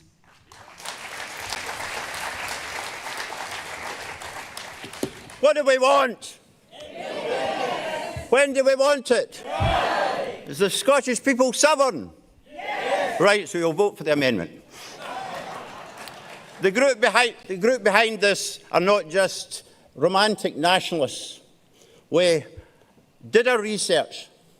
We come from various walks of life and have had various challenges in our lives, including one member who facilitated the getting together and the dialogue between the warring factions in Ireland during the Troubles. We are serious people, and I hope you will take this very seriously indeed. So far, neither John nor Keith have mentioned the legality question. Well, I want to take that head on, because the Scottish Government's got forum where legality is concerned. They maintain that they cannot create new national taxes without the consent of the UK Government. Well, I get the head of the new tax and environmental laws in the Scottish Government to confirm to me in writing that they do have that power. I was a lawyer for 40-odd years. Most of it was in property law, but when I did decide to go into litigation, I never lost a case. Now that, with all due respect, is a wee bit of a better record than the Scottish Government lawyers have. One of these cases that I won was about proving that a donkey in Dunoon wasn't of merchantable quality. Talking of donkeys, the recent right to choose, the Fresh Start, that is not of merchantable quality. We know that this party is hollowing out. There isn't a branch that hasn't suffered significant reductions. So people are not renewing their membership and they're walking away. We've got to reverse that. And the reason for that is that we don't inspire them with a date to say, we are in control. If we get the Scottish people, the majority of the Scottish people in a popular vote to say, we'll give you a mandate to deliver independence, and we say by a certain date we will do it, we will inspire the membership. They'll come back, and even people are in other parties will come back. But we've got to respect these other parties because a whole lot of mistrust went on in the last few years. So that is something which we should be going arm in arm with these people, to offer this as the way by which we have a mandate. All of us who believe in Scottish independence have a mandate to do this. The other thing I would like to say is to our candidates. Now, you might well feel that you are under an obligation to support the leadership. We were all your age once. We were inspired for the 70s, 80s, 90s, noughties, to go out because we knew that one day Scotland would be independent. It is your duty. We put you on a pedestal to argue for Scottish independence and to deliver it. Just think the legacy that you would have if you are part of the Scottish Parliament and then the Provisional Government of Scotland, and then the government of an independent Scotland and a Parliament of independent Scotland, when you can say to your children and your grandchildren and all the rest of, I was there and I did my part. So I appeal to the candidates. You're not being disloyal to any leadership. You're being loyal to the people of Scotland, and vote accordingly. Support the amendment. Thank you very much indeed.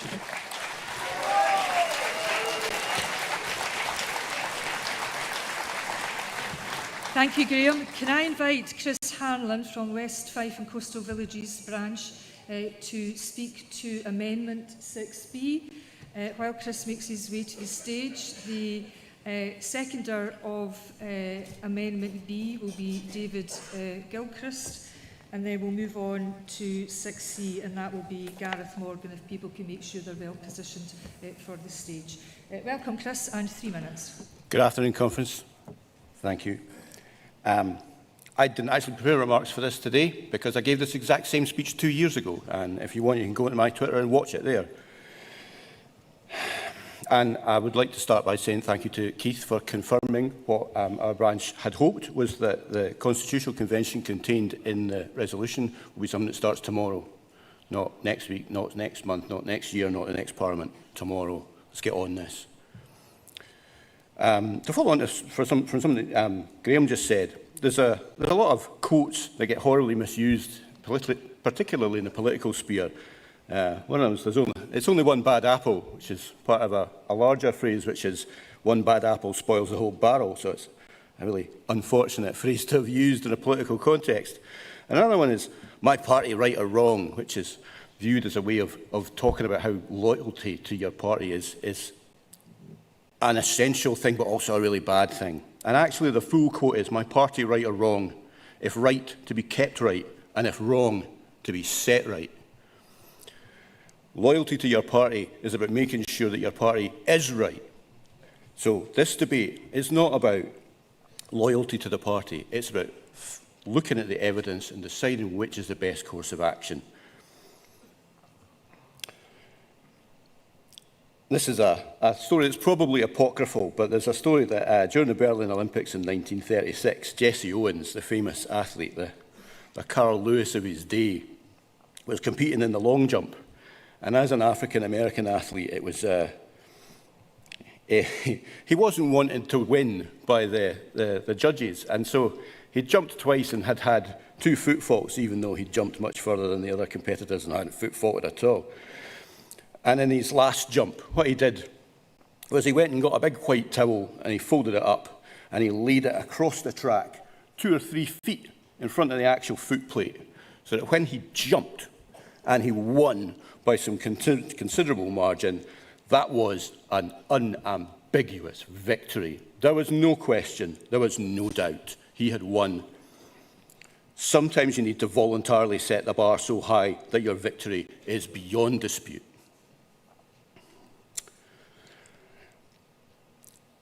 The speech I gave 2 years ago relied on the claim of right, or relied on the sovereignty of the Scottish people.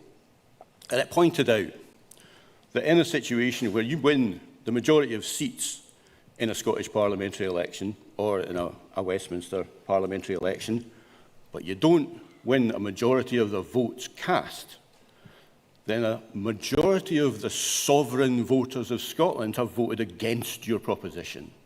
And there's no world where that's going to be something that our opponents are not going to exploit to prevent our victory.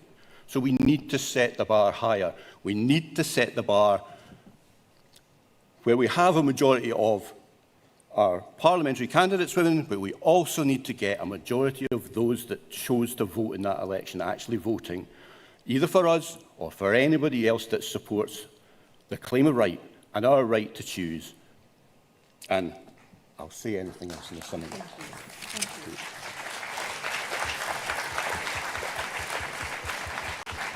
Thank you, Chris. And can I invite David Gilchrist to the stage, please, who is going to second Amendment B.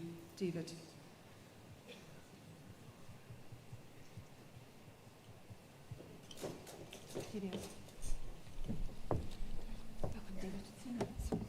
Thank you. Oops, sorry. Dear Conference, I speak to you today on behalf of the wider independence movement. Make no mistake, the SNP is the party to lead us to secure a better future for the people of Scotland.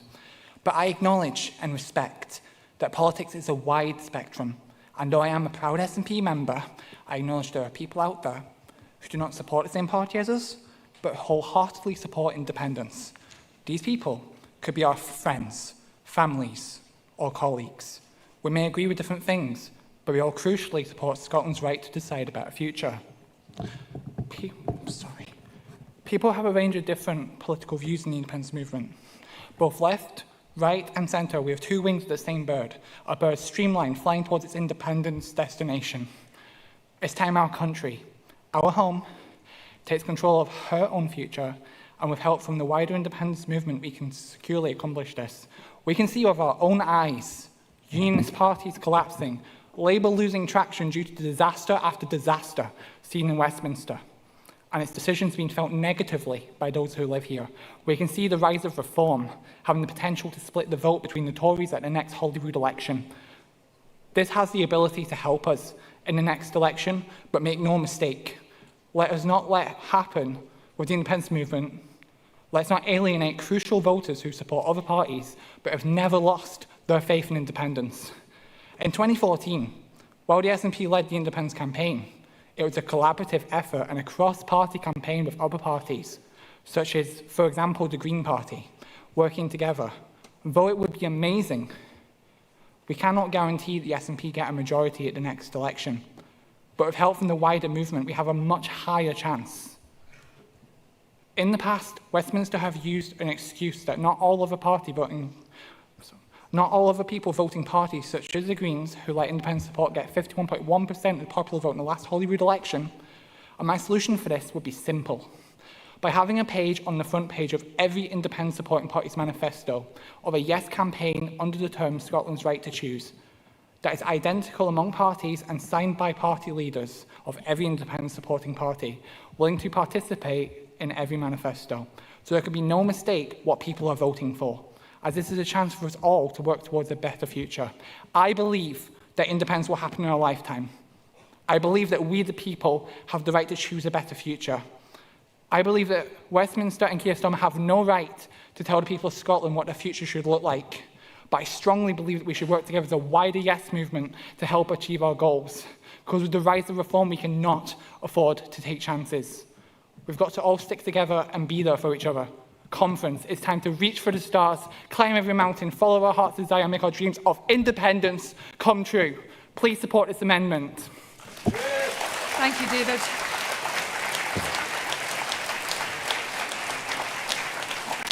Can I now invite Gareth Morgan from Dunbar Branch to speak to Amendment C, please. 3 minutes, Gareth. Thank you, Camina. Conference, I was not an independent supporter in 2014, and you'll realise from accent I wasn't born in this great country. At that time, I was still living in England and was pretty uncertain about independence, but then I had the privilege of moving to Scotland just after the EU referendum in 2016. But that EU referendum result, when 62% of Scottish voters wanted to remain in the EU, showed me that Scotland and England were on totally different sides on this issue, and I could no longer sit on the fence. So my wife and I joined the SNP, and I've been campaigning for independence ever since, partly in the SNP, partly through the cross-party Yes movement. We know clearly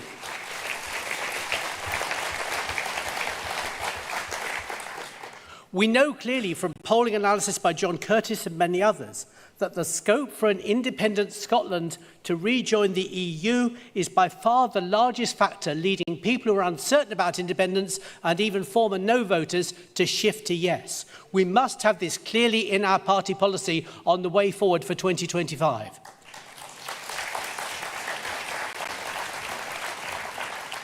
So when I saw this motion with all the arguments for independence but no explicit reference to Scotland in the EU, even though it's been strongly part of our policy so far, I asked my branch and others to support this very simple amendment. All we're proposing is that in paragraph 4, which fortunately is not affected by any of the other amendments, we just propose adding 9 words so it will read, that process must be agreed, democratic, constitutional and legal so that our nation gains recognition at home and abroad and is able to become a full EU member. That small tweak will reflect our latest SNP policy and, of course, the very clear policy of the Scottish Government in this brilliant white paper published this week. I really commend people to read it all the way through. The First Minister commits us on page 59. The Scottish Government believes that Scotland should be an independent country and a member state of the European Union, and that Scotland should seek to rejoin the EU as soon as possible after independence. This amendment is proposed by 2 branches, our MSP, by the Edinburgh City Council SNP group, and 2 former MEPs. Please support Amendment C and commit to a future of Scotland in the EU. Thank you. Thank you, Gareth. Could Councillor Matthias Coland come to the stage, please? Thank you. Conference. I'm going to tell you a story. This journey of mine started almost 10 years ago when I moved to Scotland. It all began because I really wanted a fresh challenge and move away from Portugal. I remember telling my ex-husband, choose where you want to go. I speak Portuguese, English, give me a challenge, I'll pick up the Spanish. He chose Scotland. I said, well, why not? I've been there, it's a beautiful country. So, October 2015, we landed in Edinburgh. We ended up living in a hostel for a month because getting a place to live was a bit of a challenge. We found our way. My first job was on Starbucks for a couple of months. After that, I went to work with a care worker company who sacked me just 2 weeks after I told them I was pregnant for my second child. So looking around, you'd say, maybe this wasn't for me. Maybe I was wrong. Nah. Something in my gut told me I had to stay here. There was something calling me. Jump forward a few months and Brexit happened. It was then that I realized, hold on, how come the people of Scotland voted to stay, but we getting trapped by this decision? This makes no sense. So Brexit was bad for so many reasons, but Brexit was really good for me. It brought me to the SNP and it brought me to the independence movement.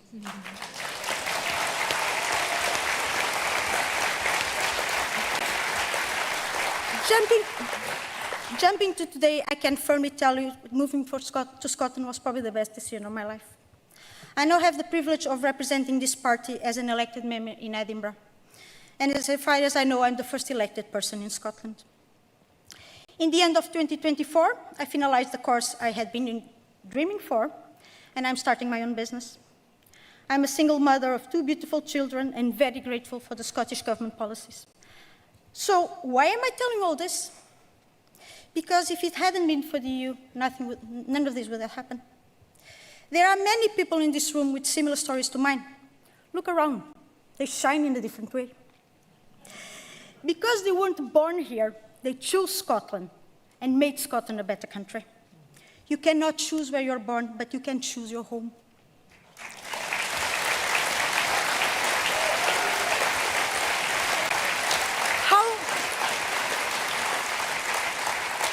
How many European people can now come and do exactly the same as we have? People from different cultures make Scotland even more special. So, First Minister, with the utmost respect I have for you, I need to tell you something. You may have forgotten to add a few important words to your motion. Words that I know you fundamentally believe in. Conference, it is essential that we rejoin the European Union as an independent country. So we have more people like me, and so many in this room, who will give more than they take, that proudly call themselves New Scots. Please support this motion. Thank you.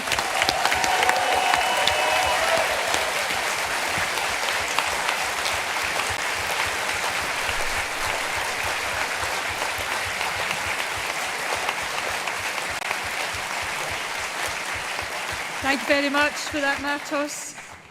In terms of Amendment D, can I ask David Mackenzie to come and speak for Amendment D?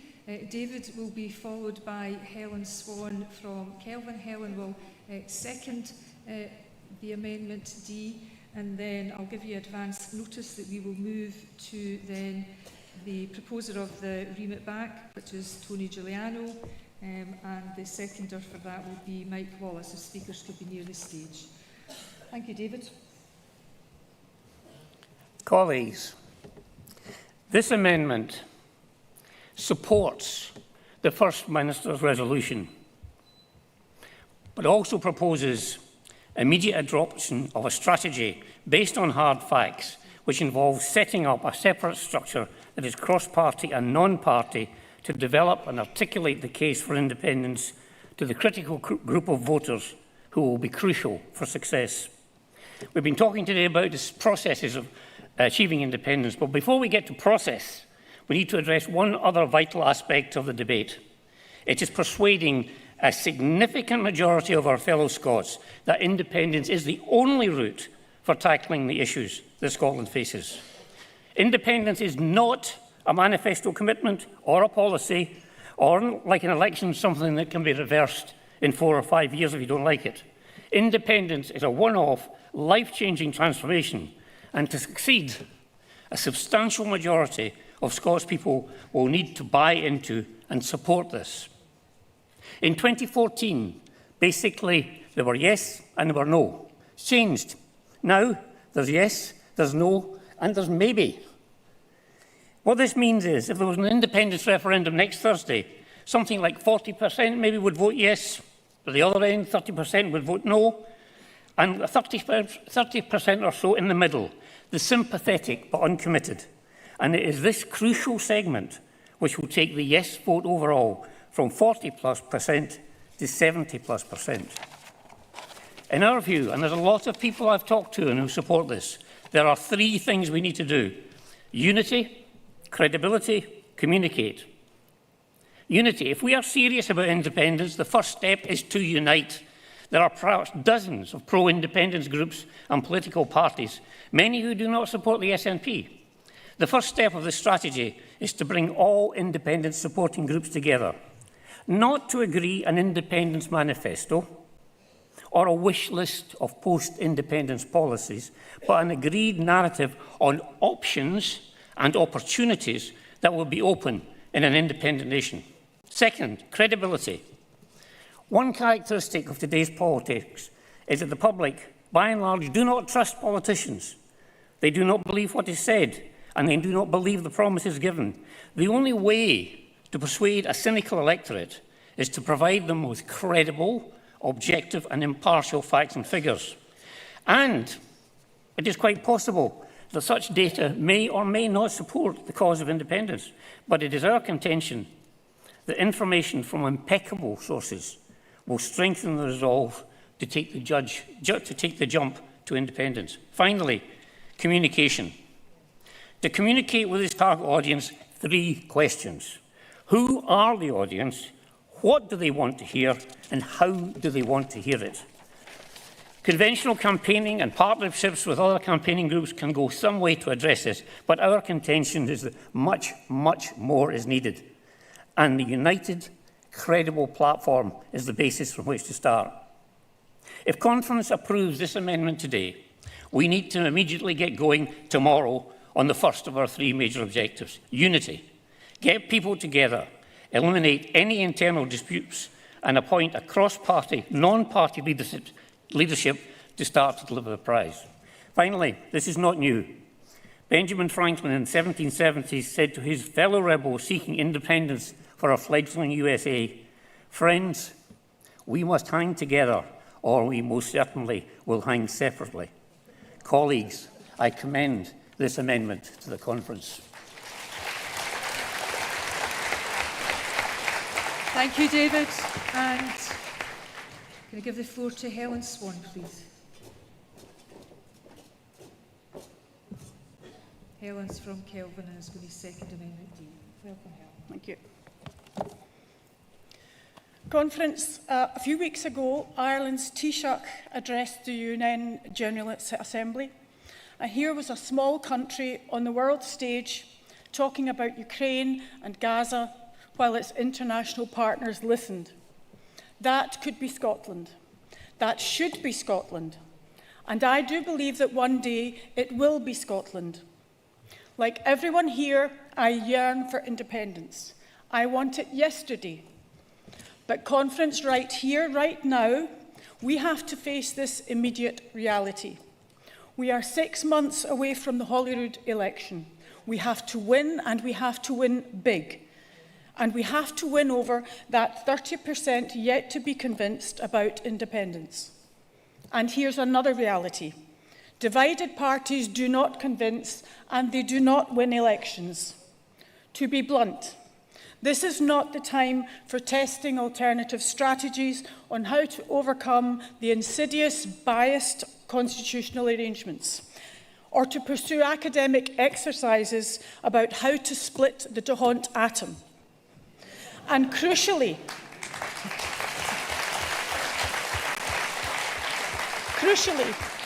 this is no time to undermine, perhaps fatally, the leader of our party.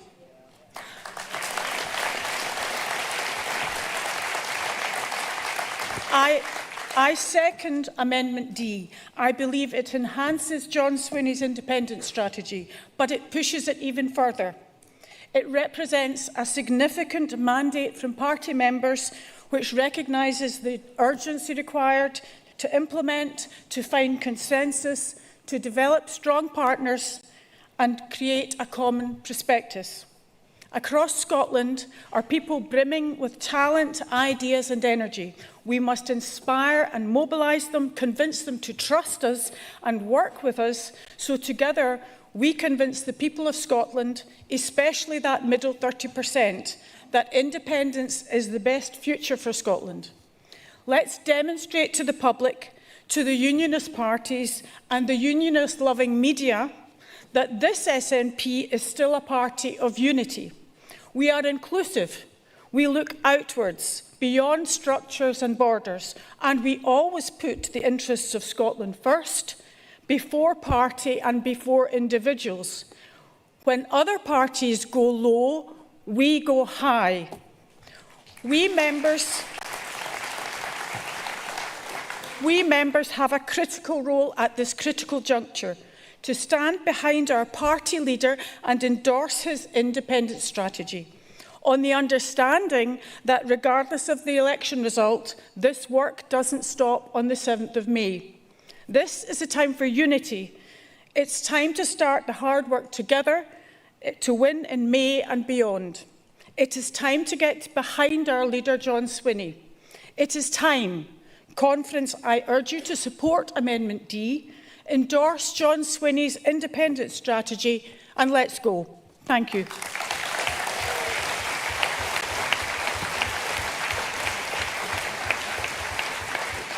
Thank you, Helen.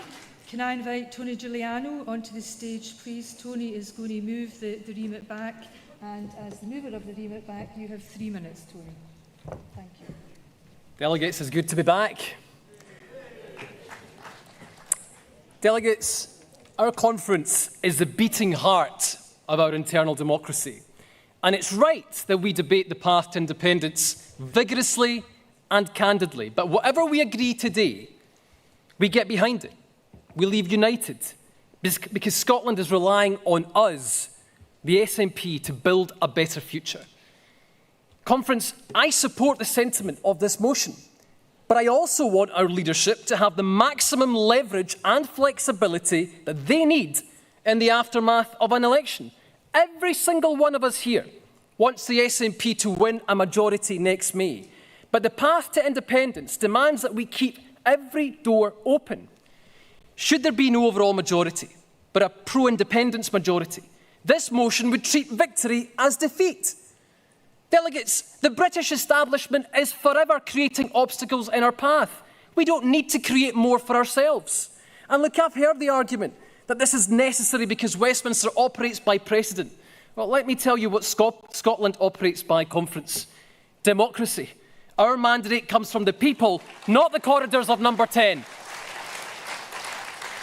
In a parliamentary democracy, when multiple parties win a mandate for the same cause, their voices together are not weaker. They're stronger. They're more representative of the nation.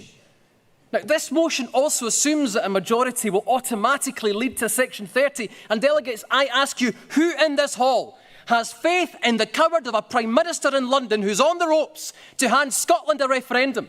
Because if we don't have that faith, then why are we putting the ball in Westminster's court?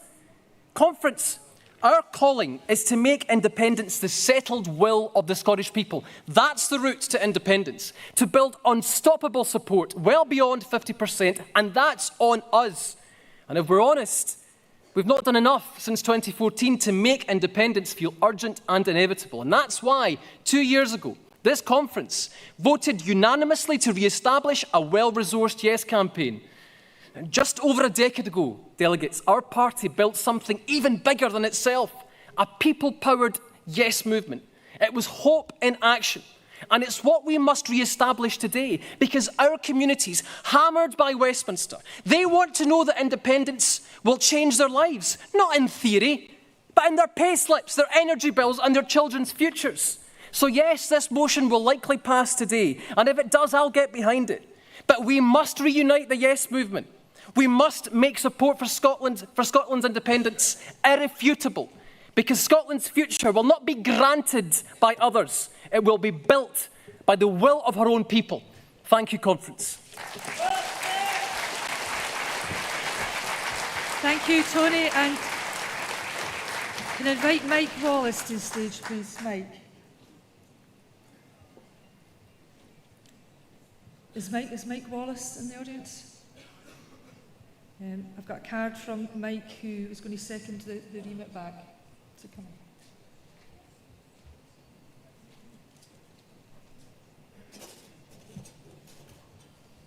And just while Mike's making his way to the stage, the next speaker will be David Burkett. Hi there. Good afternoon. I'm Mike Wallace, organiser in Newington and Southside branch in Edinburgh. And the reason I'd like to remit this back is because basically I don't think we've been presented with a full choice on this. Like, there's only really 3 real alternatives in our manifesto to stand a chance of winning independence.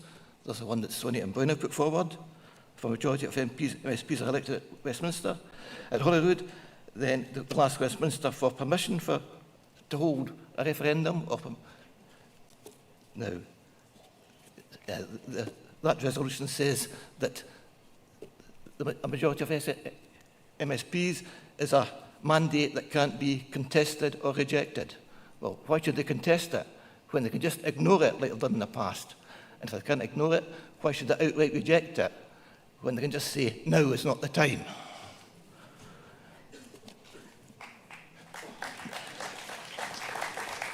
Now, on Amendment A, that wants to turn Holyrood 2026 into some sort of plebiscite election on independence.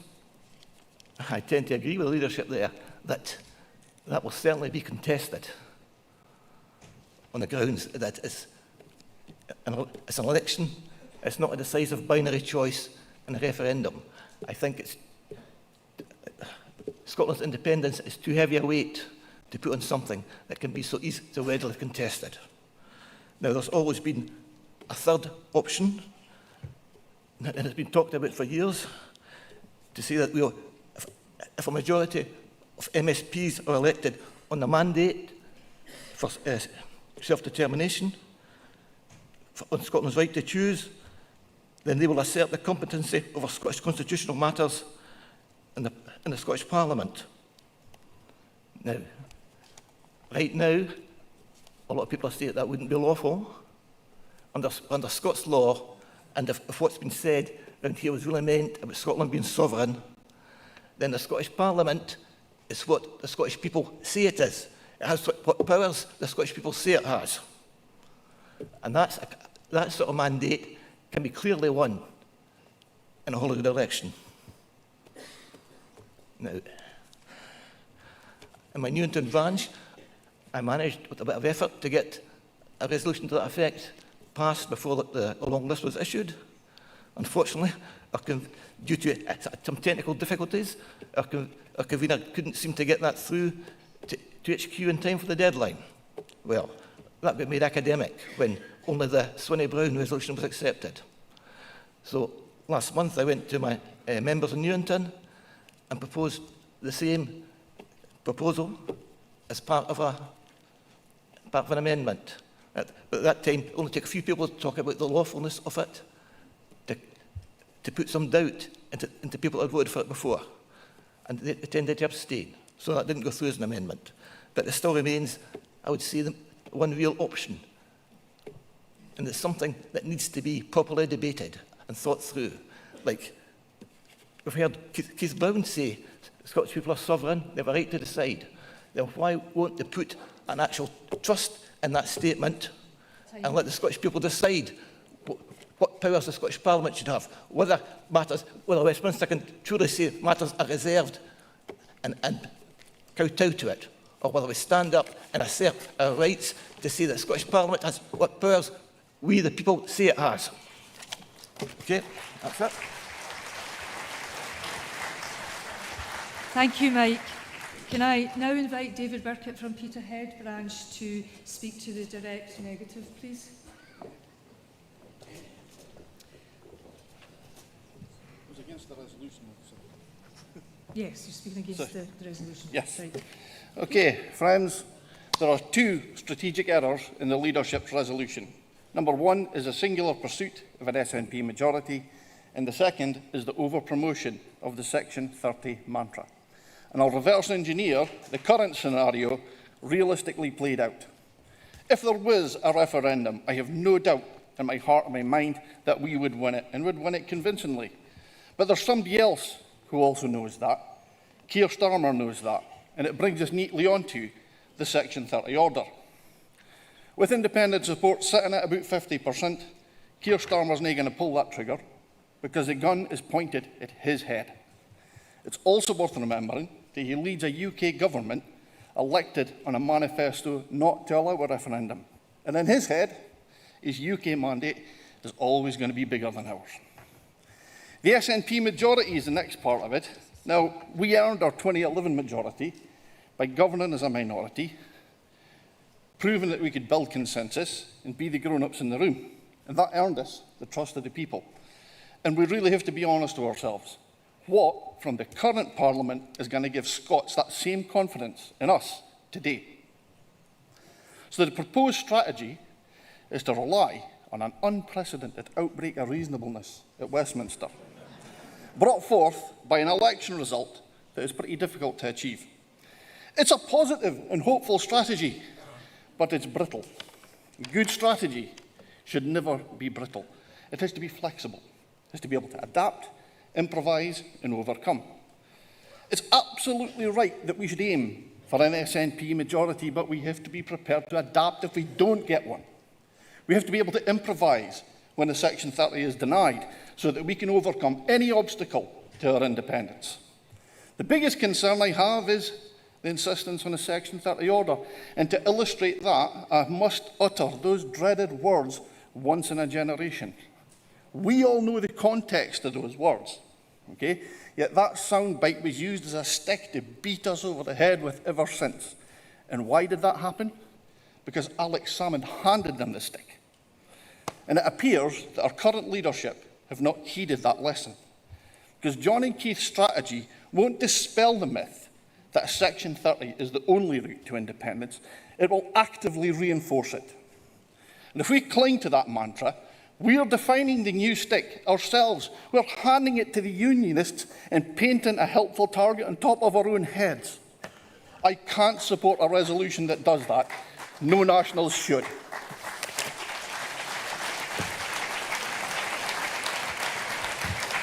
Thank you, David. So we're moving to the general debate, and to start with, could I ask Kate Forbes from Dingwall branch to come and speak for the resolution, please.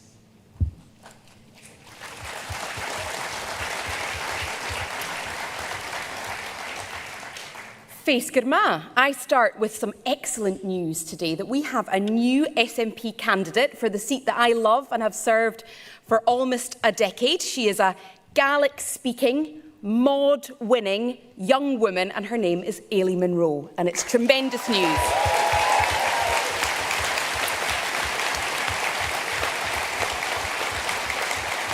And I am going to be so proud to campaign for her over the next 6 months, to retain the Highlands for the SNP, to deliver a majority of candidates like Ailey Munro, and to secure a vote for independence.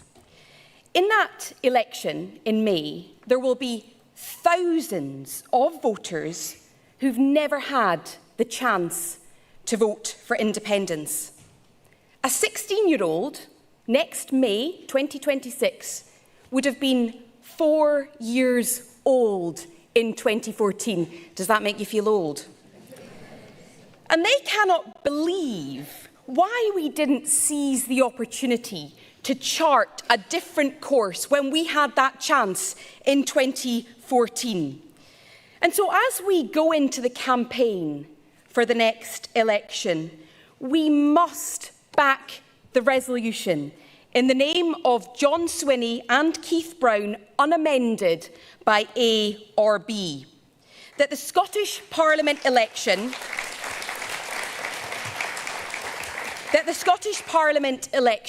will be fought on a clear platform of delivering a majority and securing another vote on independence for the more than 1 million young people who could not vote in 2014.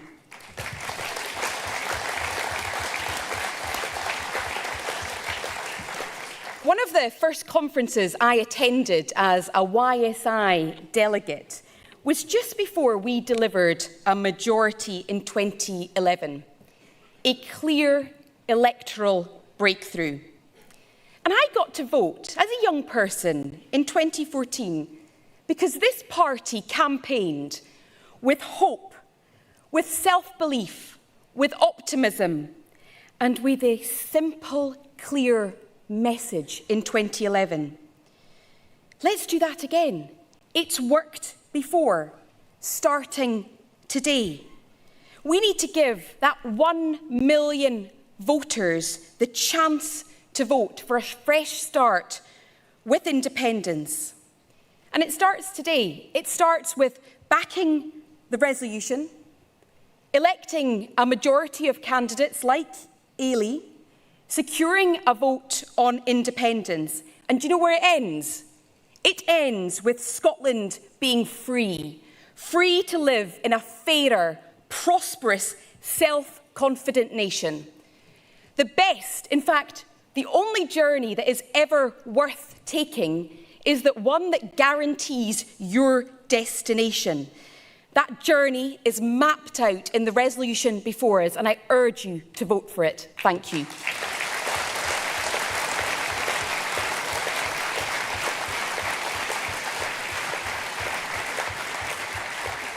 Thank you, Kate. Could I now invite Nigel Mace from Tweeddale Branch to the podium, please?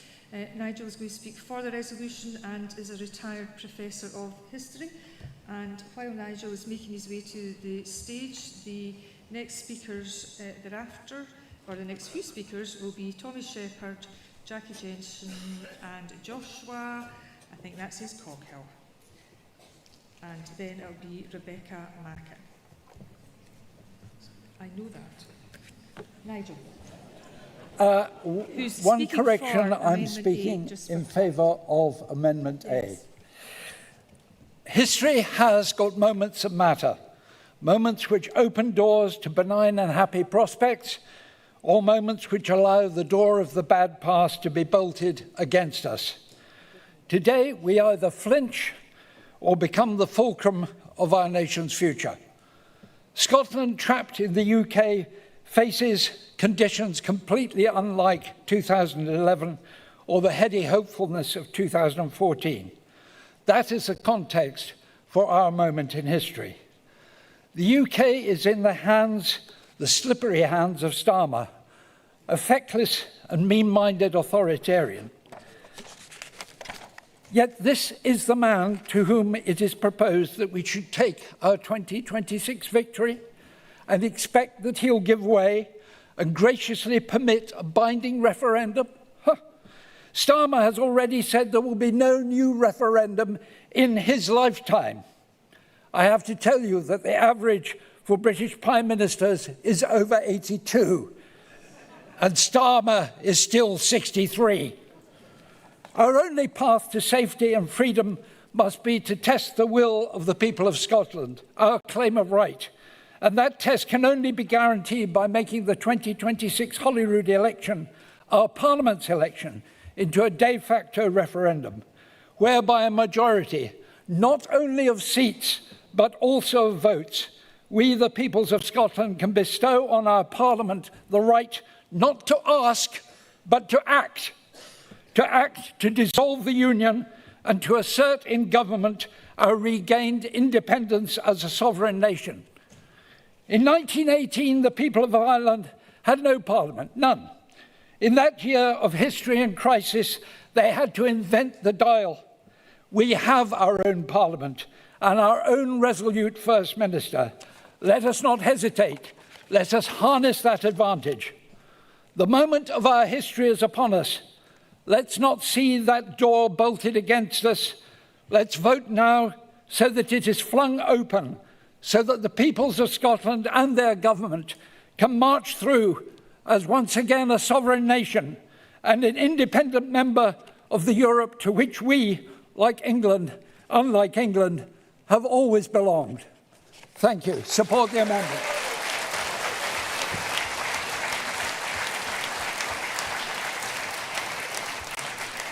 Thank you, Nigel. And can I invite Tommy Shepherd to the stage, please? Tommy is speaking against the resolution and for Amendment A.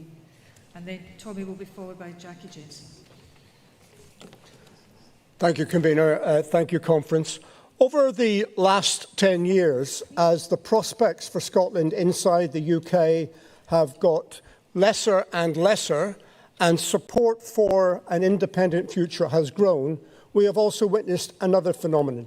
And that is that the United Kingdom, the British state, through its mechanism of the Westminster government and the Supreme Court, has doubled down on its denial of that aspiration. So much so that it now seeks to use the constitutional arrangements of this country in the 1998 Scotland Act in order to prevent the exercise of self-determination by the people of Scotland. That is where we are today, and it is a much different place than where we were in 2011 or 2012. And that is why I support the strategy outlined by John Swinney, because it marks a step in a new direction. It marks at its centre, at its core, the need to assert our self-determination and the need to build consent for that. And this is not about a Section 30 order. We are way beyond Section 30 orders. This is no longer about asking permission to do something. This is about demanding that the right we have to do so be acknowledged by the British state. And I understand the motivation of people moving the amendments, and I have some sympathy with it. And by the way, I think it is a good thing and remarkable that a conference of this size is able to debate its disagreements in public, in front of the media, and have a proper discussion about it, rather than sweep them under the carpet. But plans need to be tested, and I won't vote for Amendment B because I believe it gives us less opportunity and less chance of winning what we want than otherwise. Even if we could get over the inevitable confusion of trying to convince people what the election was about when they thought it was about something else. Even if we could convince people to put to one side all their other concerns and just vote in this one question. There are two main flaws with this approach. The first is that although there may be 50% support in this country for an independent future, much of that support is shallow, is unconvinced, is critical. They want time, they want questions answered. And if we say to those people that they're not going to get the time and they're not going to have the questions answered, the yes and no decision is in 6 months' time, then we will drive away people that we would otherwise have on our side. And the second problem is this. Even if it were possible to get a majority of people to vote for independence, 51% in an election, when even all the independence parties added together are only in 41%, even if that were possible, what do you do then when the British government says, no, you didn't have the right to make that decision? What do you do then? I don't understand, I've never understood why people think that if we get a majority in the Parliament to ask for a referendum, that will be denied by the British government, but a majority asking for full independence now is going to be okay with them. It is a nonsense to suggest that. The truth is, there are no quick fixes. We've been chasing the next election for far too long and thinking 6 months, 18 months, Scotland will be free. We need a strategy that goes up to and beyond 2031, where we use every opportunity to make sure we leave every contest stronger than when we went into it. It won't be easy. It will require patience and building a campaign to take not just the level of support for independence, but the depth of the conviction and passion behind it to unprecedented levels. That's the job we need to do. Let's get a majority next March and get started.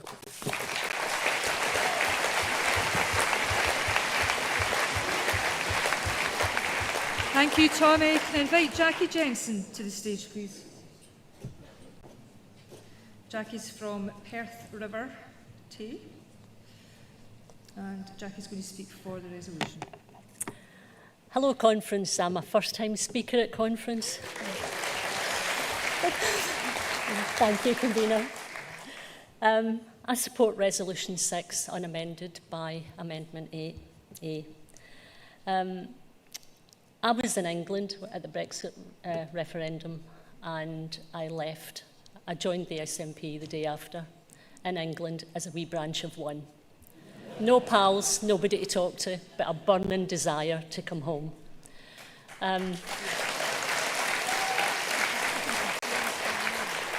So after 37 years, me and my partner, an Englishman, came to Scotland, and that was early 2021. And I believed that independence was imminent. It wasn't. I believed that rejoining the EU was imminent, and that wasn't either. So I put a bit of work in as an activist. We Believe in Scotland grassroots campaign and a role bearer in the SNP. And I had a branch with more than just me in it. It was smashing. I had pals to talk to. It was a short time, that 5 years, that I've been, 4 or 5 years that I've been an activist, but it let me hear a lot of desperation, a lot of anxiety, and people's desperate desire for a route out of this constitutional impasse that we've got. The desperation and anxiety out there now is palpable. And I'll admit I was attracted by Amendment A. I respect the group of people who have been working on it and their desperate desire to make Scotland free. And who wouldn't want that resolution now? Who wouldn't want freedom in 27? I certainly would. And we all want the same thing. We want independence. We all believe that Scotland has a right to decide our constitutional future, and for that future to be independence. But if there was a quick and easy route, I would have been right in 2021. I would have already been there. I recognise the benefits of the strategy in using precedent as an uncontested route. After all, the UK common law is based on precedent. Independent supporters are rightly angered that Scotland having to ask for a referendum and by repeated refusals by consecutive Westminster governments. But we don't need to ask. Sovereign Scots demand the right to decide our future at a time of our choosing through the election, this time of a majority government, SNP government. The election will give sovereign Scots their voice and their future. The Constitutional Convention that's been promised to us through the Fresh Start paper will help inform the population on the benefits of independence and let them get ready for thinking about the future that is to come, to make the percentage of people who are still undecided have a view, learn what independence is about and how it will benefit them. This will only happen with a majority SNP government in May 26, and that's what we've got to work for, conference. That is how we gain international recognition, a smooth transition and avoid a turbulent beginning as we rejoin the world as a nation state. Thank you. Thank you, Jackie.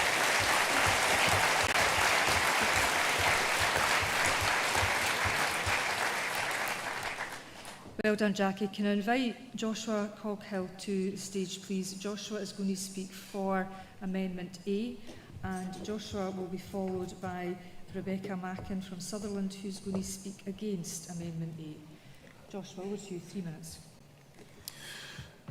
Good afternoon, friends. I stand in favour of Amendment 6A. Now, some say that election is not a referendum, that 3 manifestoed pro-independence Holyrood victories do not grant us the right to act. Let us be clear.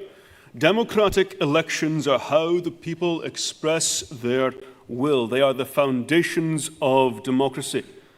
The people of Scotland have delivered a mandate. 3 Holyrood elections have returned pro-independence majorities, and Westminster has ignored them all. Amendment 6A does not reject hope or optimism. It harnesses them, turns them into preparation and readiness and action. It ensures that when the vote comes, Scotland is ready. For those who voted last time, for the million who were unable to, and for every generation who believes in Scotland's right to decide. Amendment 6A restores principle. It affirms that sovereignty in Scotland belongs to the people of Scotland, not to Westminster. That principle is older than this Parliament, older than even the Union itself, and runs through our history from the declaration of Arbroath to the claim of right to the modern affirmation of Scotland's right to self-government. This amendment is not a gamble, it is preparation. It sets a target date for independence. It establishes a provisional government to manage the transition responsibly. It creates an independence delivery unit to turn aspiration into administration. It is readiness, it is responsibility, it is the mark of a serious nation ready to fully govern itself. The SNP is the single strongest voice that Scotland has. It has delivered the mandate, it has led the argument, and it has carried the credibility that we need. 6A affirms Scotland itself, that independence is being built brick by brick across the nation, that the sovereignty belongs to the people, and that when Scotland speaks, Scotland must act.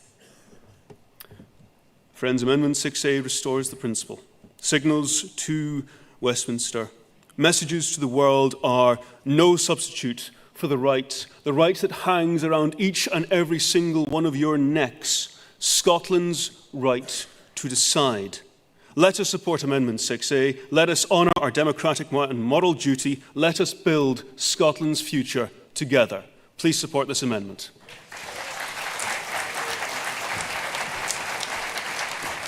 Thank you, Joshua. And can I invite Rebecca Mack into the stage, please? And Rebecca will be followed by Anne Falls. 3 minutes, Rebecca. Thank you. So my name's Rebecca Machin, and I'm from the Sutherland branch, a flourishing branch within a CA with a growing number of activists, and very young activists at that, who are giving up their time every week to campaign for independence. And you're all very welcome to join us any time. I'm speaking against Amendment A from a very practical point of view. As someone who knocks on several hundred doors a week and leaves my team to do just the same, I'm going to do that to support and promote my SNP constituency candidate. I'm also not told you there that I'm also Marie Todd's campaign manager, so that's my job. Okay, I'm promoting Marie, and I'm obviously promoting any of the SNP candidates who are on the Highlands and Islands regional list. When we do that, we are quite obviously promoting, and Marie is an amazing advocate for independence. Every door she stands on, independence comes front and centre. And we're doing that, we're promoting our own party. I'm standing there as an SNP member. So I can't ask my volunteers to start canvassing and promoting another party.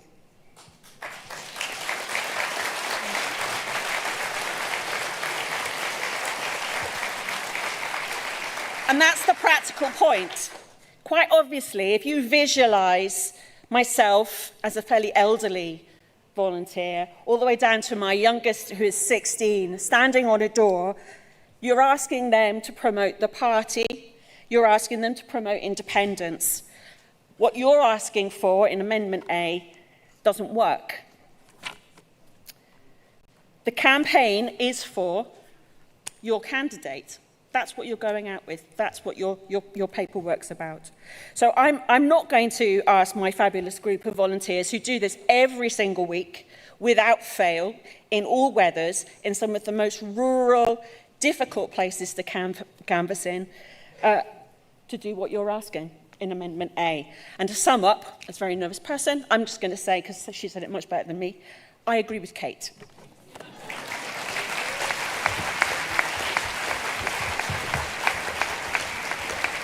Thank you very much, Rebecca. I should have also said that Rebecca is a first-time speaker as well.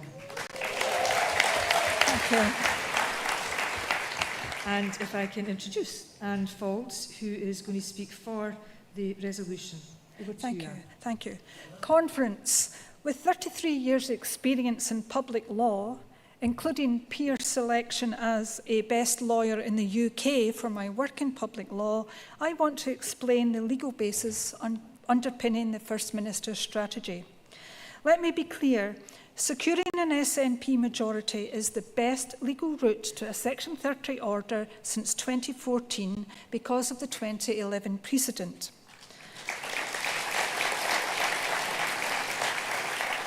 How does that work? Well, let's consider the relevant facts relating to Scottish democracy that secured a Section 30 in 2011. 1, Scotland's right to self-determination. 2, SNP's core objective to secure independence. 3, SNP securing a majority despite the D'Hondt system. And 4, support for independence polling around 30%. With a 2026 SNP majority, the relevant facts would be 1, Scotland's right to self-determination, 2, SNP's core objective to secure independence, and that does not apply to the Green Party, 3, an SNP majority despite D'Hondt for a second time, 4, SNP being re-elected after 20 years in government and as a majority government, 5, support for independence, polling around 50%. 6, Scotland taken out of the EU despite voting Remain. And 7, the 2011 precedent, which is a positive precedent for the Scottish Government. So the legal basis of Westminster's 2011 decision would be significantly strengthened in our favour, and the burden of proof would transfer from the Scottish Government to Westminster. Now, there's a clear legal presumption that the 2011 Westminster decision was reasonable in the legal sense. That is, it was based on relevant facts, ignoring irrelevant facts. With an SNP majority, I can see no relevant fact relating to Scottish democracy that could outweigh those 7 facts. To allow Westminster legitimately to refuse a Section 30, it would be legally unreasonable to do so, with the Scottish Government having a remedy through judicial review. This legal position does not apply to an independent supporting majority for which there is no positive precedent. There have been 2 independent supporting majorities, neither secured a Section 30.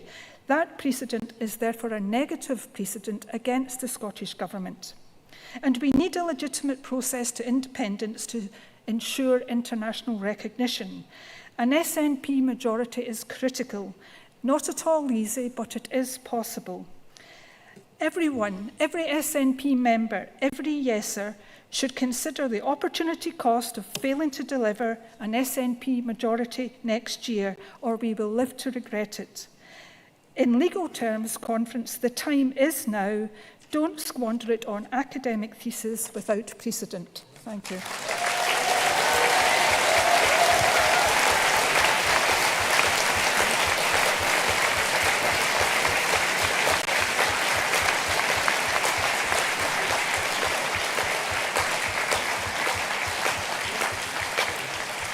Thank you very much, Anne. Can I now invite Doug Fontaine to the stage? Doug is going to speak to Amendment A, and Doug is from Oban and in the Argyll and Bute CA. Doug will be followed by Laura Mitchell from Elgin, and then I will take Kieran McNeill from the City of Dunfermline, and then Stephen Gethins. So if Doug can make his way to the stage. I should also say to Conference, we have been inundated with cards, and I'm very, very sorry that we've not been able to accommodate everyone. Over to you, Doug, 3 minutes. Thank you very much, Angela. Conference, basically I'm supporting Amendment A. Basically the reason for this is purely down to the fact we've been here before, you know, sort of like we've been denied having a referendum, and Westminster are never going to allow us to have one, not whilst we're in a position of being able to win. We need to take our destiny and our future into our own hands and give the clear message that the sovereign people of this country demand independence. We're not asking for it now, because we ask for it and we don't ever get it. Starmer has said that he won't allow us to have a Section 30. And there's not any chance that we will. So basically, I'm pleading with all of you people to demand we have our independence, that we exercise our sovereign right, because it is our right to demand independence. But it needs everybody to support it. And from now until 2026 election, push like mad to get everybody behind it and vote for it. And this amendment is not taking away any list votes for the SNP, because basically it's saying we want to acknowledge not only the SNP votes, we want to recognise all of the other ones. This is a sovereign decision that we're making. We have to include everybody in it. It has to be inclusive. So that's what I'd like to say. Please, please do support this. Thank you. Thank you, Doug. And can I invite Laura Mitchell to the stage, please? And Laura will be followed by Kieran McNeill. Welcome, Laura, candidate for Murray. Thank you.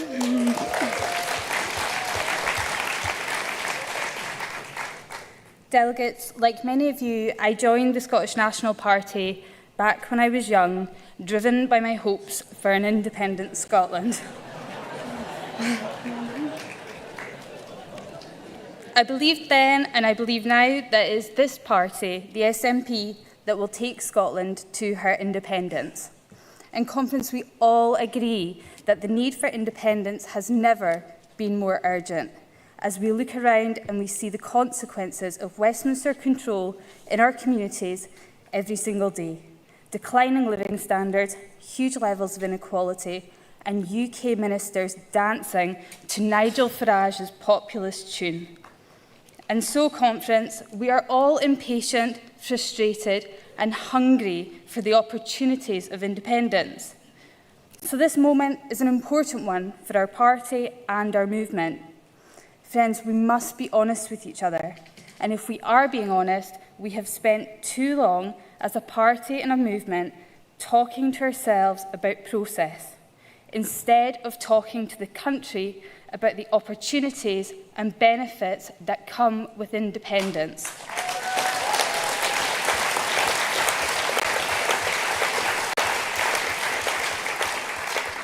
So I do hope that we will come together and support the First Minister's plan for winning independence today, as the motion sets out the process for securing independence must be democratic, constitutional, and recognised by the international community that we want Scotland to join. Our approach must also be credible and recognised by fellow Scots who do not sit in this hall, including the undecided and indecurious voters who we hope to persuade in the days, weeks and months ahead. Without those voters, there is no route to independence.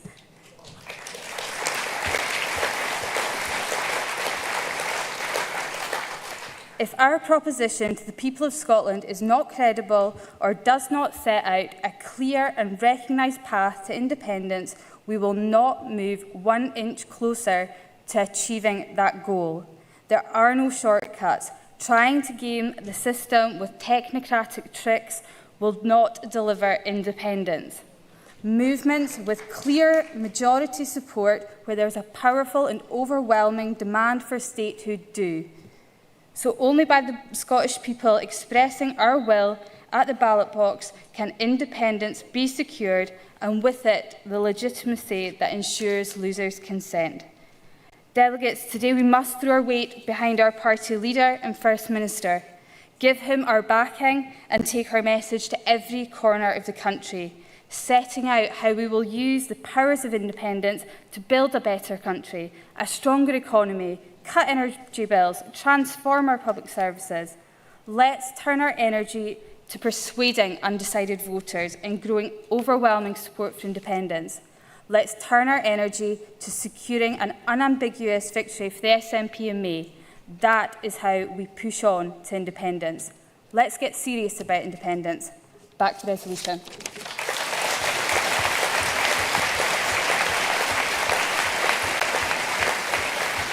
Thank you, Laura. And can I invite Kieran McNeill from the great city of Dunfermline. Thank you, Convener. Kieran's going to speak for Amendment 8. I'd like to make something clear just before I begin. It's been said before on stage and in person during conference. This amendment does not tell you to tell people on the doors to vote for another party on the list. It does not. This amendment still allows the party to do both votes SNP, a strategy which people say works. I agree, but it lets people who want to give their second vote to another party, or who will give us a second vote, or will give another party SNP 1 and Alba 2, or Green 2, or any other party 2. It does not say that every person must advocate for a second party. It doesn't. Now, I'd like to recognise John Swinney's resolution. It's a strong resolution. It reflects not only on his commitments to independence and his leadership of our party, but on our shared commitments to Scotland's future. And John is right when he says that the 2026 election must be fought on independence. And he is right to say that our route must be legal and democratic. On those principles, I completely agree, and I'm sure I speak for everyone when I say that we all agree on that. But the reality is this. This amendment does not rip up John Swinney's resolution. It's far from it. It builds on it. John has given us a solid foundation, and what this amendment does is strengthen it, ensuring that our strategy matches the political reality for 2026. Because the truth is this, 2026 is not 2011. Back then, independence and the SNP were one and the same. The SNP was seen as the party for independence. Today, independence belongs to everyone, to all of us, a movement far greater than any single party. And we must recognise that we are not the only party and force working for independence. We saw that earlier this month with John signing the Believe in Scotland agreement. That moment mattered. I think I speak for everyone here when I say it was a step in the right direction, a much needed action taken.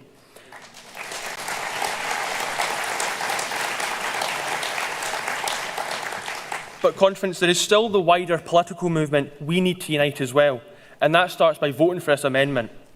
This amendment matters. John's resolution focuses on a majority of SNP seats, but this amendment seeks to broaden the mandate to reflect the entire movement as a whole as it exists today.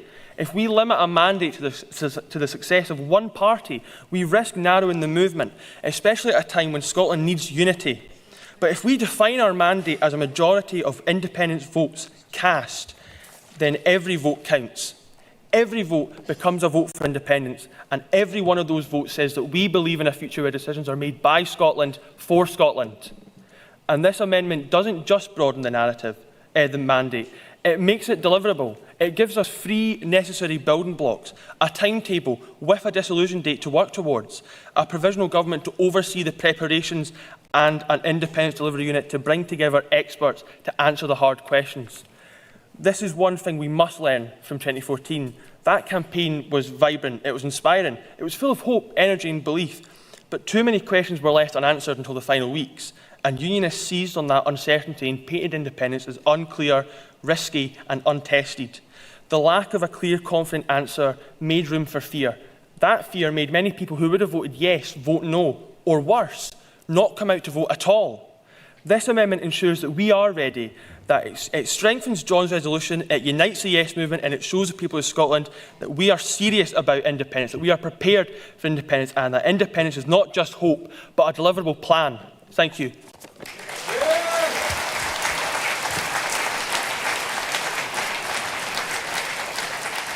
Thank you, Kieran, and Kieran was also a first-time speaker.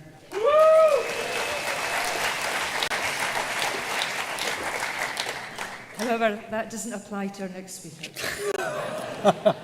Well, I do get the odd opportunity to speak, and it's good to have the opportunity to speak here. Friends, as somebody who has to go down to Westminster, thank you so much for me being able to show colleagues at Westminster that at least one party in these islands can fill a conference hall.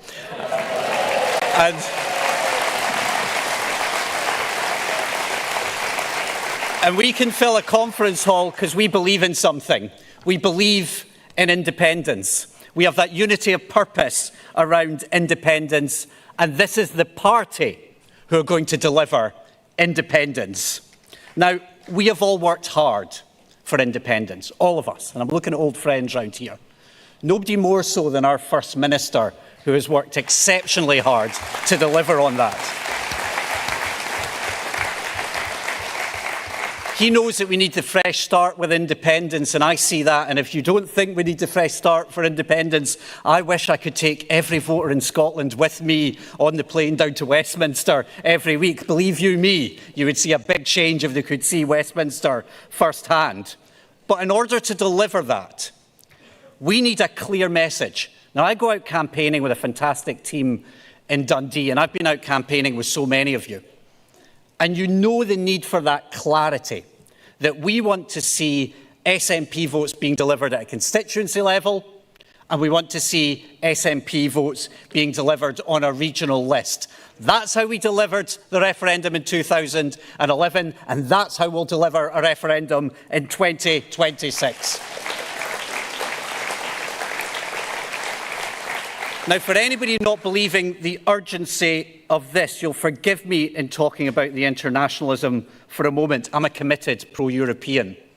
I'm proud to be part of the most pro-European party at Westminster that not only stands against Brexit, and the cost of living crisis that it has participated, but also stands against a Westminster coalition who want to follow Minsk and Moscow out of the European Convention of Human Rights that underpins our very rights that we take for granted. Now, there is a dangerous moment here, and one that underpins a massive political opportunity for us to put ourselves into that mainstream of Scottish public opinion. But there's also one of responsibility. It's a responsibility that international recognition matters. Precedent matters, showing that we don't follow the isolationists who are increasingly holding the whip hand at Westminster. And I'm sorry to my friends who have moved Amendments A and B. I can't back anything that deletes Amendment 6 and the clarity of the message that we have. And that's why I'm backing our First Minister today, and I'm proud to do so. Thank you.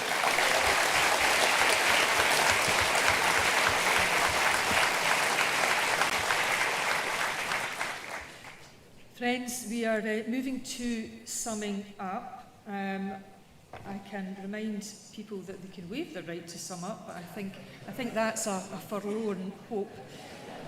So let me just read out the order in which I'll take people.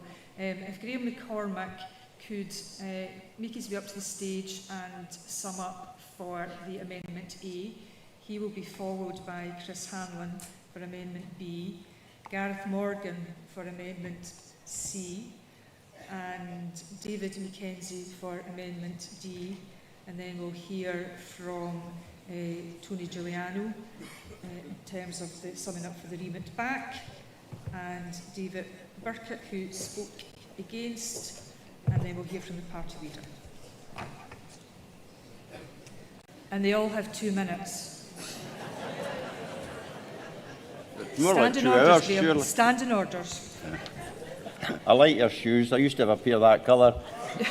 You're eating into your time.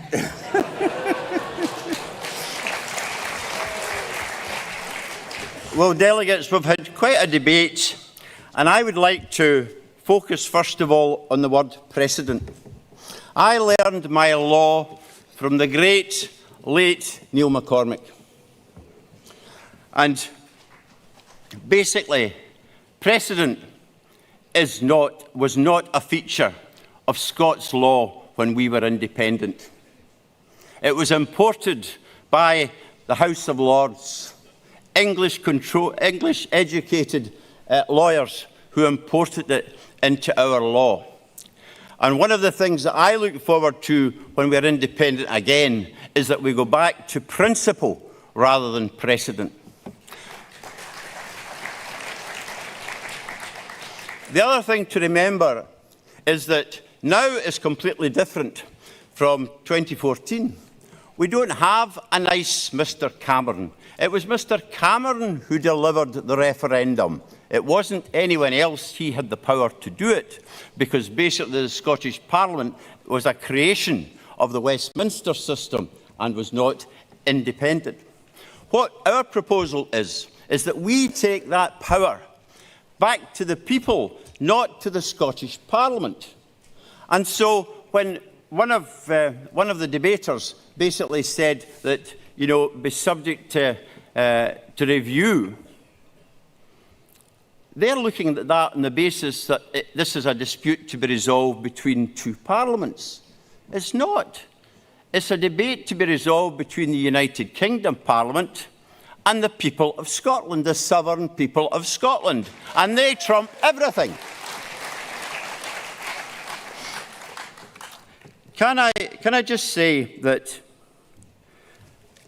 we have not heard an answer to the question that we've been asking for years. What do we do when Westminster says no? Have we to, have we to wait 5 years, 10 years, 15 years, 20 years, 25 years? I'll not be alive then.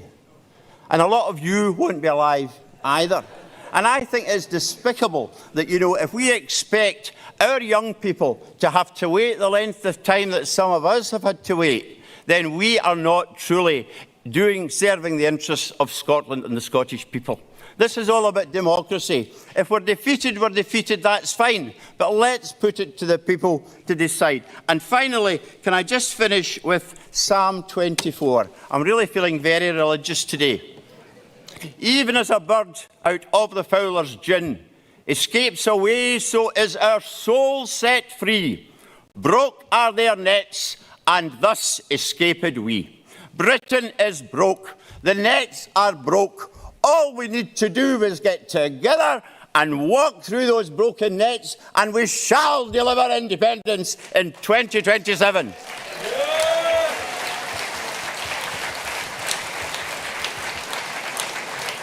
Thank you, Graham. Before I invite Chris Hanlon onto the stage, can I offer my apologies to David Burkett? I've just been advised by the National Secretary that I misspoke. I mean, he is a brave man. If you recall that when David Burkett spoke, he was speaking against Resolution 6, and he corrected me as he was not speaking at the direct negative. Therefore, my apologies.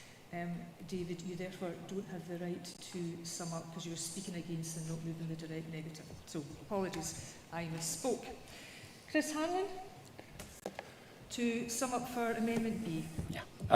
To echo something that Kieran just said, Amendment B, and to answer one of Stephen's concerns, Amendment B doesn't remove the condition of getting a majority of seats at this election. It toughens it. It adds another hurdle to overcome. So just to deal with that one, sorry, it's actually making John's job harder, because I think actually a majority of the people of Scotland need to approve his plan rather than just a majority of MSPs anyway. And I'm glad that people have mentioned proportional representation, because I think that's an important issue here. So one of 2 points I'll make is about that. First past the post is a terrible system. It forces people to vote for the least worst option, and so everybody's voting tactically for people they don't really like. And so we have the additional member system in Scotland so that people can vote tactically for the people they don't really like to win in the constituency, but they can vote for the real party, vote with their heart on the list. And, we have that opportunity here to say to people, listen, vote for us in the constituency for independence. And vote whoever you like on the list, if you like. That's fine. Listen, I'm not done speaking yet. You boo me in a minute. Absolutely. Continue with SNP 1 and 2. There are plenty of people in Scotland that are core SNP voters, and we should absolutely encourage them to vote SNP 1 and SNP 2. That's what I'll be doing. But there are other people that won't. But we should at least try to get their votes in the constituency, and we should at least consider counting them on whether we're independent or not, or going for a referendum or not. I think that's, probably the best way to go, really, honestly. And, secondly, I'm agnostic, or was agnostic at the beginning of this journey on whether to support Resolution Amendment A. On balance, I think I'm going to vote for it, and the reason is that, again, it raises the bar even higher than what John and Keith have proposed, which, I think is good, but I think I'm scared. I'm genuinely scared. I'm looking at what's going on in Ukraine, in Georgia, in Moldova, in Belarus, all across the world, and in the United States and England. I'm watching the rise of the right. I'm looking back, go and watch. I'm looking at that, and I'm actually scared we won't make it to 29. And I genuinely think that we need to raise the bar to its ultimate level and vote for it next year, or we may find ourselves in deep trouble right down the line. Thank you, Angela. Thank you, Conference.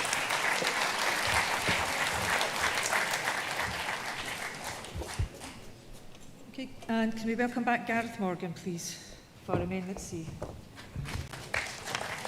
Thank you, Convener. I just need 30 seconds. I don't think anybody has spoken against Amendment C, and whatever your reservations about any of the other amendments, please support this clear commitment so that people know that when they're voting next year, that by voting SNP, they're voting for an independent Scotland in the EU. Thank you very much.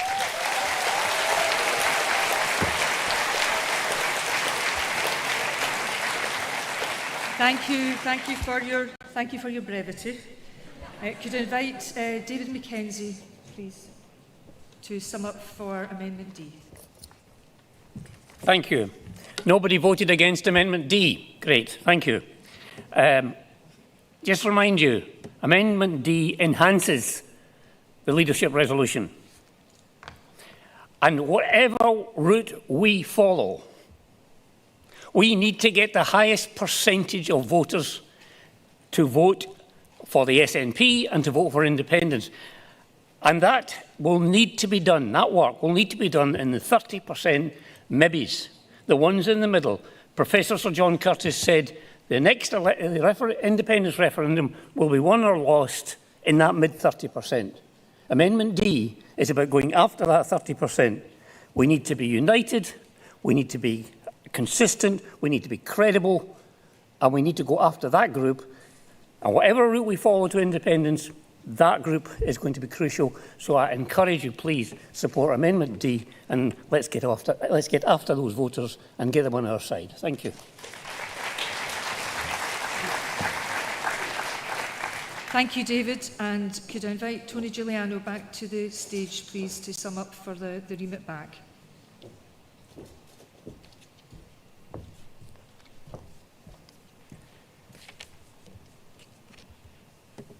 Conference, the purpose of this remit back was to put on record the risks, the frustrations and the aspirations of members and supporters across Scotland. What we really need, what our party, what our movement really needs, is a strategy for boosting support for Yes and build Scotland's self-confidence. We cannot wait for a referendum to rebuild a cross-party, well-resourced Yes campaign. This time, the campaign itself must build the popular momentum that no UK government can block. And there's never been a better time to do that. We were told just to wait for a Labour government. For how many years were we told just to wait for a Labour government? We waited, Conference. And in just over a year, they went after our pensioners, targeted disabled people, and threw the workers of Grangemouth to the wolves. And every single day that we continue to be locked out of the European Union, Scotland loses investment, influence and opportunity. So delegates, I will withdraw this remit back and give Conference a direct choice between the amendment and the motion unamended. But I want to really put in the strongest of terms to the party, please enact the wishes of SNP Conference of 2023 and re-establish a formal, cross-party, properly resourced Yes campaign to boost self-confidence in Scotland and take us to independence. Thank you.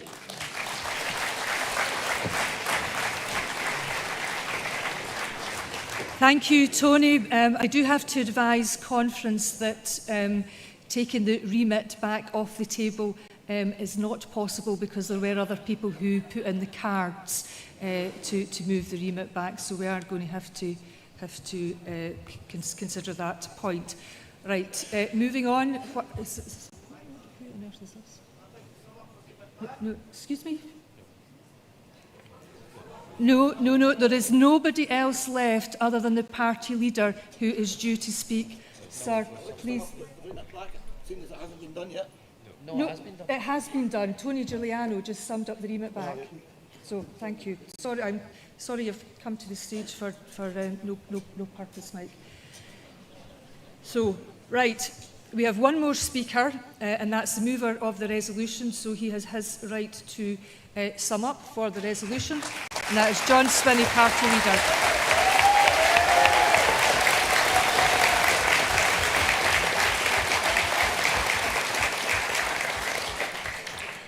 Conference, the first thing I want to say is that when I became party leader, I promised this party we would have open, respectful debates on issues that matter, and I've delivered my promise to this party this afternoon.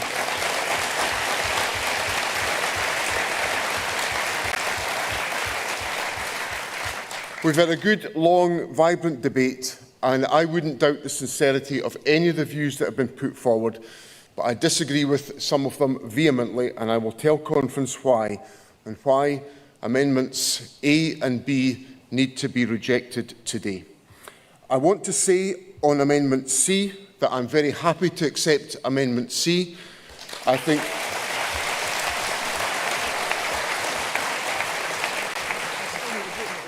Amendment C strengthens the resolution because of a point I'm going to come to about the process of domestic and international legitimacy that is required here. I also want to encourage Conference to support Amendment D because I want us to be in the vanguard of an inclusive Yes campaign that works with others. That's why we've agreed with Believe in Scotland to work together, and I welcome that collaboration.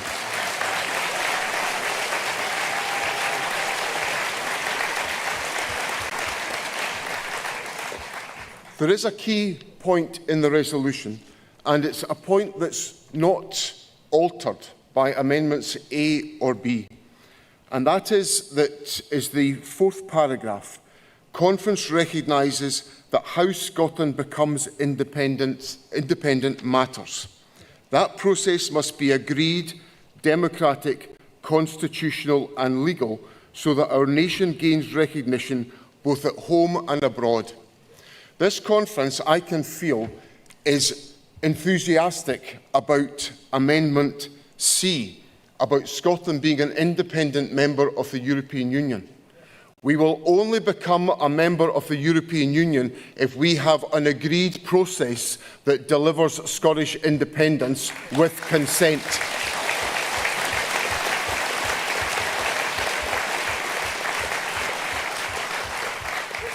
And the problem with Amendments A and B is that these are judgments that we are being encouraged to come to. They are not agreed processes. Nobody else has consented to them. Nobody else has said, we'll accept the outcome of the results of Amendment A or B if they happen. So we'll be stuck again. And my resolution is about breaking the logjam so that Scotland's people decide Scotland's future.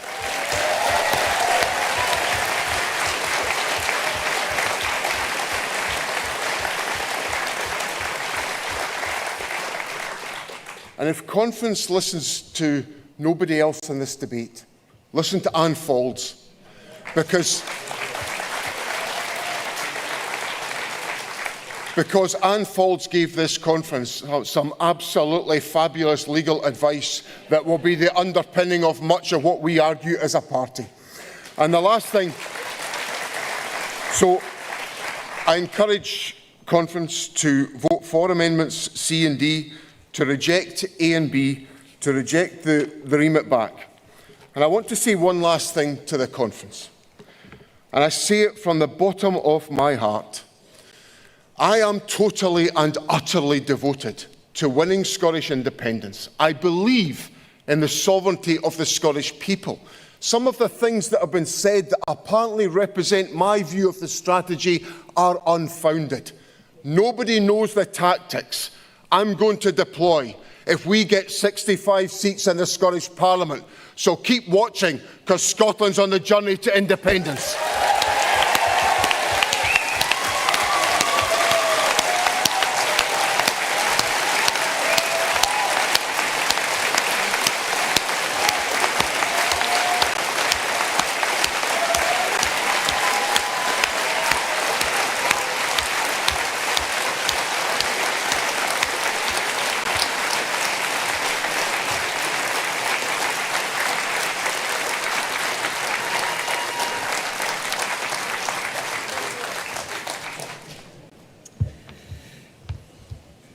Right, Conference, it's voting time. We'll go through this to make it easy and simple and hopefully clear. The first thing I want to advise, and that's if Amendment A passes, Amendment B falls. It's just to make that information clear to people. The first vote, and if you get your cards ready, will be on Amendment A. So if I could ask all of those in favour of Amendment A to raise your cards now.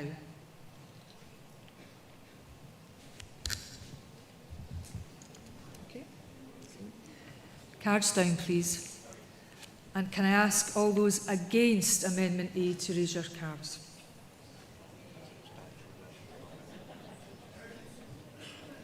Cards down, please. That is a substantial vote against Amendment A, so Amendment A falls.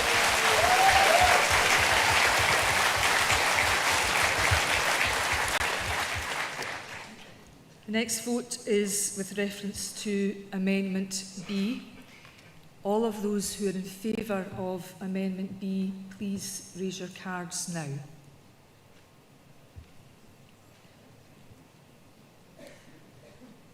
Cards down. All of those against Amendment B, cards up.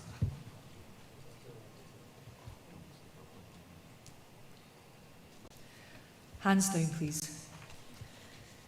Amendment B falls overwhelmingly.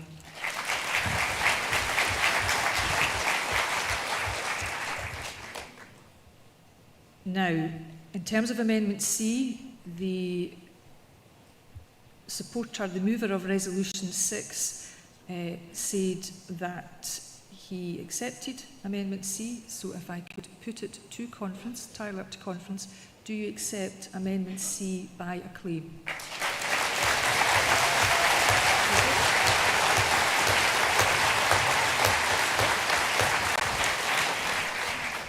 And likewise, with Amendment D, party leader indicated, or more than indicated, said that he was content with Amendment D, and if conference accepts, we can accept by acclaim, if that is what conference wishes.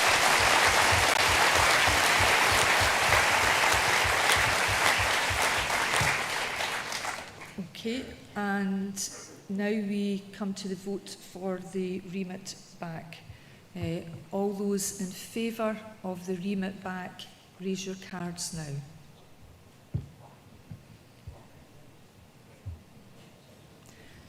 Hands down, please. All those against the remit back, cards up.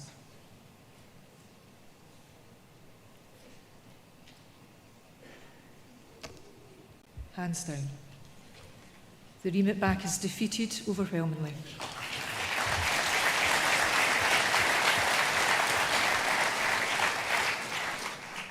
And we now come to the resolution as amended. All those in favour of the resolution, raise your cards.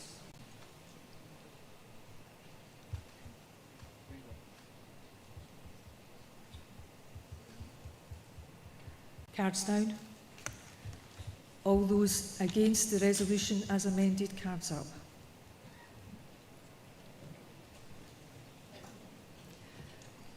Hands down, please.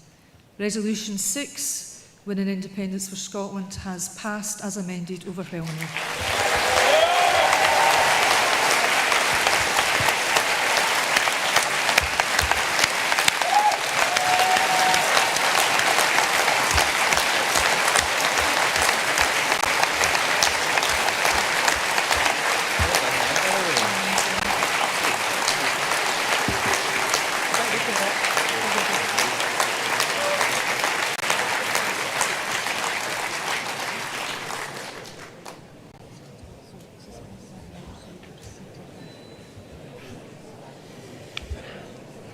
Conference, thank you very much. That was a great debate in the finest traditions of this party. We do still have a lot of business ahead of us, and I am seeking approval from Conference to suspend standing orders so we can continue our business to 5 o'clock so that we can continue with the resolutions and other business. Is that acceptable to Conference? Thank you very much. For those who are leaving, can you please do so quickly and quietly? We are about to move on to Resolution 7.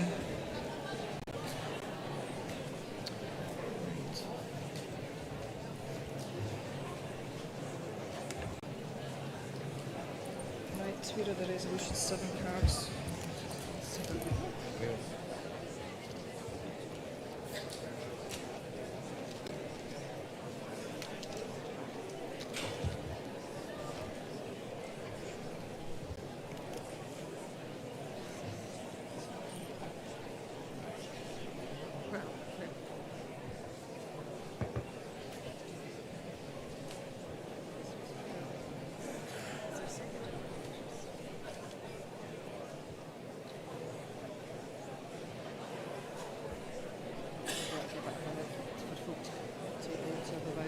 possible to speak.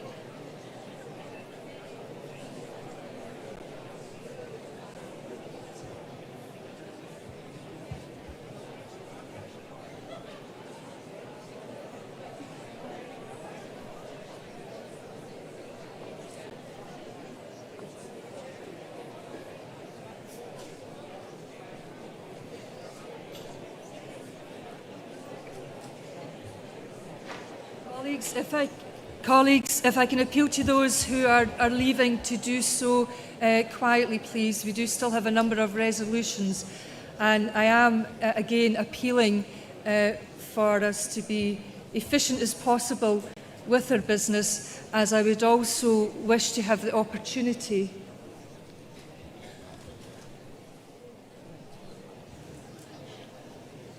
I'm very keen that those who have went to the bother and who have succeeded in having their resolutions tabled get the opportunity to speak to them.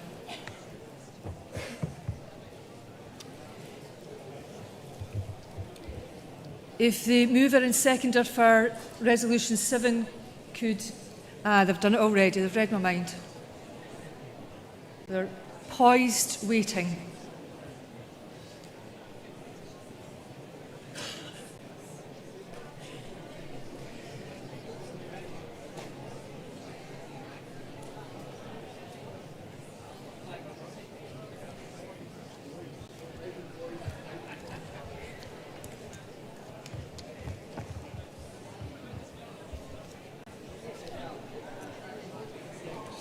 Want to go? Yeah. Okay, conference, I'm going to invite Bill Ramsey to move Resolution 7, maximising revenue for Scotland. I'm quite confident he can speak above the hubbub at the back. Over to you, Bill. Thank you, Angela, and thank you, colleagues, for remaining in the hall for this very important debate. Resolution. Bill Ramsey, Trade Union Group, moving to maximise revenue for Scotland now, which will help maximise the vote for independence next year. A few days ago, at the behest of the STUC, Tax Justice Scotland produced a report on what could be done now in the devolved context. A couple of hours ago, a historic event occurred in this hall, as well as a historic event just a few minutes ago, when the General Secretary of the STUC, the umbrella body for all unions in Scotland, addressed the Scottish National Party. That speech 2 hours ago represents a historic shift in Scottish politics, actually, confirming the SNP as the principal social democratic party of this nation.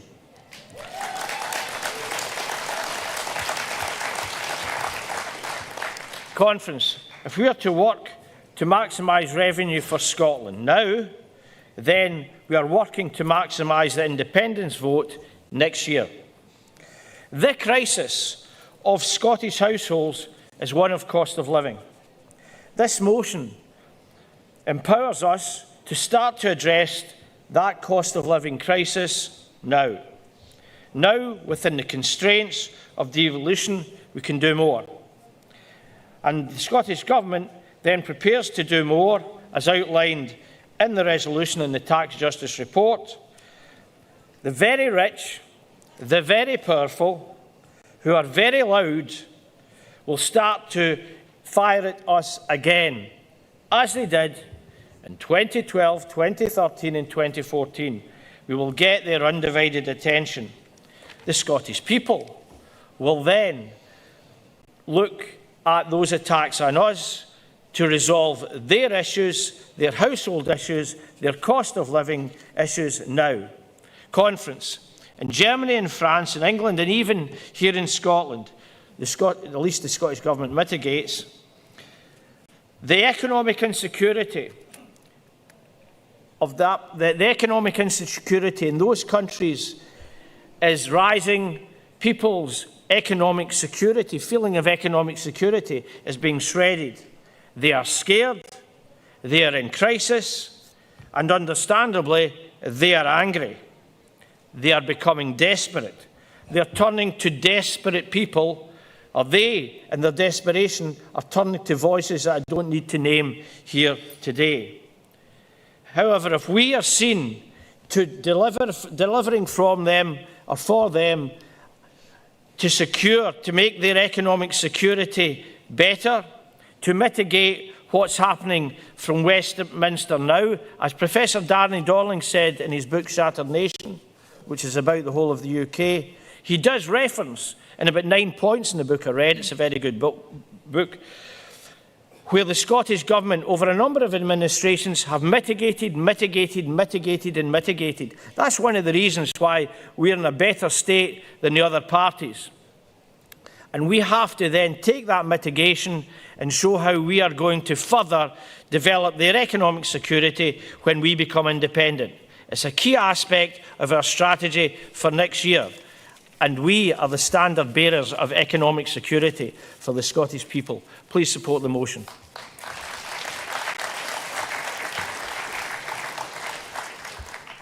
Thank you, Bill, and well done on speaking over and above the racket at the back. And Chris Stevens, welcome to the stage. You've got 3 minutes, and Chris is going to second the resolution. Well, thank you very much, Convener. And as the motion says, we are in a cost of living crisis, and we all know what that means, don't we? Food costs up, people struggling to pay their mortgages or their rent, utility bills up considerably, insurance payments up. And at the same time, the supermarkets, the banks, the private energy companies and the insurance companies are recording record profits year in, year out. And yet, none of those sectors that I've just mentioned are subject to a windfall tax. We should continue to argue, and our colleagues at Westminster should continue to argue, there should be a windfall tax for the supermarkets, the banks, and certainly the private energy companies and the insurance companies when they're recording record profits and people are struggling to pay them and to meet their own costs. Now, what are the benefits of a wealth tax? Well, Ros Foyer gave us some statistics earlier, and I want to build on those statistics. So the recent Tax Justice report, it's staggering, folks. The wealthiest 5 families in Scotland hold more wealth, that's 19.3 billion, than a quarter of the Scottish population with the lowest wealth. The wealthiest 2% in Scotland have more wealth than 50% of our population combined. The wealth of the 10 richest families in Scotland rose by 8% last year, outstripping average earnings, which rose by 5% last year. The 5 richest families' estimated wealth is more than the Scottish Government collected in income tax last year. Now, what would a modest wealth tax of 2% on assets of more than £10 million raise? Well, those 10 families I mentioned earlier, that would raise £492 million. That's from those 10 families alone.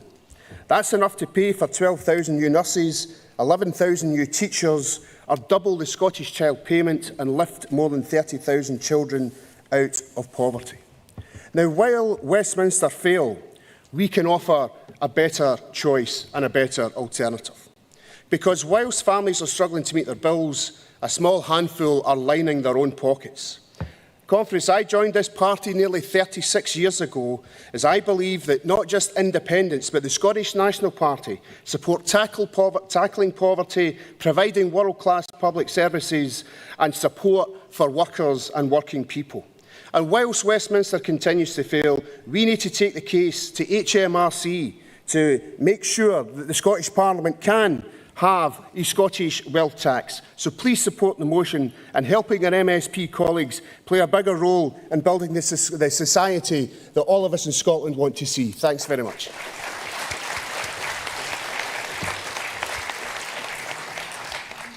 Now, I've got a card in to move the remit back, and apologies in advance because I'm quite sure I'm not going to pronounce this gentleman's name correctly. But can I invite Siari Drakikov to the stage, please?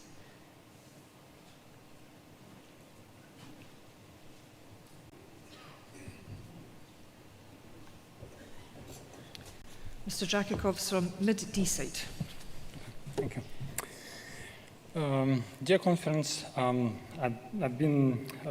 haven't prepared in advance, so kind of need to be reading from my notes.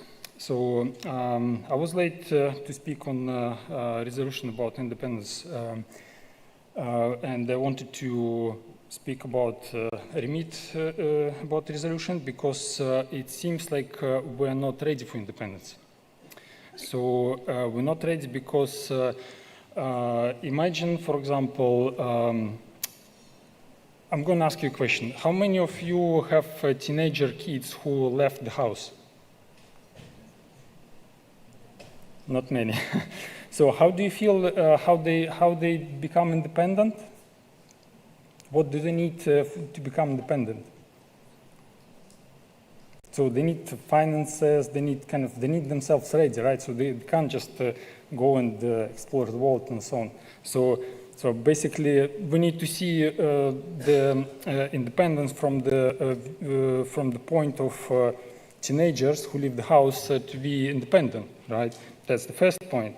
Second, that might be a difficult question to ask. Is any one of you have been divorced? So you see, that's another example of readiness for to be independent from, I don't know, for different reasons people get divorced, right? So, but anyway, you need to be ready for what's going to happen next, right? So, and I was looking at these kind of points, and I saw that we're not ready for independence. So if anything happened today and the British government say, yeah, okay, we give you an opportunity to vote, and we vote, and the independence happen, are we ready to sustain ourselves for another year? Do we have resources? Absolutely. I don't know. I don't believe it. So, but anyway, so this resolution should be talked first before the independence resolution, because the readiness for the independence come first. 30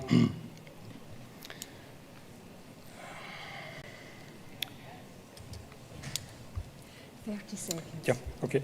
So to finish my notes, it's this is not about delaying independence, it's about earning it. So we need to earn independence through, as this resolution comes, through revenue, through trust, through other points as well. And so services improved and transparent plans delivered, trust earned, and yeah, so basically support this resolution so we can try to prepare ourselves for independence. Thank you. Thank you. Is there a formal seconder for the remit back? No, I don't see one, so okay. Does the mover of the motion wish to sum up? Okay, that's very kind of you, sir. Okay. Can I put it to conference that we pass this resolution by acclaim?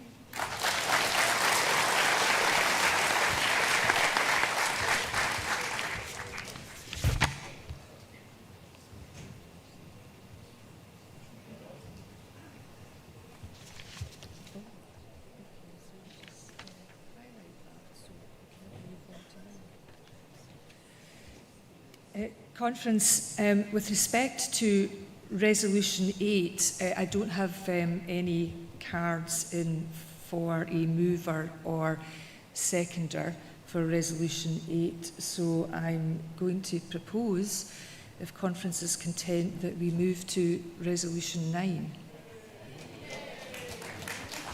Right. I take that as an affirmative. Right, we've got cards. 9. So, Right. Resolution 9, combating voter apathy. I would like to invite Councillor Dawn Black, who's the candidate for Angus North and Mearns, who's going to move the motion, move the resolution.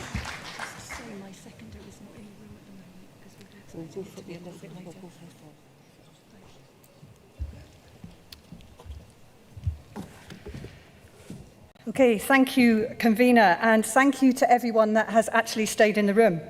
In an ideal world and a healthy democracy, all of our citizens would be interested in their community and engaged in political discourse.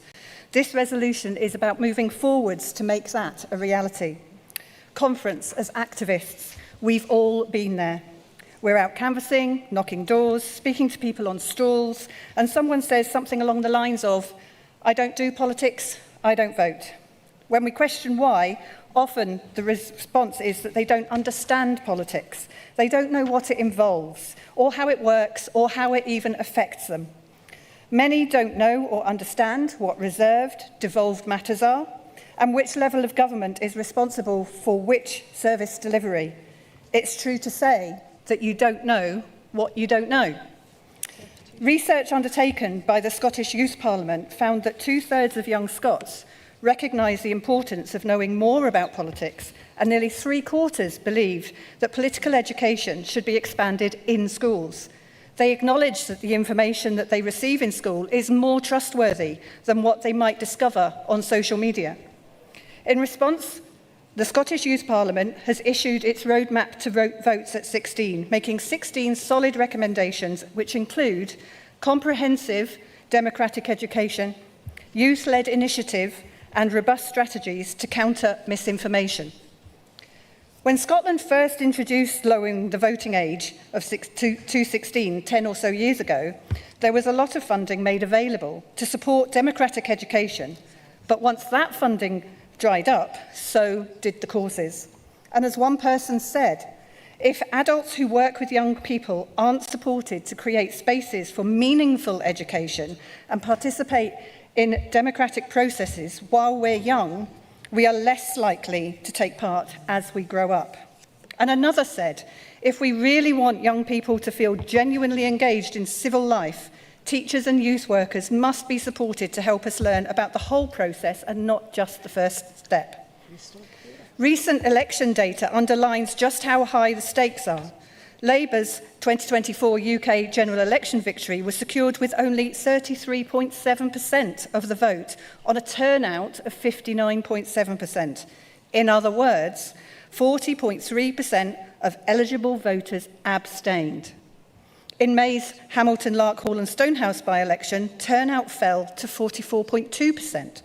Labour prevailed with 31.6% of votes cast, which is barely 13.9% of the total electorate, while 58.5% stayed home. These figures expose a democratic deficit that demands action. So, Conference, let's act today to make sure that the future generations are equipped with that knowledge and have an understanding of our political systems so that we can close that gap by ensuring that every secondary school pupil leaves with a solid grounding in how our political institutions operate. Not just those that choose to take higher modern studies, politics, or join the debating club, but all pupils, so that they do not feel ill-prepared to vote. Let's not leave it to chance that their families are politically engaged and discussing these things with them. To support this, we also urge that pupils are assisted to register to vote once they are entitled to at age 14, generally during S3. Importantly, consideration also needs to be given to providing a toolbox for teachers to enable them to deliver these sessions in an engaging and non-partisan way.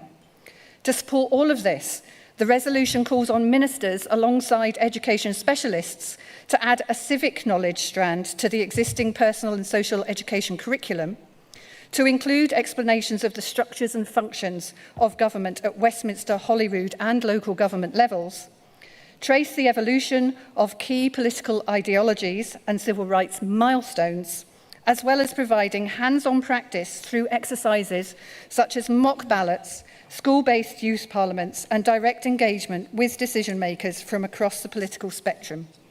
In short, conference, let's educate our young people on how elections work, why their vote matters, and how to evaluate candidates, honing their democratic skills before they leave school.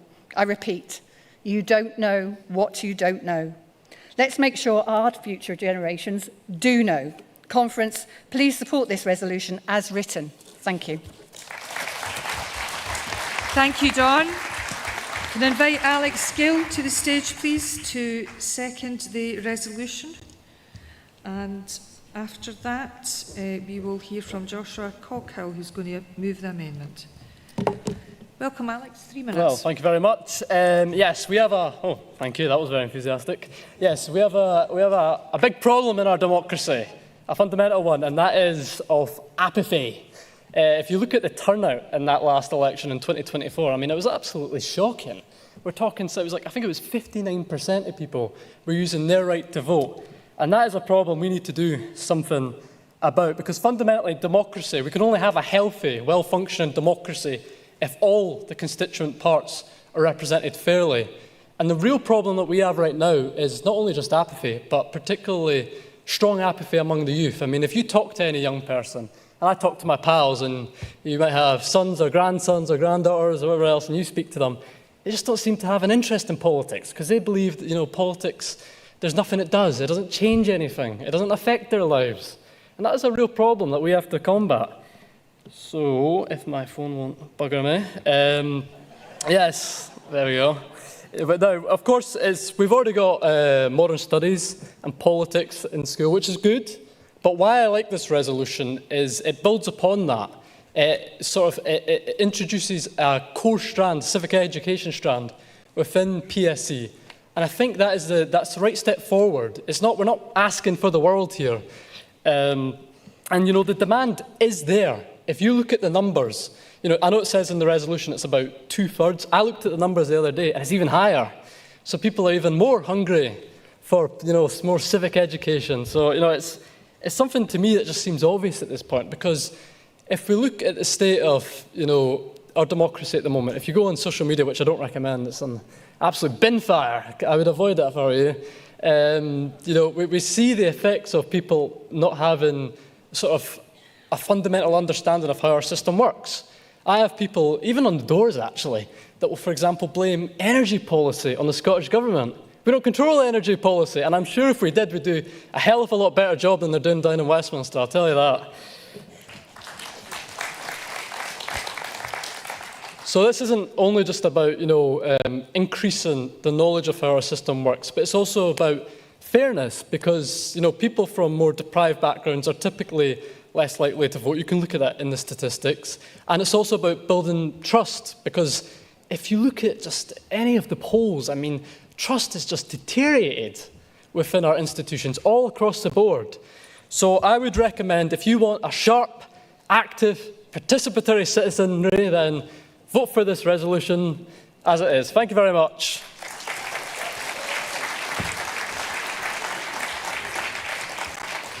Thank you, Alex. And Joshua, where's Joshua, who's going to propose Amendment E? There you are. 3 minutes.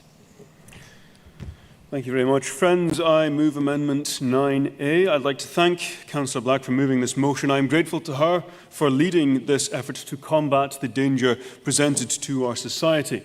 The health of our democracy is measured not by the speeches that we have made in this hall, but by the engagement of our citizens at the ballot box. As this point has already been made, I will nevertheless labour it. Pun fully intended. In 2024, the Westminster election turnout in Scotland was 59%, the lowest in decades. At the Holyrood elections, where turnout has historically been higher, the environment is still fragile. We had 63% in 2021 at the last election. In by-elections, however, we're down to 44%. Now, these numbers are not abstract. They are a dire warning. Our democracy is in danger.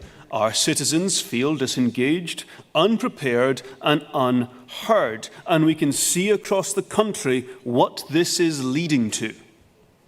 Now, the original motion rightly calls for embedding civic education in PSE. I believe that we really should do more than that. This amendment proposes a dedicated statutory programme of civic and democratic education, ensuring that every young person, regardless of school or timetable, gains the knowledge and skills to engage and participate fully in public life, to counter online disinformation and to build media literacy. To ensure public confidence, this programme will be overseen by an independent advisory body, including educators, youth representatives and constitutional experts. Importantly, this will secure a balanced coverage of differing political and constitutional perspectives, equipping citizens with the tools to decide how to think, not dictating what to think. This amendment also recognises that this education cannot and should not be confined to schools. Community-based opportunities for adult learners, partnerships with libraries, colleges and youth groups alongside digital and media literacy training will ensure that all Scots, young, old and new, will engage meaningfully with our democracy or have the ability to do so. Now, Amendment A is not untested. Countries like Germany and Finland have long-run statutory civic education programmes that reach students and adults alike, equipping citizens with the knowledge, practical skills and experience to participate fully in democracy. Their example shows that a structured nationwide programme works and strengthens trust in public life. But finally, friends, civic knowledge alone is not enough. Lasting engagement requires trust. It requires accountability. It requires accessibility. Amendment A strengthens this motion, turning a good idea into a Scotland-wide plan to restore faith in our democracy and to make participation meaningful, consistent and valued. Amendment A is more than a curricular change. It is a commitment to every citizen, young, old and new, that their voice matters, their participation counts, and our democracy is strong because they are informed, because they are included, because they are empowered. Conference, the choice is clear. We can accept disengagement or we can act decisively. Support this amendment, restore trust and make Scottish democracy live. Thank you. Thank you, Joshua. Can I invite Councillor Francis Murray to the stage, who is going to second the amendment to the resolution. And a very warm welcome to Francis. She's had to travel a long way to get here. Thank you very much, and thank you very much for the opportunity to second the amendment on Resolution 9. I worked in education in the Western Isles for 35 years. In fact, I'd like to think I taught the mover of the amendment all he knows about W.B. Yeats. I finished that service nearly 4 years ago, but I remain utterly committed to our Scottish education system and the work that teachers and other staff are doing in delivering a vibrant curriculum for the 21st century. Within that, we already have packed PSE courses which aim to address many, many aspects of modern life, and we also have issues of teacher workload to consider. I don't disagree with the premise of the resolution, but I would be very wary of placing the important yet onerous burden of combating voter apathy solely, not just on the education system, but on one very specific part of the education system, the PSE programme, which this resolution specifies. Therefore, I support the amendment, which recognises that apathy extends far beyond our young people into the adult population and therefore needs to be addressed beyond the school classroom to all our citizens. Schools are uniquely delicate places where employees have to be extremely careful around questions of bias and impartiality. I was a school rector, a head teacher for over a decade in an island community where I had been a parliamentary candidate many years before. So I'm only too aware of how carefully that path needs to be trod, whilst allowing enthusiastically embracing opportunities for our young people to benefit from these opportunities which do already exist. Because conference, make no mistake that our schools already make a huge contribution to Scottish citizenship in many, many ways. After all, we are the country that led the way on reducing the voting age. And I would say, looking around the hall, or certainly earlier on looking around the hall, we see many young delegates here showing their commitment, their interest in the political system.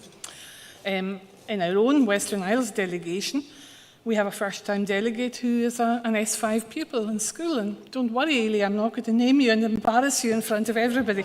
And I'm sure many branches have similarly dedicated and enthusiastic young members who are happy to give up part of their October holidays to come to our conference. So let's not characterise our young people as particularly apathetic, and let's recognise that civic society in Scotland as a whole has a responsibility to combat voter apathy, not just the school education system. So please support the amendment. Thank you, Francis. Although many of us were hoping you were going to embarrass the former pupil. Okay, moving on, colleagues. I have a card in for the remit back, so if I can invite Alan Morrison from Glasgow Annie's Land to speak to and move the remit back. And the seconder for the remit back is Siarha Druhokov. I'm so sorry if I've not pronounced that correctly for the second time, sir. Okay, Alan, over to you. Well, this is the second time I'll be speaking to the conference and the second time I've been misgendered by the chair. So, moving the remit back, I'm doing this not because I disagree with the aims of the resolution. I wholeheartedly agree with them. Those aims are extremely laudable, but as a teacher, I think that the method of attaining those aims is misplaced. Schools already provide a huge amount of civic education, right the way through from primary school all the way through secondary. And it's embedded in Curriculum for Excellence. There's a number of the E's and O's and the benchmarks all relate to the political system in Scotland and how it compares to other political systems. And therefore, I think that this resolution in its current form shouldn't have actually made it past the Conferences Committee because everything that it's trying to do is already in place. So I'm calling on the authors of the resolution to maybe think again, speak with the authors of the amendment, because the amendment is actually a little bit better because it pushes some of the responsibility into the community. And I think it's in community engagement, which is where we need to address the issues to voter engagement. Schools are not where it needs to be addressed. It's already being addressed there. Okay? Therefore, the only logical answer is for you guys to support the remit back and for the authors to come up with a resolution that does not seek to repeat but it's simply already in place. Thank you very much. Thank you. And if I can invite Siarha Drukokov back to the stage, please, to second the remit back. And please, sir, you can feel free to correct my pronunciation. Sergio. Yeah. Thank you. Thank you. I'm going to give you another two examples as well. So, how many of you have read or watched a movie or book, Hitchhiker to Guide to the Galaxy? Anyone? Okay, so you remember Marvin? Yeah. So I'll start from him, and that's would be example. Marvin has a brain the size of a planet, but nothing he says changes anything. He solves impossible problems in seconds, but no one listens. He given the most powerful intellect in the universe and then told to open the doors. And what his response? It's hopeless, right? It's pointless, right? So that's how voters' apathy works. And apathy doesn't come from ignorance, it comes from disconnection. So like, we don't believe you, it's no point, and kind of I'm not listened and stuff like that. So when people feel like they're not heard, when system doesn't respond, and when they see no link between the action and the outcome, they conclude, like Martin, that it's so pointless. Not because they're lazy, but because they're smart enough to stop wasting energy on things that don't change, right? So you may laugh at Martin, but we all met him in our communities, in our families, maybe in ourselves. So our job as a party and as a government is to change the system, and environment around Marvin, to make action meaningful, to show that participation produces change, to make hope reasonable again. So another example is you probably all heard about the situation in Belarus for the past 30 years. So all this election was falsified, and so on. So, and in 2025, almost over 80% of voters refused to participate. Most of the voters who was shown on the TV and so on, they've been forced to come to the polling station and to vote for, you know who. So,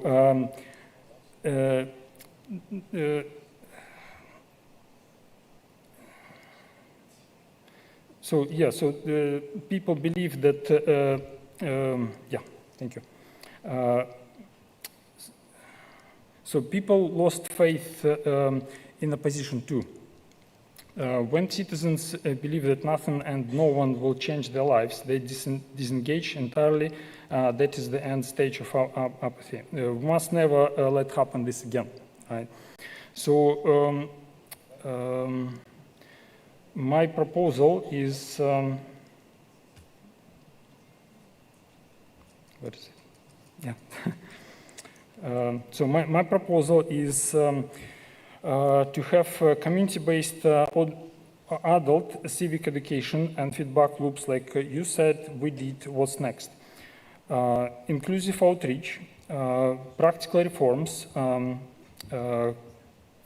maybe set up quarterly or monthly public dashboards, so kind of to engage and to have this trust. And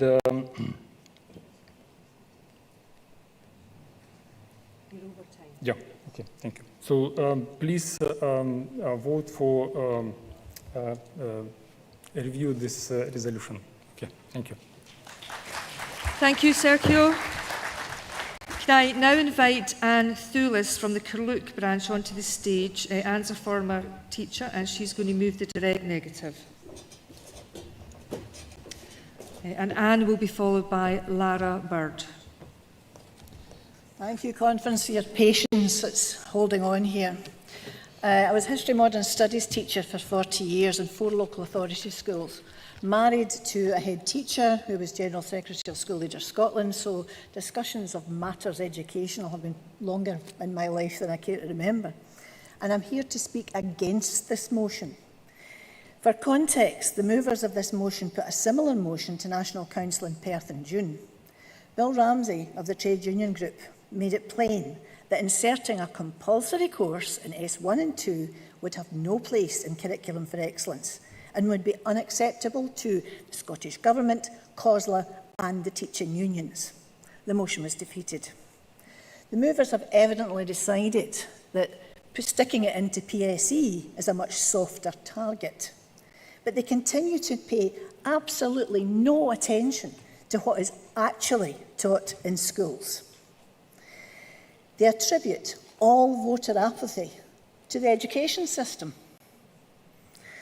Curriculum for Excellence has been in schools since 2010 and 11, so it's been running a long time. It's a coherent, progressive learning experience for all pupils aged 3 to 18.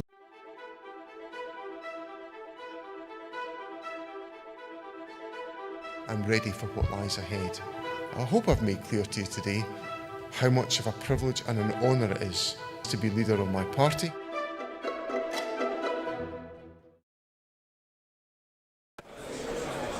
Hello and welcome back to Broadcasting Scotland. I am Niamh Brooke and we are coming back a little early from the main hall today because we are being joined by Keith Brown, MSP Deputy Leader of the party, on the couch with me. Thank you for coming, it's really great to have you. So, busy day, how are you? It is a big day, a very big debate. I've heard it said by a number of non-SNP people it's the best debate they've seen of any party political conferences, and a genuine debate as well, I think, as you saw. Yeah, I definitely got to watch the debate in the for the independence resolution as well. It was very lively, and the words I keep hearing over are historic, landmark, saying that this is something people are going to be talking about for a really long time. And the independence resolution has been accepted with some amendments. So what's next, do you think? Well, to put that into practice, so there was two parts to the resolution. One was, of course, setting out the strategy of a 65-seat strategy, a tall order for any party. No other party, I think, would have a chance of achieving it, and the SNP is the only party that has. So we have to work on that, which means getting out on the doorsteps, convincing people about why independence represent that fresh start from the doom loop that we're in with the UK. The second part of it was about a convention. That convention will now be established. It will be a non-SNP convention. It won't be an independence convention. It will be a convention designed to get that broad swathe of Scottish public opinion which supports the idea of Scotland's right to choose. They might not support independence, but they believe in Scotland's right to choose. So work to be started immediately. And what would be priority one of that, if you like? What's that first step in starting to build that community, that sort of trust back up? Well, as I say, there's two prongs to it. So for the SNP themselves, we'll now get very involved in campaigning with that strategy in mind, trying to get a 65 vote strategy, putting independence first and foremost.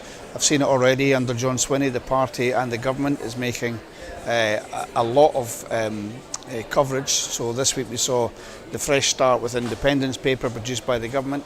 We previously had the Right to Decide paper. So the government, the SNP itself, will now take that to the country. We have candidates selected in virtually every seat now, I think, so they'll be taking that message. And separately, as I say, the convention will start its work very shortly. That'll be an all-party and no-party convention. So those two things will now move forward in tandem. Thank you. Sorry, excuse me. And definitely some of the points that were being raised today was that the resolution was the best opportunity on people who didn't have the chance to vote in the last referendum to make their voices heard and to get and reach them and bring them on side. What sort of work do you think should be taking place at these early stages to start bringing that around? I think one of the comments I heard there was by the time of the end of the next Parliament there'll be 1 million people in Scotland that have not had the chance to vote for independence. And I think what we want to say is there's young people, including my own kids, who saw the independence referendum and then saw the Brexit referendum and felt very upset by the Brexit referendum, because after all they had been told in 2014 this is the only way to guarantee your status in the EU, and then it was taken away. So I think those young people and the young people coming behind them, I think it's up to the SNP to educate them as best we're able to do in what the SNP stands for and why independence is the best option. But we have to do it through new methods. They don't respond, of course, to the same methods that we've used for many years. They'll work on social media, in groupings themselves of young people. So it's up to the SNP to make sure we tailor that message to that group, who are very important. And of course, they've got the biggest stake because they'll be in an independent Scotland for longer than anybody else. And what sort of new methods do you think will start to be carrying forward? Like, what do you think might need to be changed about the way things were done? Well, much more use of social media, traditional methods of X and Facebook and TikTok and so on as well, but it's also a way of communicating with young people where they are. We know there's huge support for independence amongst young people, but we also know that they're not as likely to be involved even to vote as other groups. So it'll be about making sure they're aware of their right to vote and they take the chance to do it, to get a postal vote if that's important to them. So it's really talking to young people where they're at, and in the process of doing that, making sure we've got young people that are talking to them as well, rather than people my age all the time. So those are the kind of things we'll look at. So with groups like Young Scots for Independence, could we expect to see ahead of May 2026, more involvement of them running educational projects? I mean, that's already happening. Discussions at our National Executive Committee, which they're involved in, they're on the National Executive Committee, and just some extremely bright and inventive people that we've got in the party leading the charge in relation to the social media element. John Swin and I were both educated by one of them, who Mr. Beast was, which we weren't aware of before. So obviously they talk that language far better than we can. So yeah, so using people like the YSI, but other yes groups around the country as well. I imagine that learning who Mr. Beast is probably, I imagine that was probably a fascinating education for you. Neither John or I had ever heard of it. So. If it makes you feel any better, I'm 23 and I'm not sure I completely know who he is. Yeah, and I think it's a good point, because you don't want to assume it's homogenous. All young people are the same or have the same views or involve themselves in politics in the same way. But I think all parties have a challenge in how they make sure they can relate to young people, and we have some young people that are very good at doing that, so I'm quite confident that we can manage that. And there is that bedrock of support for independence as well there. So.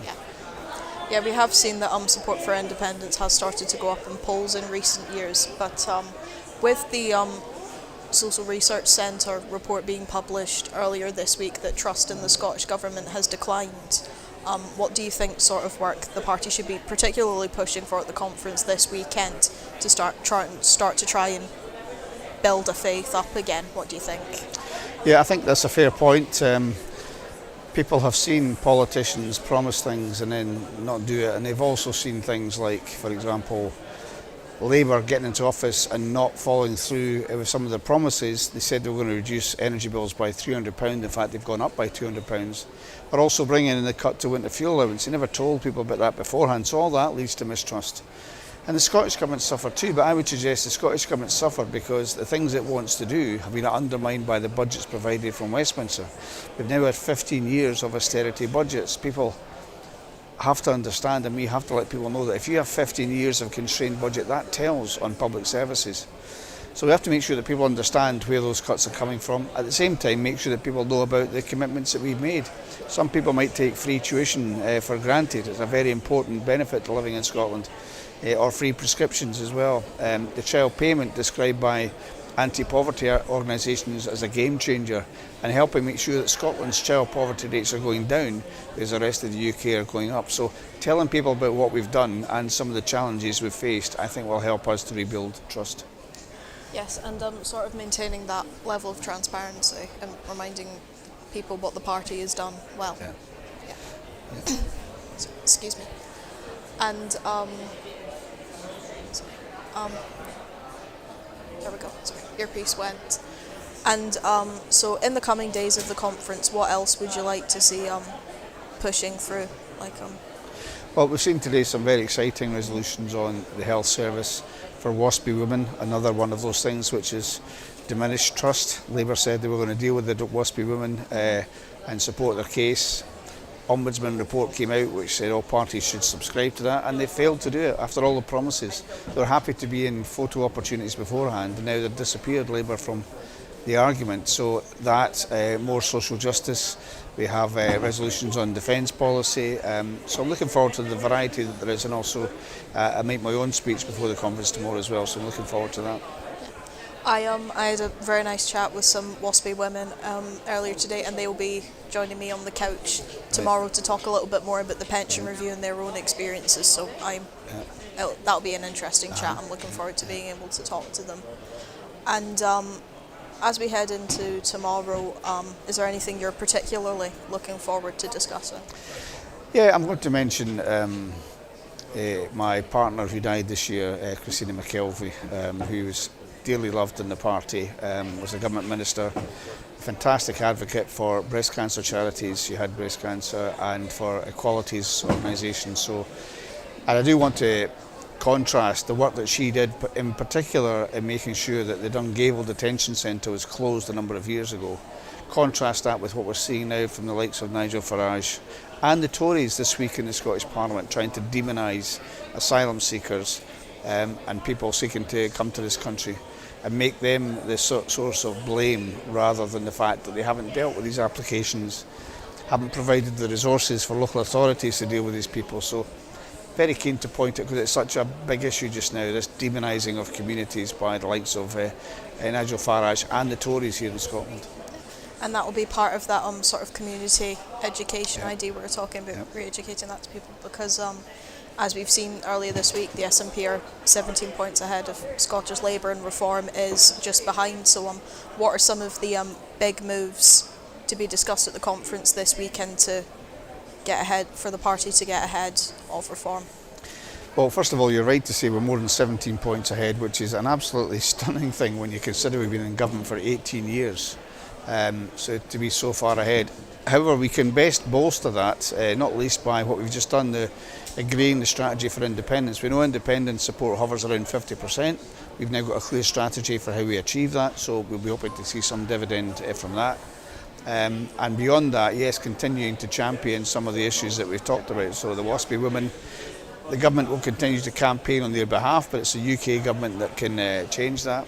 We'll see the Scottish Government making sure that they chase them on the two-child cap by introducing our own method of dealing with that if they don't deal with it. So, and it's not a great pastime for the Scottish Government to have to continually mitigate the worst effects of Westminster, but it's crucial to our people that we do that.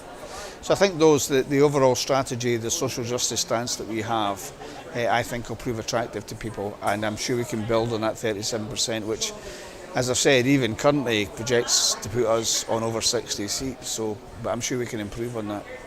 And when the party is pushing for that majority again in Holyrood next year, what are some of the bigger challenges you're anticipating when you're making that push? Bigger challenges in achieving that majority? Yeah, well, a big challenge, of course, is we don't have a lot of friends in the media, and of course we have to overcome that by what we can do in terms of social media. But it's really about getting our message out there to people. And of course, if you're the government, not unexpectedly, the opposition will all gather round attacks on you. So the best we can resist those attacks by making sure people are educated, not just about what we've done, but what's at stake if the SNP don't get back in. Free tuition fees, I'm sure Labour would get rid of. Possibly free prescriptions as well. I don't know whether they keep the child benefit cap. They don't vote for any of our budgets, so presumably they don't support these things. So making sure that people are aware of what is possible to lose if it's unlikely to be one political party would ever overtake the SNP as things currently stand, but a combination of, I don't know whether Labour would do a deal with Reform and the Tories to keep the SNP out, but I do know that if they did that, then some of the very important benefits that we've had in Scotland will be lost. And that would be part of something you'd be reminding people, as well as what the party's been doing, well, what they'd stand to lose if that majority. And that is part of something that you'd be carrying forward next year as well, for reminding people of what the party has done well, what they could stand to lose. So what might that project look like? Like, I know a resolution that's being discussed this week is part of a civic knowledge strand being embedded in schools, that idea of teaching young people to engage more politically. How might that look? Yeah, we can't obviously do party political things in schools, and we shouldn't be able to, but if back in 2011, when we were standing for election again, there was an extremely successful party political broadcast, which are generally not the most watched things on TV, but it was set in a pub, and somebody was saying, what have the SNP ever done for us? And then the other guy came back with all the different things, you know, the free prescriptions, the abolition of bridge tolls on the Skye Bridge, the fourth bridge. The Skye Bridge may have been before that, but so the abolition of bridge tolls. Also, I mean, in my time in government, we've had the AWPR, the Aberdeen Western Peripheral Route, a massive piece of infrastructure of £600 million. We built the Queensferry Crossing, which is award-winning around the world and was built for £400 million less than its budget. And how often do you hear that about big infrastructure projects? We built the longest piece of new railway in the UK for over 100 years, the Borders Railway. The M80, the M8 itself, major improvements. We've now nationalised essentially the train services with ScotRail and abolished peak fares. So these things are SNP achievements, and they are at risk if the SNP don't get back in, which is the point we'll make. And that was another resolution that was discussed today, wasn't it? Integration, improvement of Scottish Railways. That's right, because although we control the running of the trains, we don't control the tracks on which they run. and it makes sense to have two things together. We've been quite successful in bringing those together, Network Rail and the railway network. But we would like to have that control. It makes sense to have that control. Most other countries in the world, the same people that run the trains also run the rail network as well. So more to do in relation to that. And again, that would be pushed for in independent Scotland. Yeah, that's something that's been coming as someone called it the golden thread earlier, which is a phrase I like and I'm going to keep using. Sort of that independence, sort of linking everything together, giving Scotland that self-determination to make everything possible. And that's the other aspect of what we have to do. We've got to paint a picture of what an independent Scotland can achieve. I mean, the UK just now, with people not being able to afford their energy and their food bills, not seeing wages increase, they've seen inequality increase, they've seen child poverty increase, and it's not the norm. It doesn't have to be like that. If you look next door at Ireland, they've got a budget surplus. The UK is £1.6 trillion in debt. It's got the highest tax burden since the Second World War under the Tories. It's also true to say that in Scotland, the majority of people in Scotland pay less tax than they do down south, and that's before you take into account council tax, which is £700 on average less in Scotland than it is in the rest of the UK. So yeah, making sure that people are aware of these things, I think, is extremely important. And there was discussions of a local wealth tax, wasn't there? That was raised by the STUC General Secretary, Foyer, who raised that.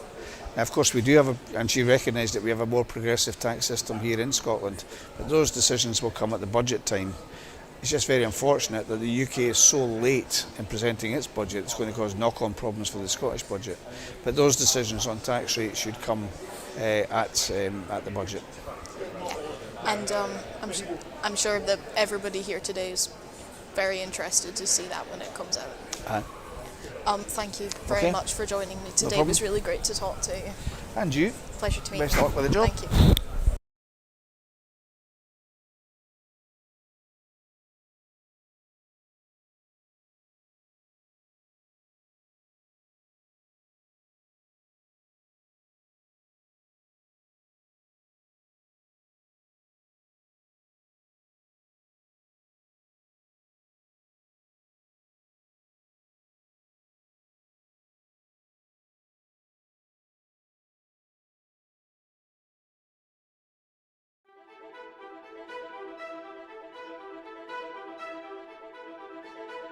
I'm ready for what lies ahead.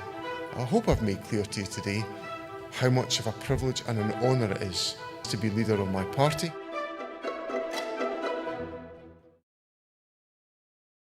Remember to unclip that when you stand.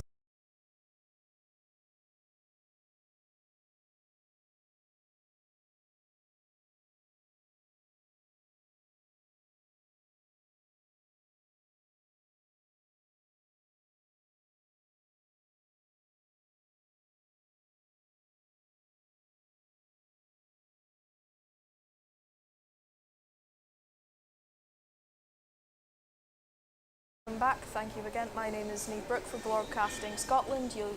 Just leaving the couch is Keith Brown, MSP and Deputy Leader of the SNP. Very productive chat we've just had there. And now joining me is Sib Khan, pro-independence activist and member of the Samad Flotilla, who is just back in Scotland a few days ago after being in an Israeli prison. Thank you very much for joining me today. So how have you been feeling today? To be honest, it's a bit surreal. Just over 48 hours ago, I was in a high security prison in the Negev desert, being pushed around by Israelis. But thankfully, the ordeal has come to an end for me. But there are still some of our colleagues from the flotilla that are still in prison, and also there's obviously the Palestinians who don't have the benefit of the global media and international passports to give them some safety. So for them, the situation continues endlessly. And I'd like to ask you to tell me a little about yourself, if that's all right. What got you into this sort of work? To be honest, Niamh, a couple of years now, and I've been watching these horrific images coming out from Gaza, where you're seeing mutilated bodies of children, starving people, all sorts of horrific stuff that's happening. It's probably the most televised genocide ever in history, and we are now 2 years in, and no country, no state, United Nations or any other organisation has ever managed in those 2 years to try and stop. If anything else, it's only just got worse. And it was sheer hopelessness, helplessness, and the need to do something tangible. You know, went to all the marches, did all the boycotting, wrote all the emails to the MPs, but nothing changed. Our government continues in its complicit nature to support and facilitate the ongoing genocide. And the opportunity came up where they were looking for participants to come along, and I signed up, and I consider it an honour and privilege that I was selected to be one of the 500 that was on the boats, along with people from 47 different countries. We had everybody from 86-year-old men right down to 18-year-old young teenagers that were, or young men also, that were on board.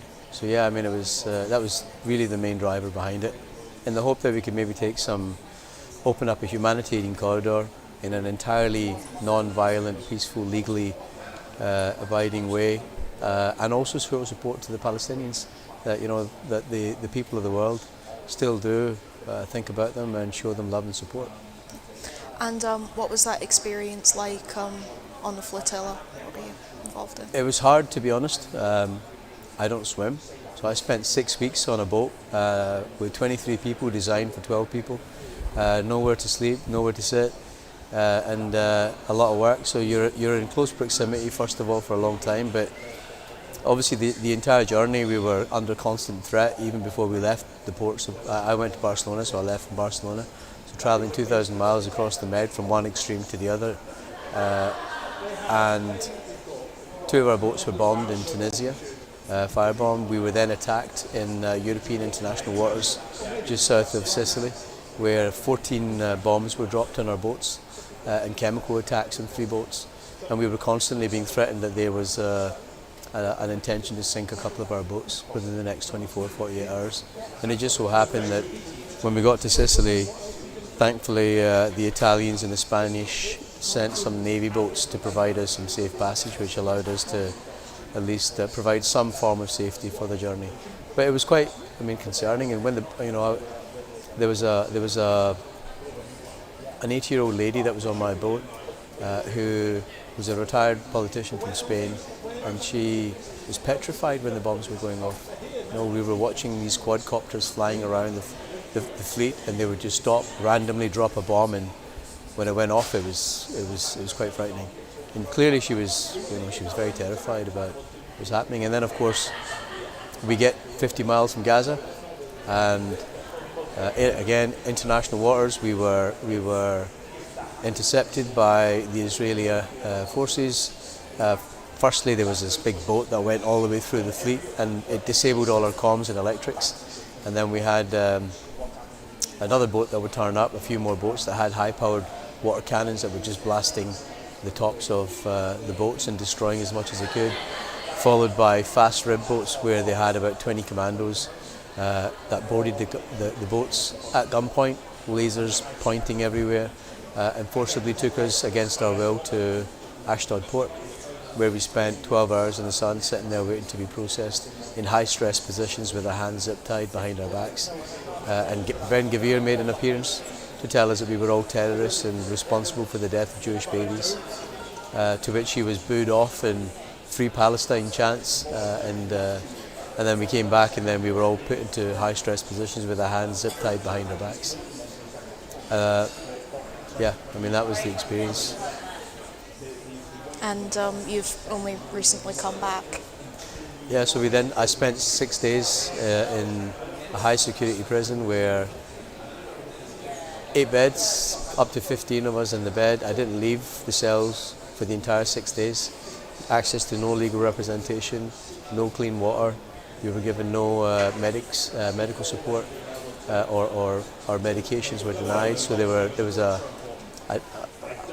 an 80-plus diabetic man that didn't get insulin for 4 days until there was a complete uproar in the cells. We were constantly woken up every 2 hours. The doors were getting kicked in by riot police armed with weapons and attack dogs, which resulted in us obviously not being able to sleep for the entire duration. So yeah, I mean that was the process. And then on day 7, we were woke up at 3 in the morning, stuck into prison vans and shipped off to the Jordanian border and handed off to the Jordanians, which is where I came back home from 40 hours ago. And now that you're back with us, what are you feeling? What are you looking to set out to do in the coming days? There is a lot being discussed at this conference. To be honest, the situation in the ground and in Palestine won't change until our government changes its position. That's a fact. And our government won't do anything until there's enough of us in the public speaking up against it, making a noise, challenging them on it, writing to them, insisting they do it. And the government will only change if they realise they're actually going to lose votes as a consequence, and make it so unpopular for the UK government that is highly complicit in enabling of all of this genocide, that until that happens, we're going to continue to see the situation.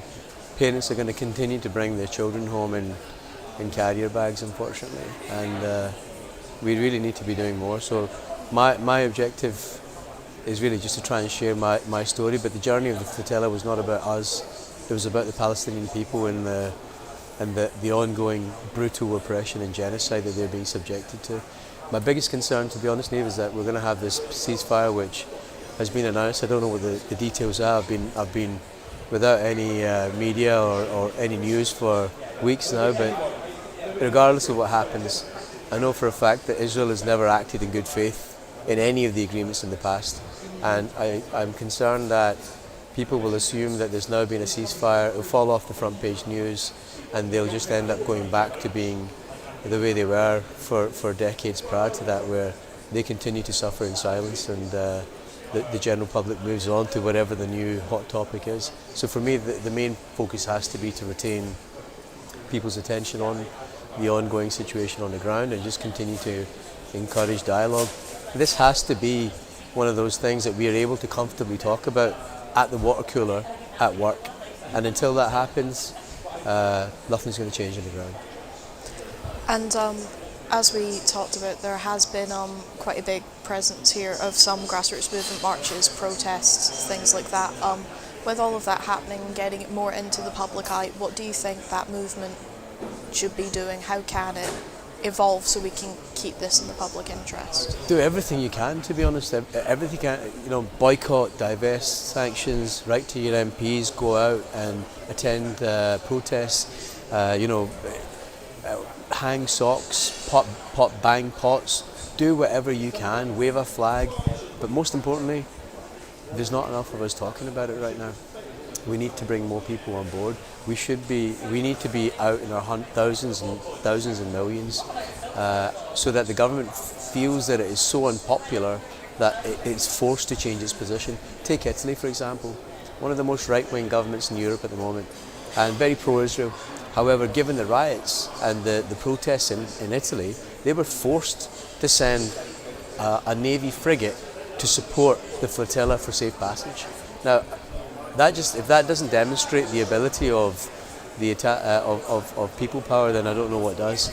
So really, we need to continue to unite, mobilise, and coordinate, and continue to raise awareness more than we are doing at the moment. And in the coming days of the conference, there is a resolution set to be discussed on Monday on ending public funding to arms companies shipping to Israel. What are you hoping to see come out of this conference, not just beyond that resolution, but what other push can be done in communities and in other places to keep that level of knowledge up?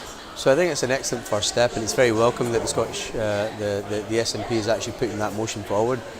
But I think we need to go further than that. We need to get to a position where we are actually using ethical procurement as a means to ensure that Scotland, the Scottish Government, and all its institutions like the NHS and schools and roads and the councils are not buying goods or services from companies that may be even remotely connected to any of the illegal occupation or the oppression or the ongoing genocide in Palestine.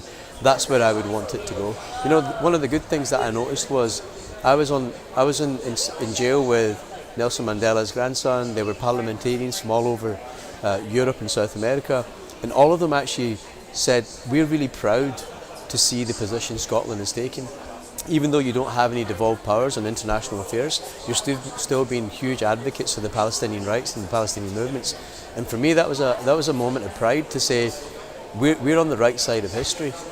But there's still more we can do. End the funds to any arms companies that we may be facilitating. But most importantly, we should effectively move into a full-on boycott, divestment, and sanctions on all Israeli goods and services, and it's a recognition of United Nations genocide position. You know, there are many reputable organisations around the world, including the UN, which is saying that we are now, you know, we're in a state of genocide. And if that's the case, we have to ensure as a country that we are not in any way enabling any of this from the goods and services that we purchase. And with starting that sort of ethical procurement, what could the government look at first? Like, what would be the first sort of priority? Sorry, Neva, wasn't here. With that ethical procurement you were talking about, what sort of things could the government be doing first to move away from? Like, what big areas of investment should we be looking at? To be honest, what needs to happen is an assessment by the government on all products and services that it is currently buying. I mean, we spend 30 billion or something a year on goods and services, so we need to just understand what goods and services. First of all, we need to do an assessment. You know, are we buying goods and services from companies that might be implicit in the genocide, in the ongoing illegal occupation? If we are, then we should, you know, all contract tenders come up for renewal periods. We look to effectively unwind our relationship for all of these businesses that may be involved, or if there's a risk of being involved in any of the genocide. So, to be fair, that's really what we should be focusing on. The government takes it upon itself to do an assessment, review the goods and services it's buying, ensure that it holds the ethical procurement guidance that already exists. So it's not anything new, it already exists, that we shouldn't be buying goods and services from companies that are either procuring goods and services in part or in whole from illegally occupied territories. But we go a step further now. We know there's a genocide, so we have to ensure that we're not continuing to facilitate and send money that ultimately ends up supporting an ongoing genocide as a country. And even with no international mandate, we still have the ability to make that, and we speak volumes. And we'll be seen to be standing on the right side of history. And with that ethical procurement guidance that exists, do you think there's anything more that could be done to sort of raise the profile of that? I think we need more people to be talking about it. You know, it's a good step that we're now seeing arms funding for arms companies. That's a good start, but we need to go beyond that. So we need to, and we'll be speaking to many of the SNP colleagues here to get a buy-in and support for them to go back in, and we have that open conversation in Parliament. You know, we go through the democratic process of debating it, and then the Scottish Government accepting that this is something we should actually be doing. So the starting position is, let's get conference here to accept that this is something we should be doing, and then beyond that, we then need to encourage the Scottish Government to try to make more proactive measures, take more proactive measures to ensure that we are not inadvertently or indirectly supporting any of the brutal oppression of the Palestinian people. And for anybody watching, what is the best thing you could say about taking steps to start participating in that kind of boycott to anyone watching from home who might not know where to start? Feel free to reach out to me or any of the Palestinian movement organisations. Do anything you can. Anything. I mean, even just having a conversation with your mum and dad on the dinner table is doing something. Seriously, we just really need people to be having this discussion and not considering, you know, people say to you, oh, it's too complicated. It's not. There's nothing complicated about starving babies and killing innocent civilians. There is nothing complicated about it. There is an illegal occupation. What we can do is write to your MP. The reality is members of Parliament only respond to the letters that they get in or the noise that people make. And the only time a member of Parliament will respond is when they feel, well, hang on a second, I might lose votes if I don't respond to this. And that's what forces people and parties to change their position, and ultimately that's what forces government to change their position. So, write to your MP, boycott, think carefully where you spend your money. Am I contributing to a company that is oppressing the Palestinian people? And not just Palestine. Think about it across the globe. Where is all the oppression around the world, and what can we do? But Palestine is, the easy one for you to sort of find. Lobby your members of parliament, boycott, divest, go out and protest. People go, well, what's the point in protesting? Well, what protesting does is it shows other people walking about that there is popular support. When they see 10, 15,000 people walking in the street, they go, what's that all about? They start asking questions, and and that forces them to inform themselves more about it. So really that's what I would ask. Do whatever you can. I mean, there's campaigns run by Mothers Against Genocide where they hang in socks, where, to represent the children that have died in the genocide. They're banging pots, on certain days throughout the week, join in with that like we did for the NHS. So do anything, but please do something. And you've been a very passionate pro-independence activist for some time now as well. That's something you see having a strong link to this as a Scottish independence. Absolutely. I mean, first and foremost, we want to have a free Scotland. We want to live. We want the right to have self-determination so we can decide our own future. Likewise, we should respect the same right for dignity and respect and freedom that the Palestinian people are seeking.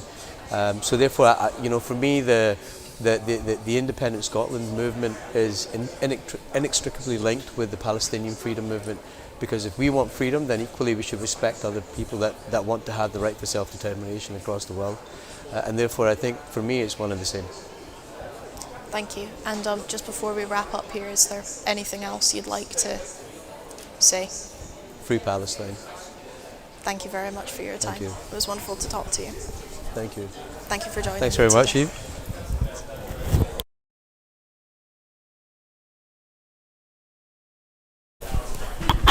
Thank you. Thank you very much. Thank you again there. That was Sid Khan joining me to talk about his experience, and an extremely moving story. I think we can agree was definitely a strong link drawn there to the cause of Scottish independence that was discussed today and the resolution that was passed. Keep an eye out for our coverage on Monday of the Scottish Government's divestment policy and the resolution that has been proposed to end all public funding to arms companies shipping out weapons to Israel. Joining me on the couch again, we have got our other Broadcasting Scotland reporter, Nadia Chan. Thank you again for joining me. Yeah. So how do you find the interviews in the evening? Oh, it's been quite something. Yeah. I have learned a lot tonight. And yeah. So one is deputy leader of the party, SNP, and then Sid Khan. Sid Khan's experience must have been very difficult to hear as well. Yeah. Yes, but more difficult to talk about. Yes, yeah, it indeed. I imagine. I knew Sid before all these things happened, and he was a big man, and as soon as I saw him, I said, you lost weight, and he lost 12 kg. I don't know if he said that in the interview with you. Yeah, it's very difficult to hear, but we want people like Sid to come out and talk to us and let us know their experiences. It's important to hear what's happening in Palestine and what exactly is the people of Palestine and over there is going through. And so I think it's time for us to wind up for today, and there is a lot to happen tomorrow, and we have a lot of good interviews coming up for tomorrow as well. Yeah. Yes, we have certainly got a lot of very interesting conversations happening tomorrow. We will have Sadie Matthews, Equalities convener, joining us to talk about some of the issues facing young people in Scotland and a motion proposed about the police in Scotland using live facial recognition tech in the same way that they do in England. We will also be joined by someone representing Women Against State Pension Inequality. WASPE, just in case you've heard me refer to them earlier. That's again another, a lot of, I think 4 or 5 WASPE women was there downstairs, and listening to their life and their stories, it's extremely painful as well. So we will have them tomorrow, and they will be, because they have their judicial review coming up, so they are looking forward for the viewers' support for them, to have the judicial review in their benefit, because they have gone through a lot as well. Yes, yeah. Yeah, it was a really interesting conversation to have with them, and I think a particularly interesting perspective to get in the wake of the pension review discussion that will also be taking place. Yeah. And to be honest, seeing them so passionate, it's not an issue I've heard a huge amount about in the news, particularly in recent weeks. So I think it will be a really interesting conversation to have. Yes, yeah. So what else have we got coming up tomorrow, Nadia? I think some of the things will be revealed only tomorrow, because we have got today, we did not expect to be speaking to Sid, to be honest, so that there are some surprises tomorrow. We'll never know. But definitely a lot of productive discussions, particularly since... We have lined up a lot of discussions for tomorrow. For example, we have Katie Hogman, and we have Sadie, and we have Fatima Georgie from the BAME convener, and so we have got lined up a huge amount of lot of portfolios to discuss and things like that. They have got their resolutions and stuff, but we will have some surprises as well. I'm sure about it. Yes, yeah. And particularly since most of our discussion this morning was, throughout the day really, was geared around that golden thread of independence. Everything just kept coming back to, we'll know more once we've agreed on this resolution and decided how to proceed. And now the party has agreed on a resolution. They've rejected the amendments A and B, and passed C and D. So the strategy is set out to be gunning for setting that precedent for an SNP majority in Holyrood next year, which I think is definitely going to colour all of the discussions the conference has going forward. True. Yes, yeah. So tomorrow also is going to be, independence is not going to go away tomorrow. Tomorrow the entire SNP conference is based on independence, and each resolution will be it will be leading to the independence, the topic about the independence, once we achieve the independence, what's going to happen in this particular policy, or how can we achieve independence through having this policy. That could be tomorrow's discussion as well. So And what else do you think we might be hearing in relation to the news tomorrow? There are a couple of resolutions anti-racism, and and there is another resolution, integration of asylum seekers, and and there is something. Do you remember any other resolutions? The policing, the police one that we've discussed earlier. The data protection and stuff like that. Based on that, I think they are going to discuss an independent Scotland, how it would look, and in an independent Scotland, what we will be doing, how can we do the right thing in an independent Scotland. Tomorrow's discussion will be around that as well. Yes, yeah. I think a particularly interesting discussion will be had around the asylum and seekers integration policy as well. So. And we had Cecil today, where all the protests happened in Foyer Council area and stuff like that. So so tomorrow that will be interesting to hear about the asylum seekers and the anti-racism and all those topics. Thank you very much for joining us today. This was Nadia Chand and I am Niamh Brooke. You'll be seeing me again tomorrow covering more SNP party conference coverage for Broadcasting Scotland. We'll be back online a little after 10 a.m. tomorrow, so keep an eye out and I'll see you all in the morning. Thank you very much. Good night.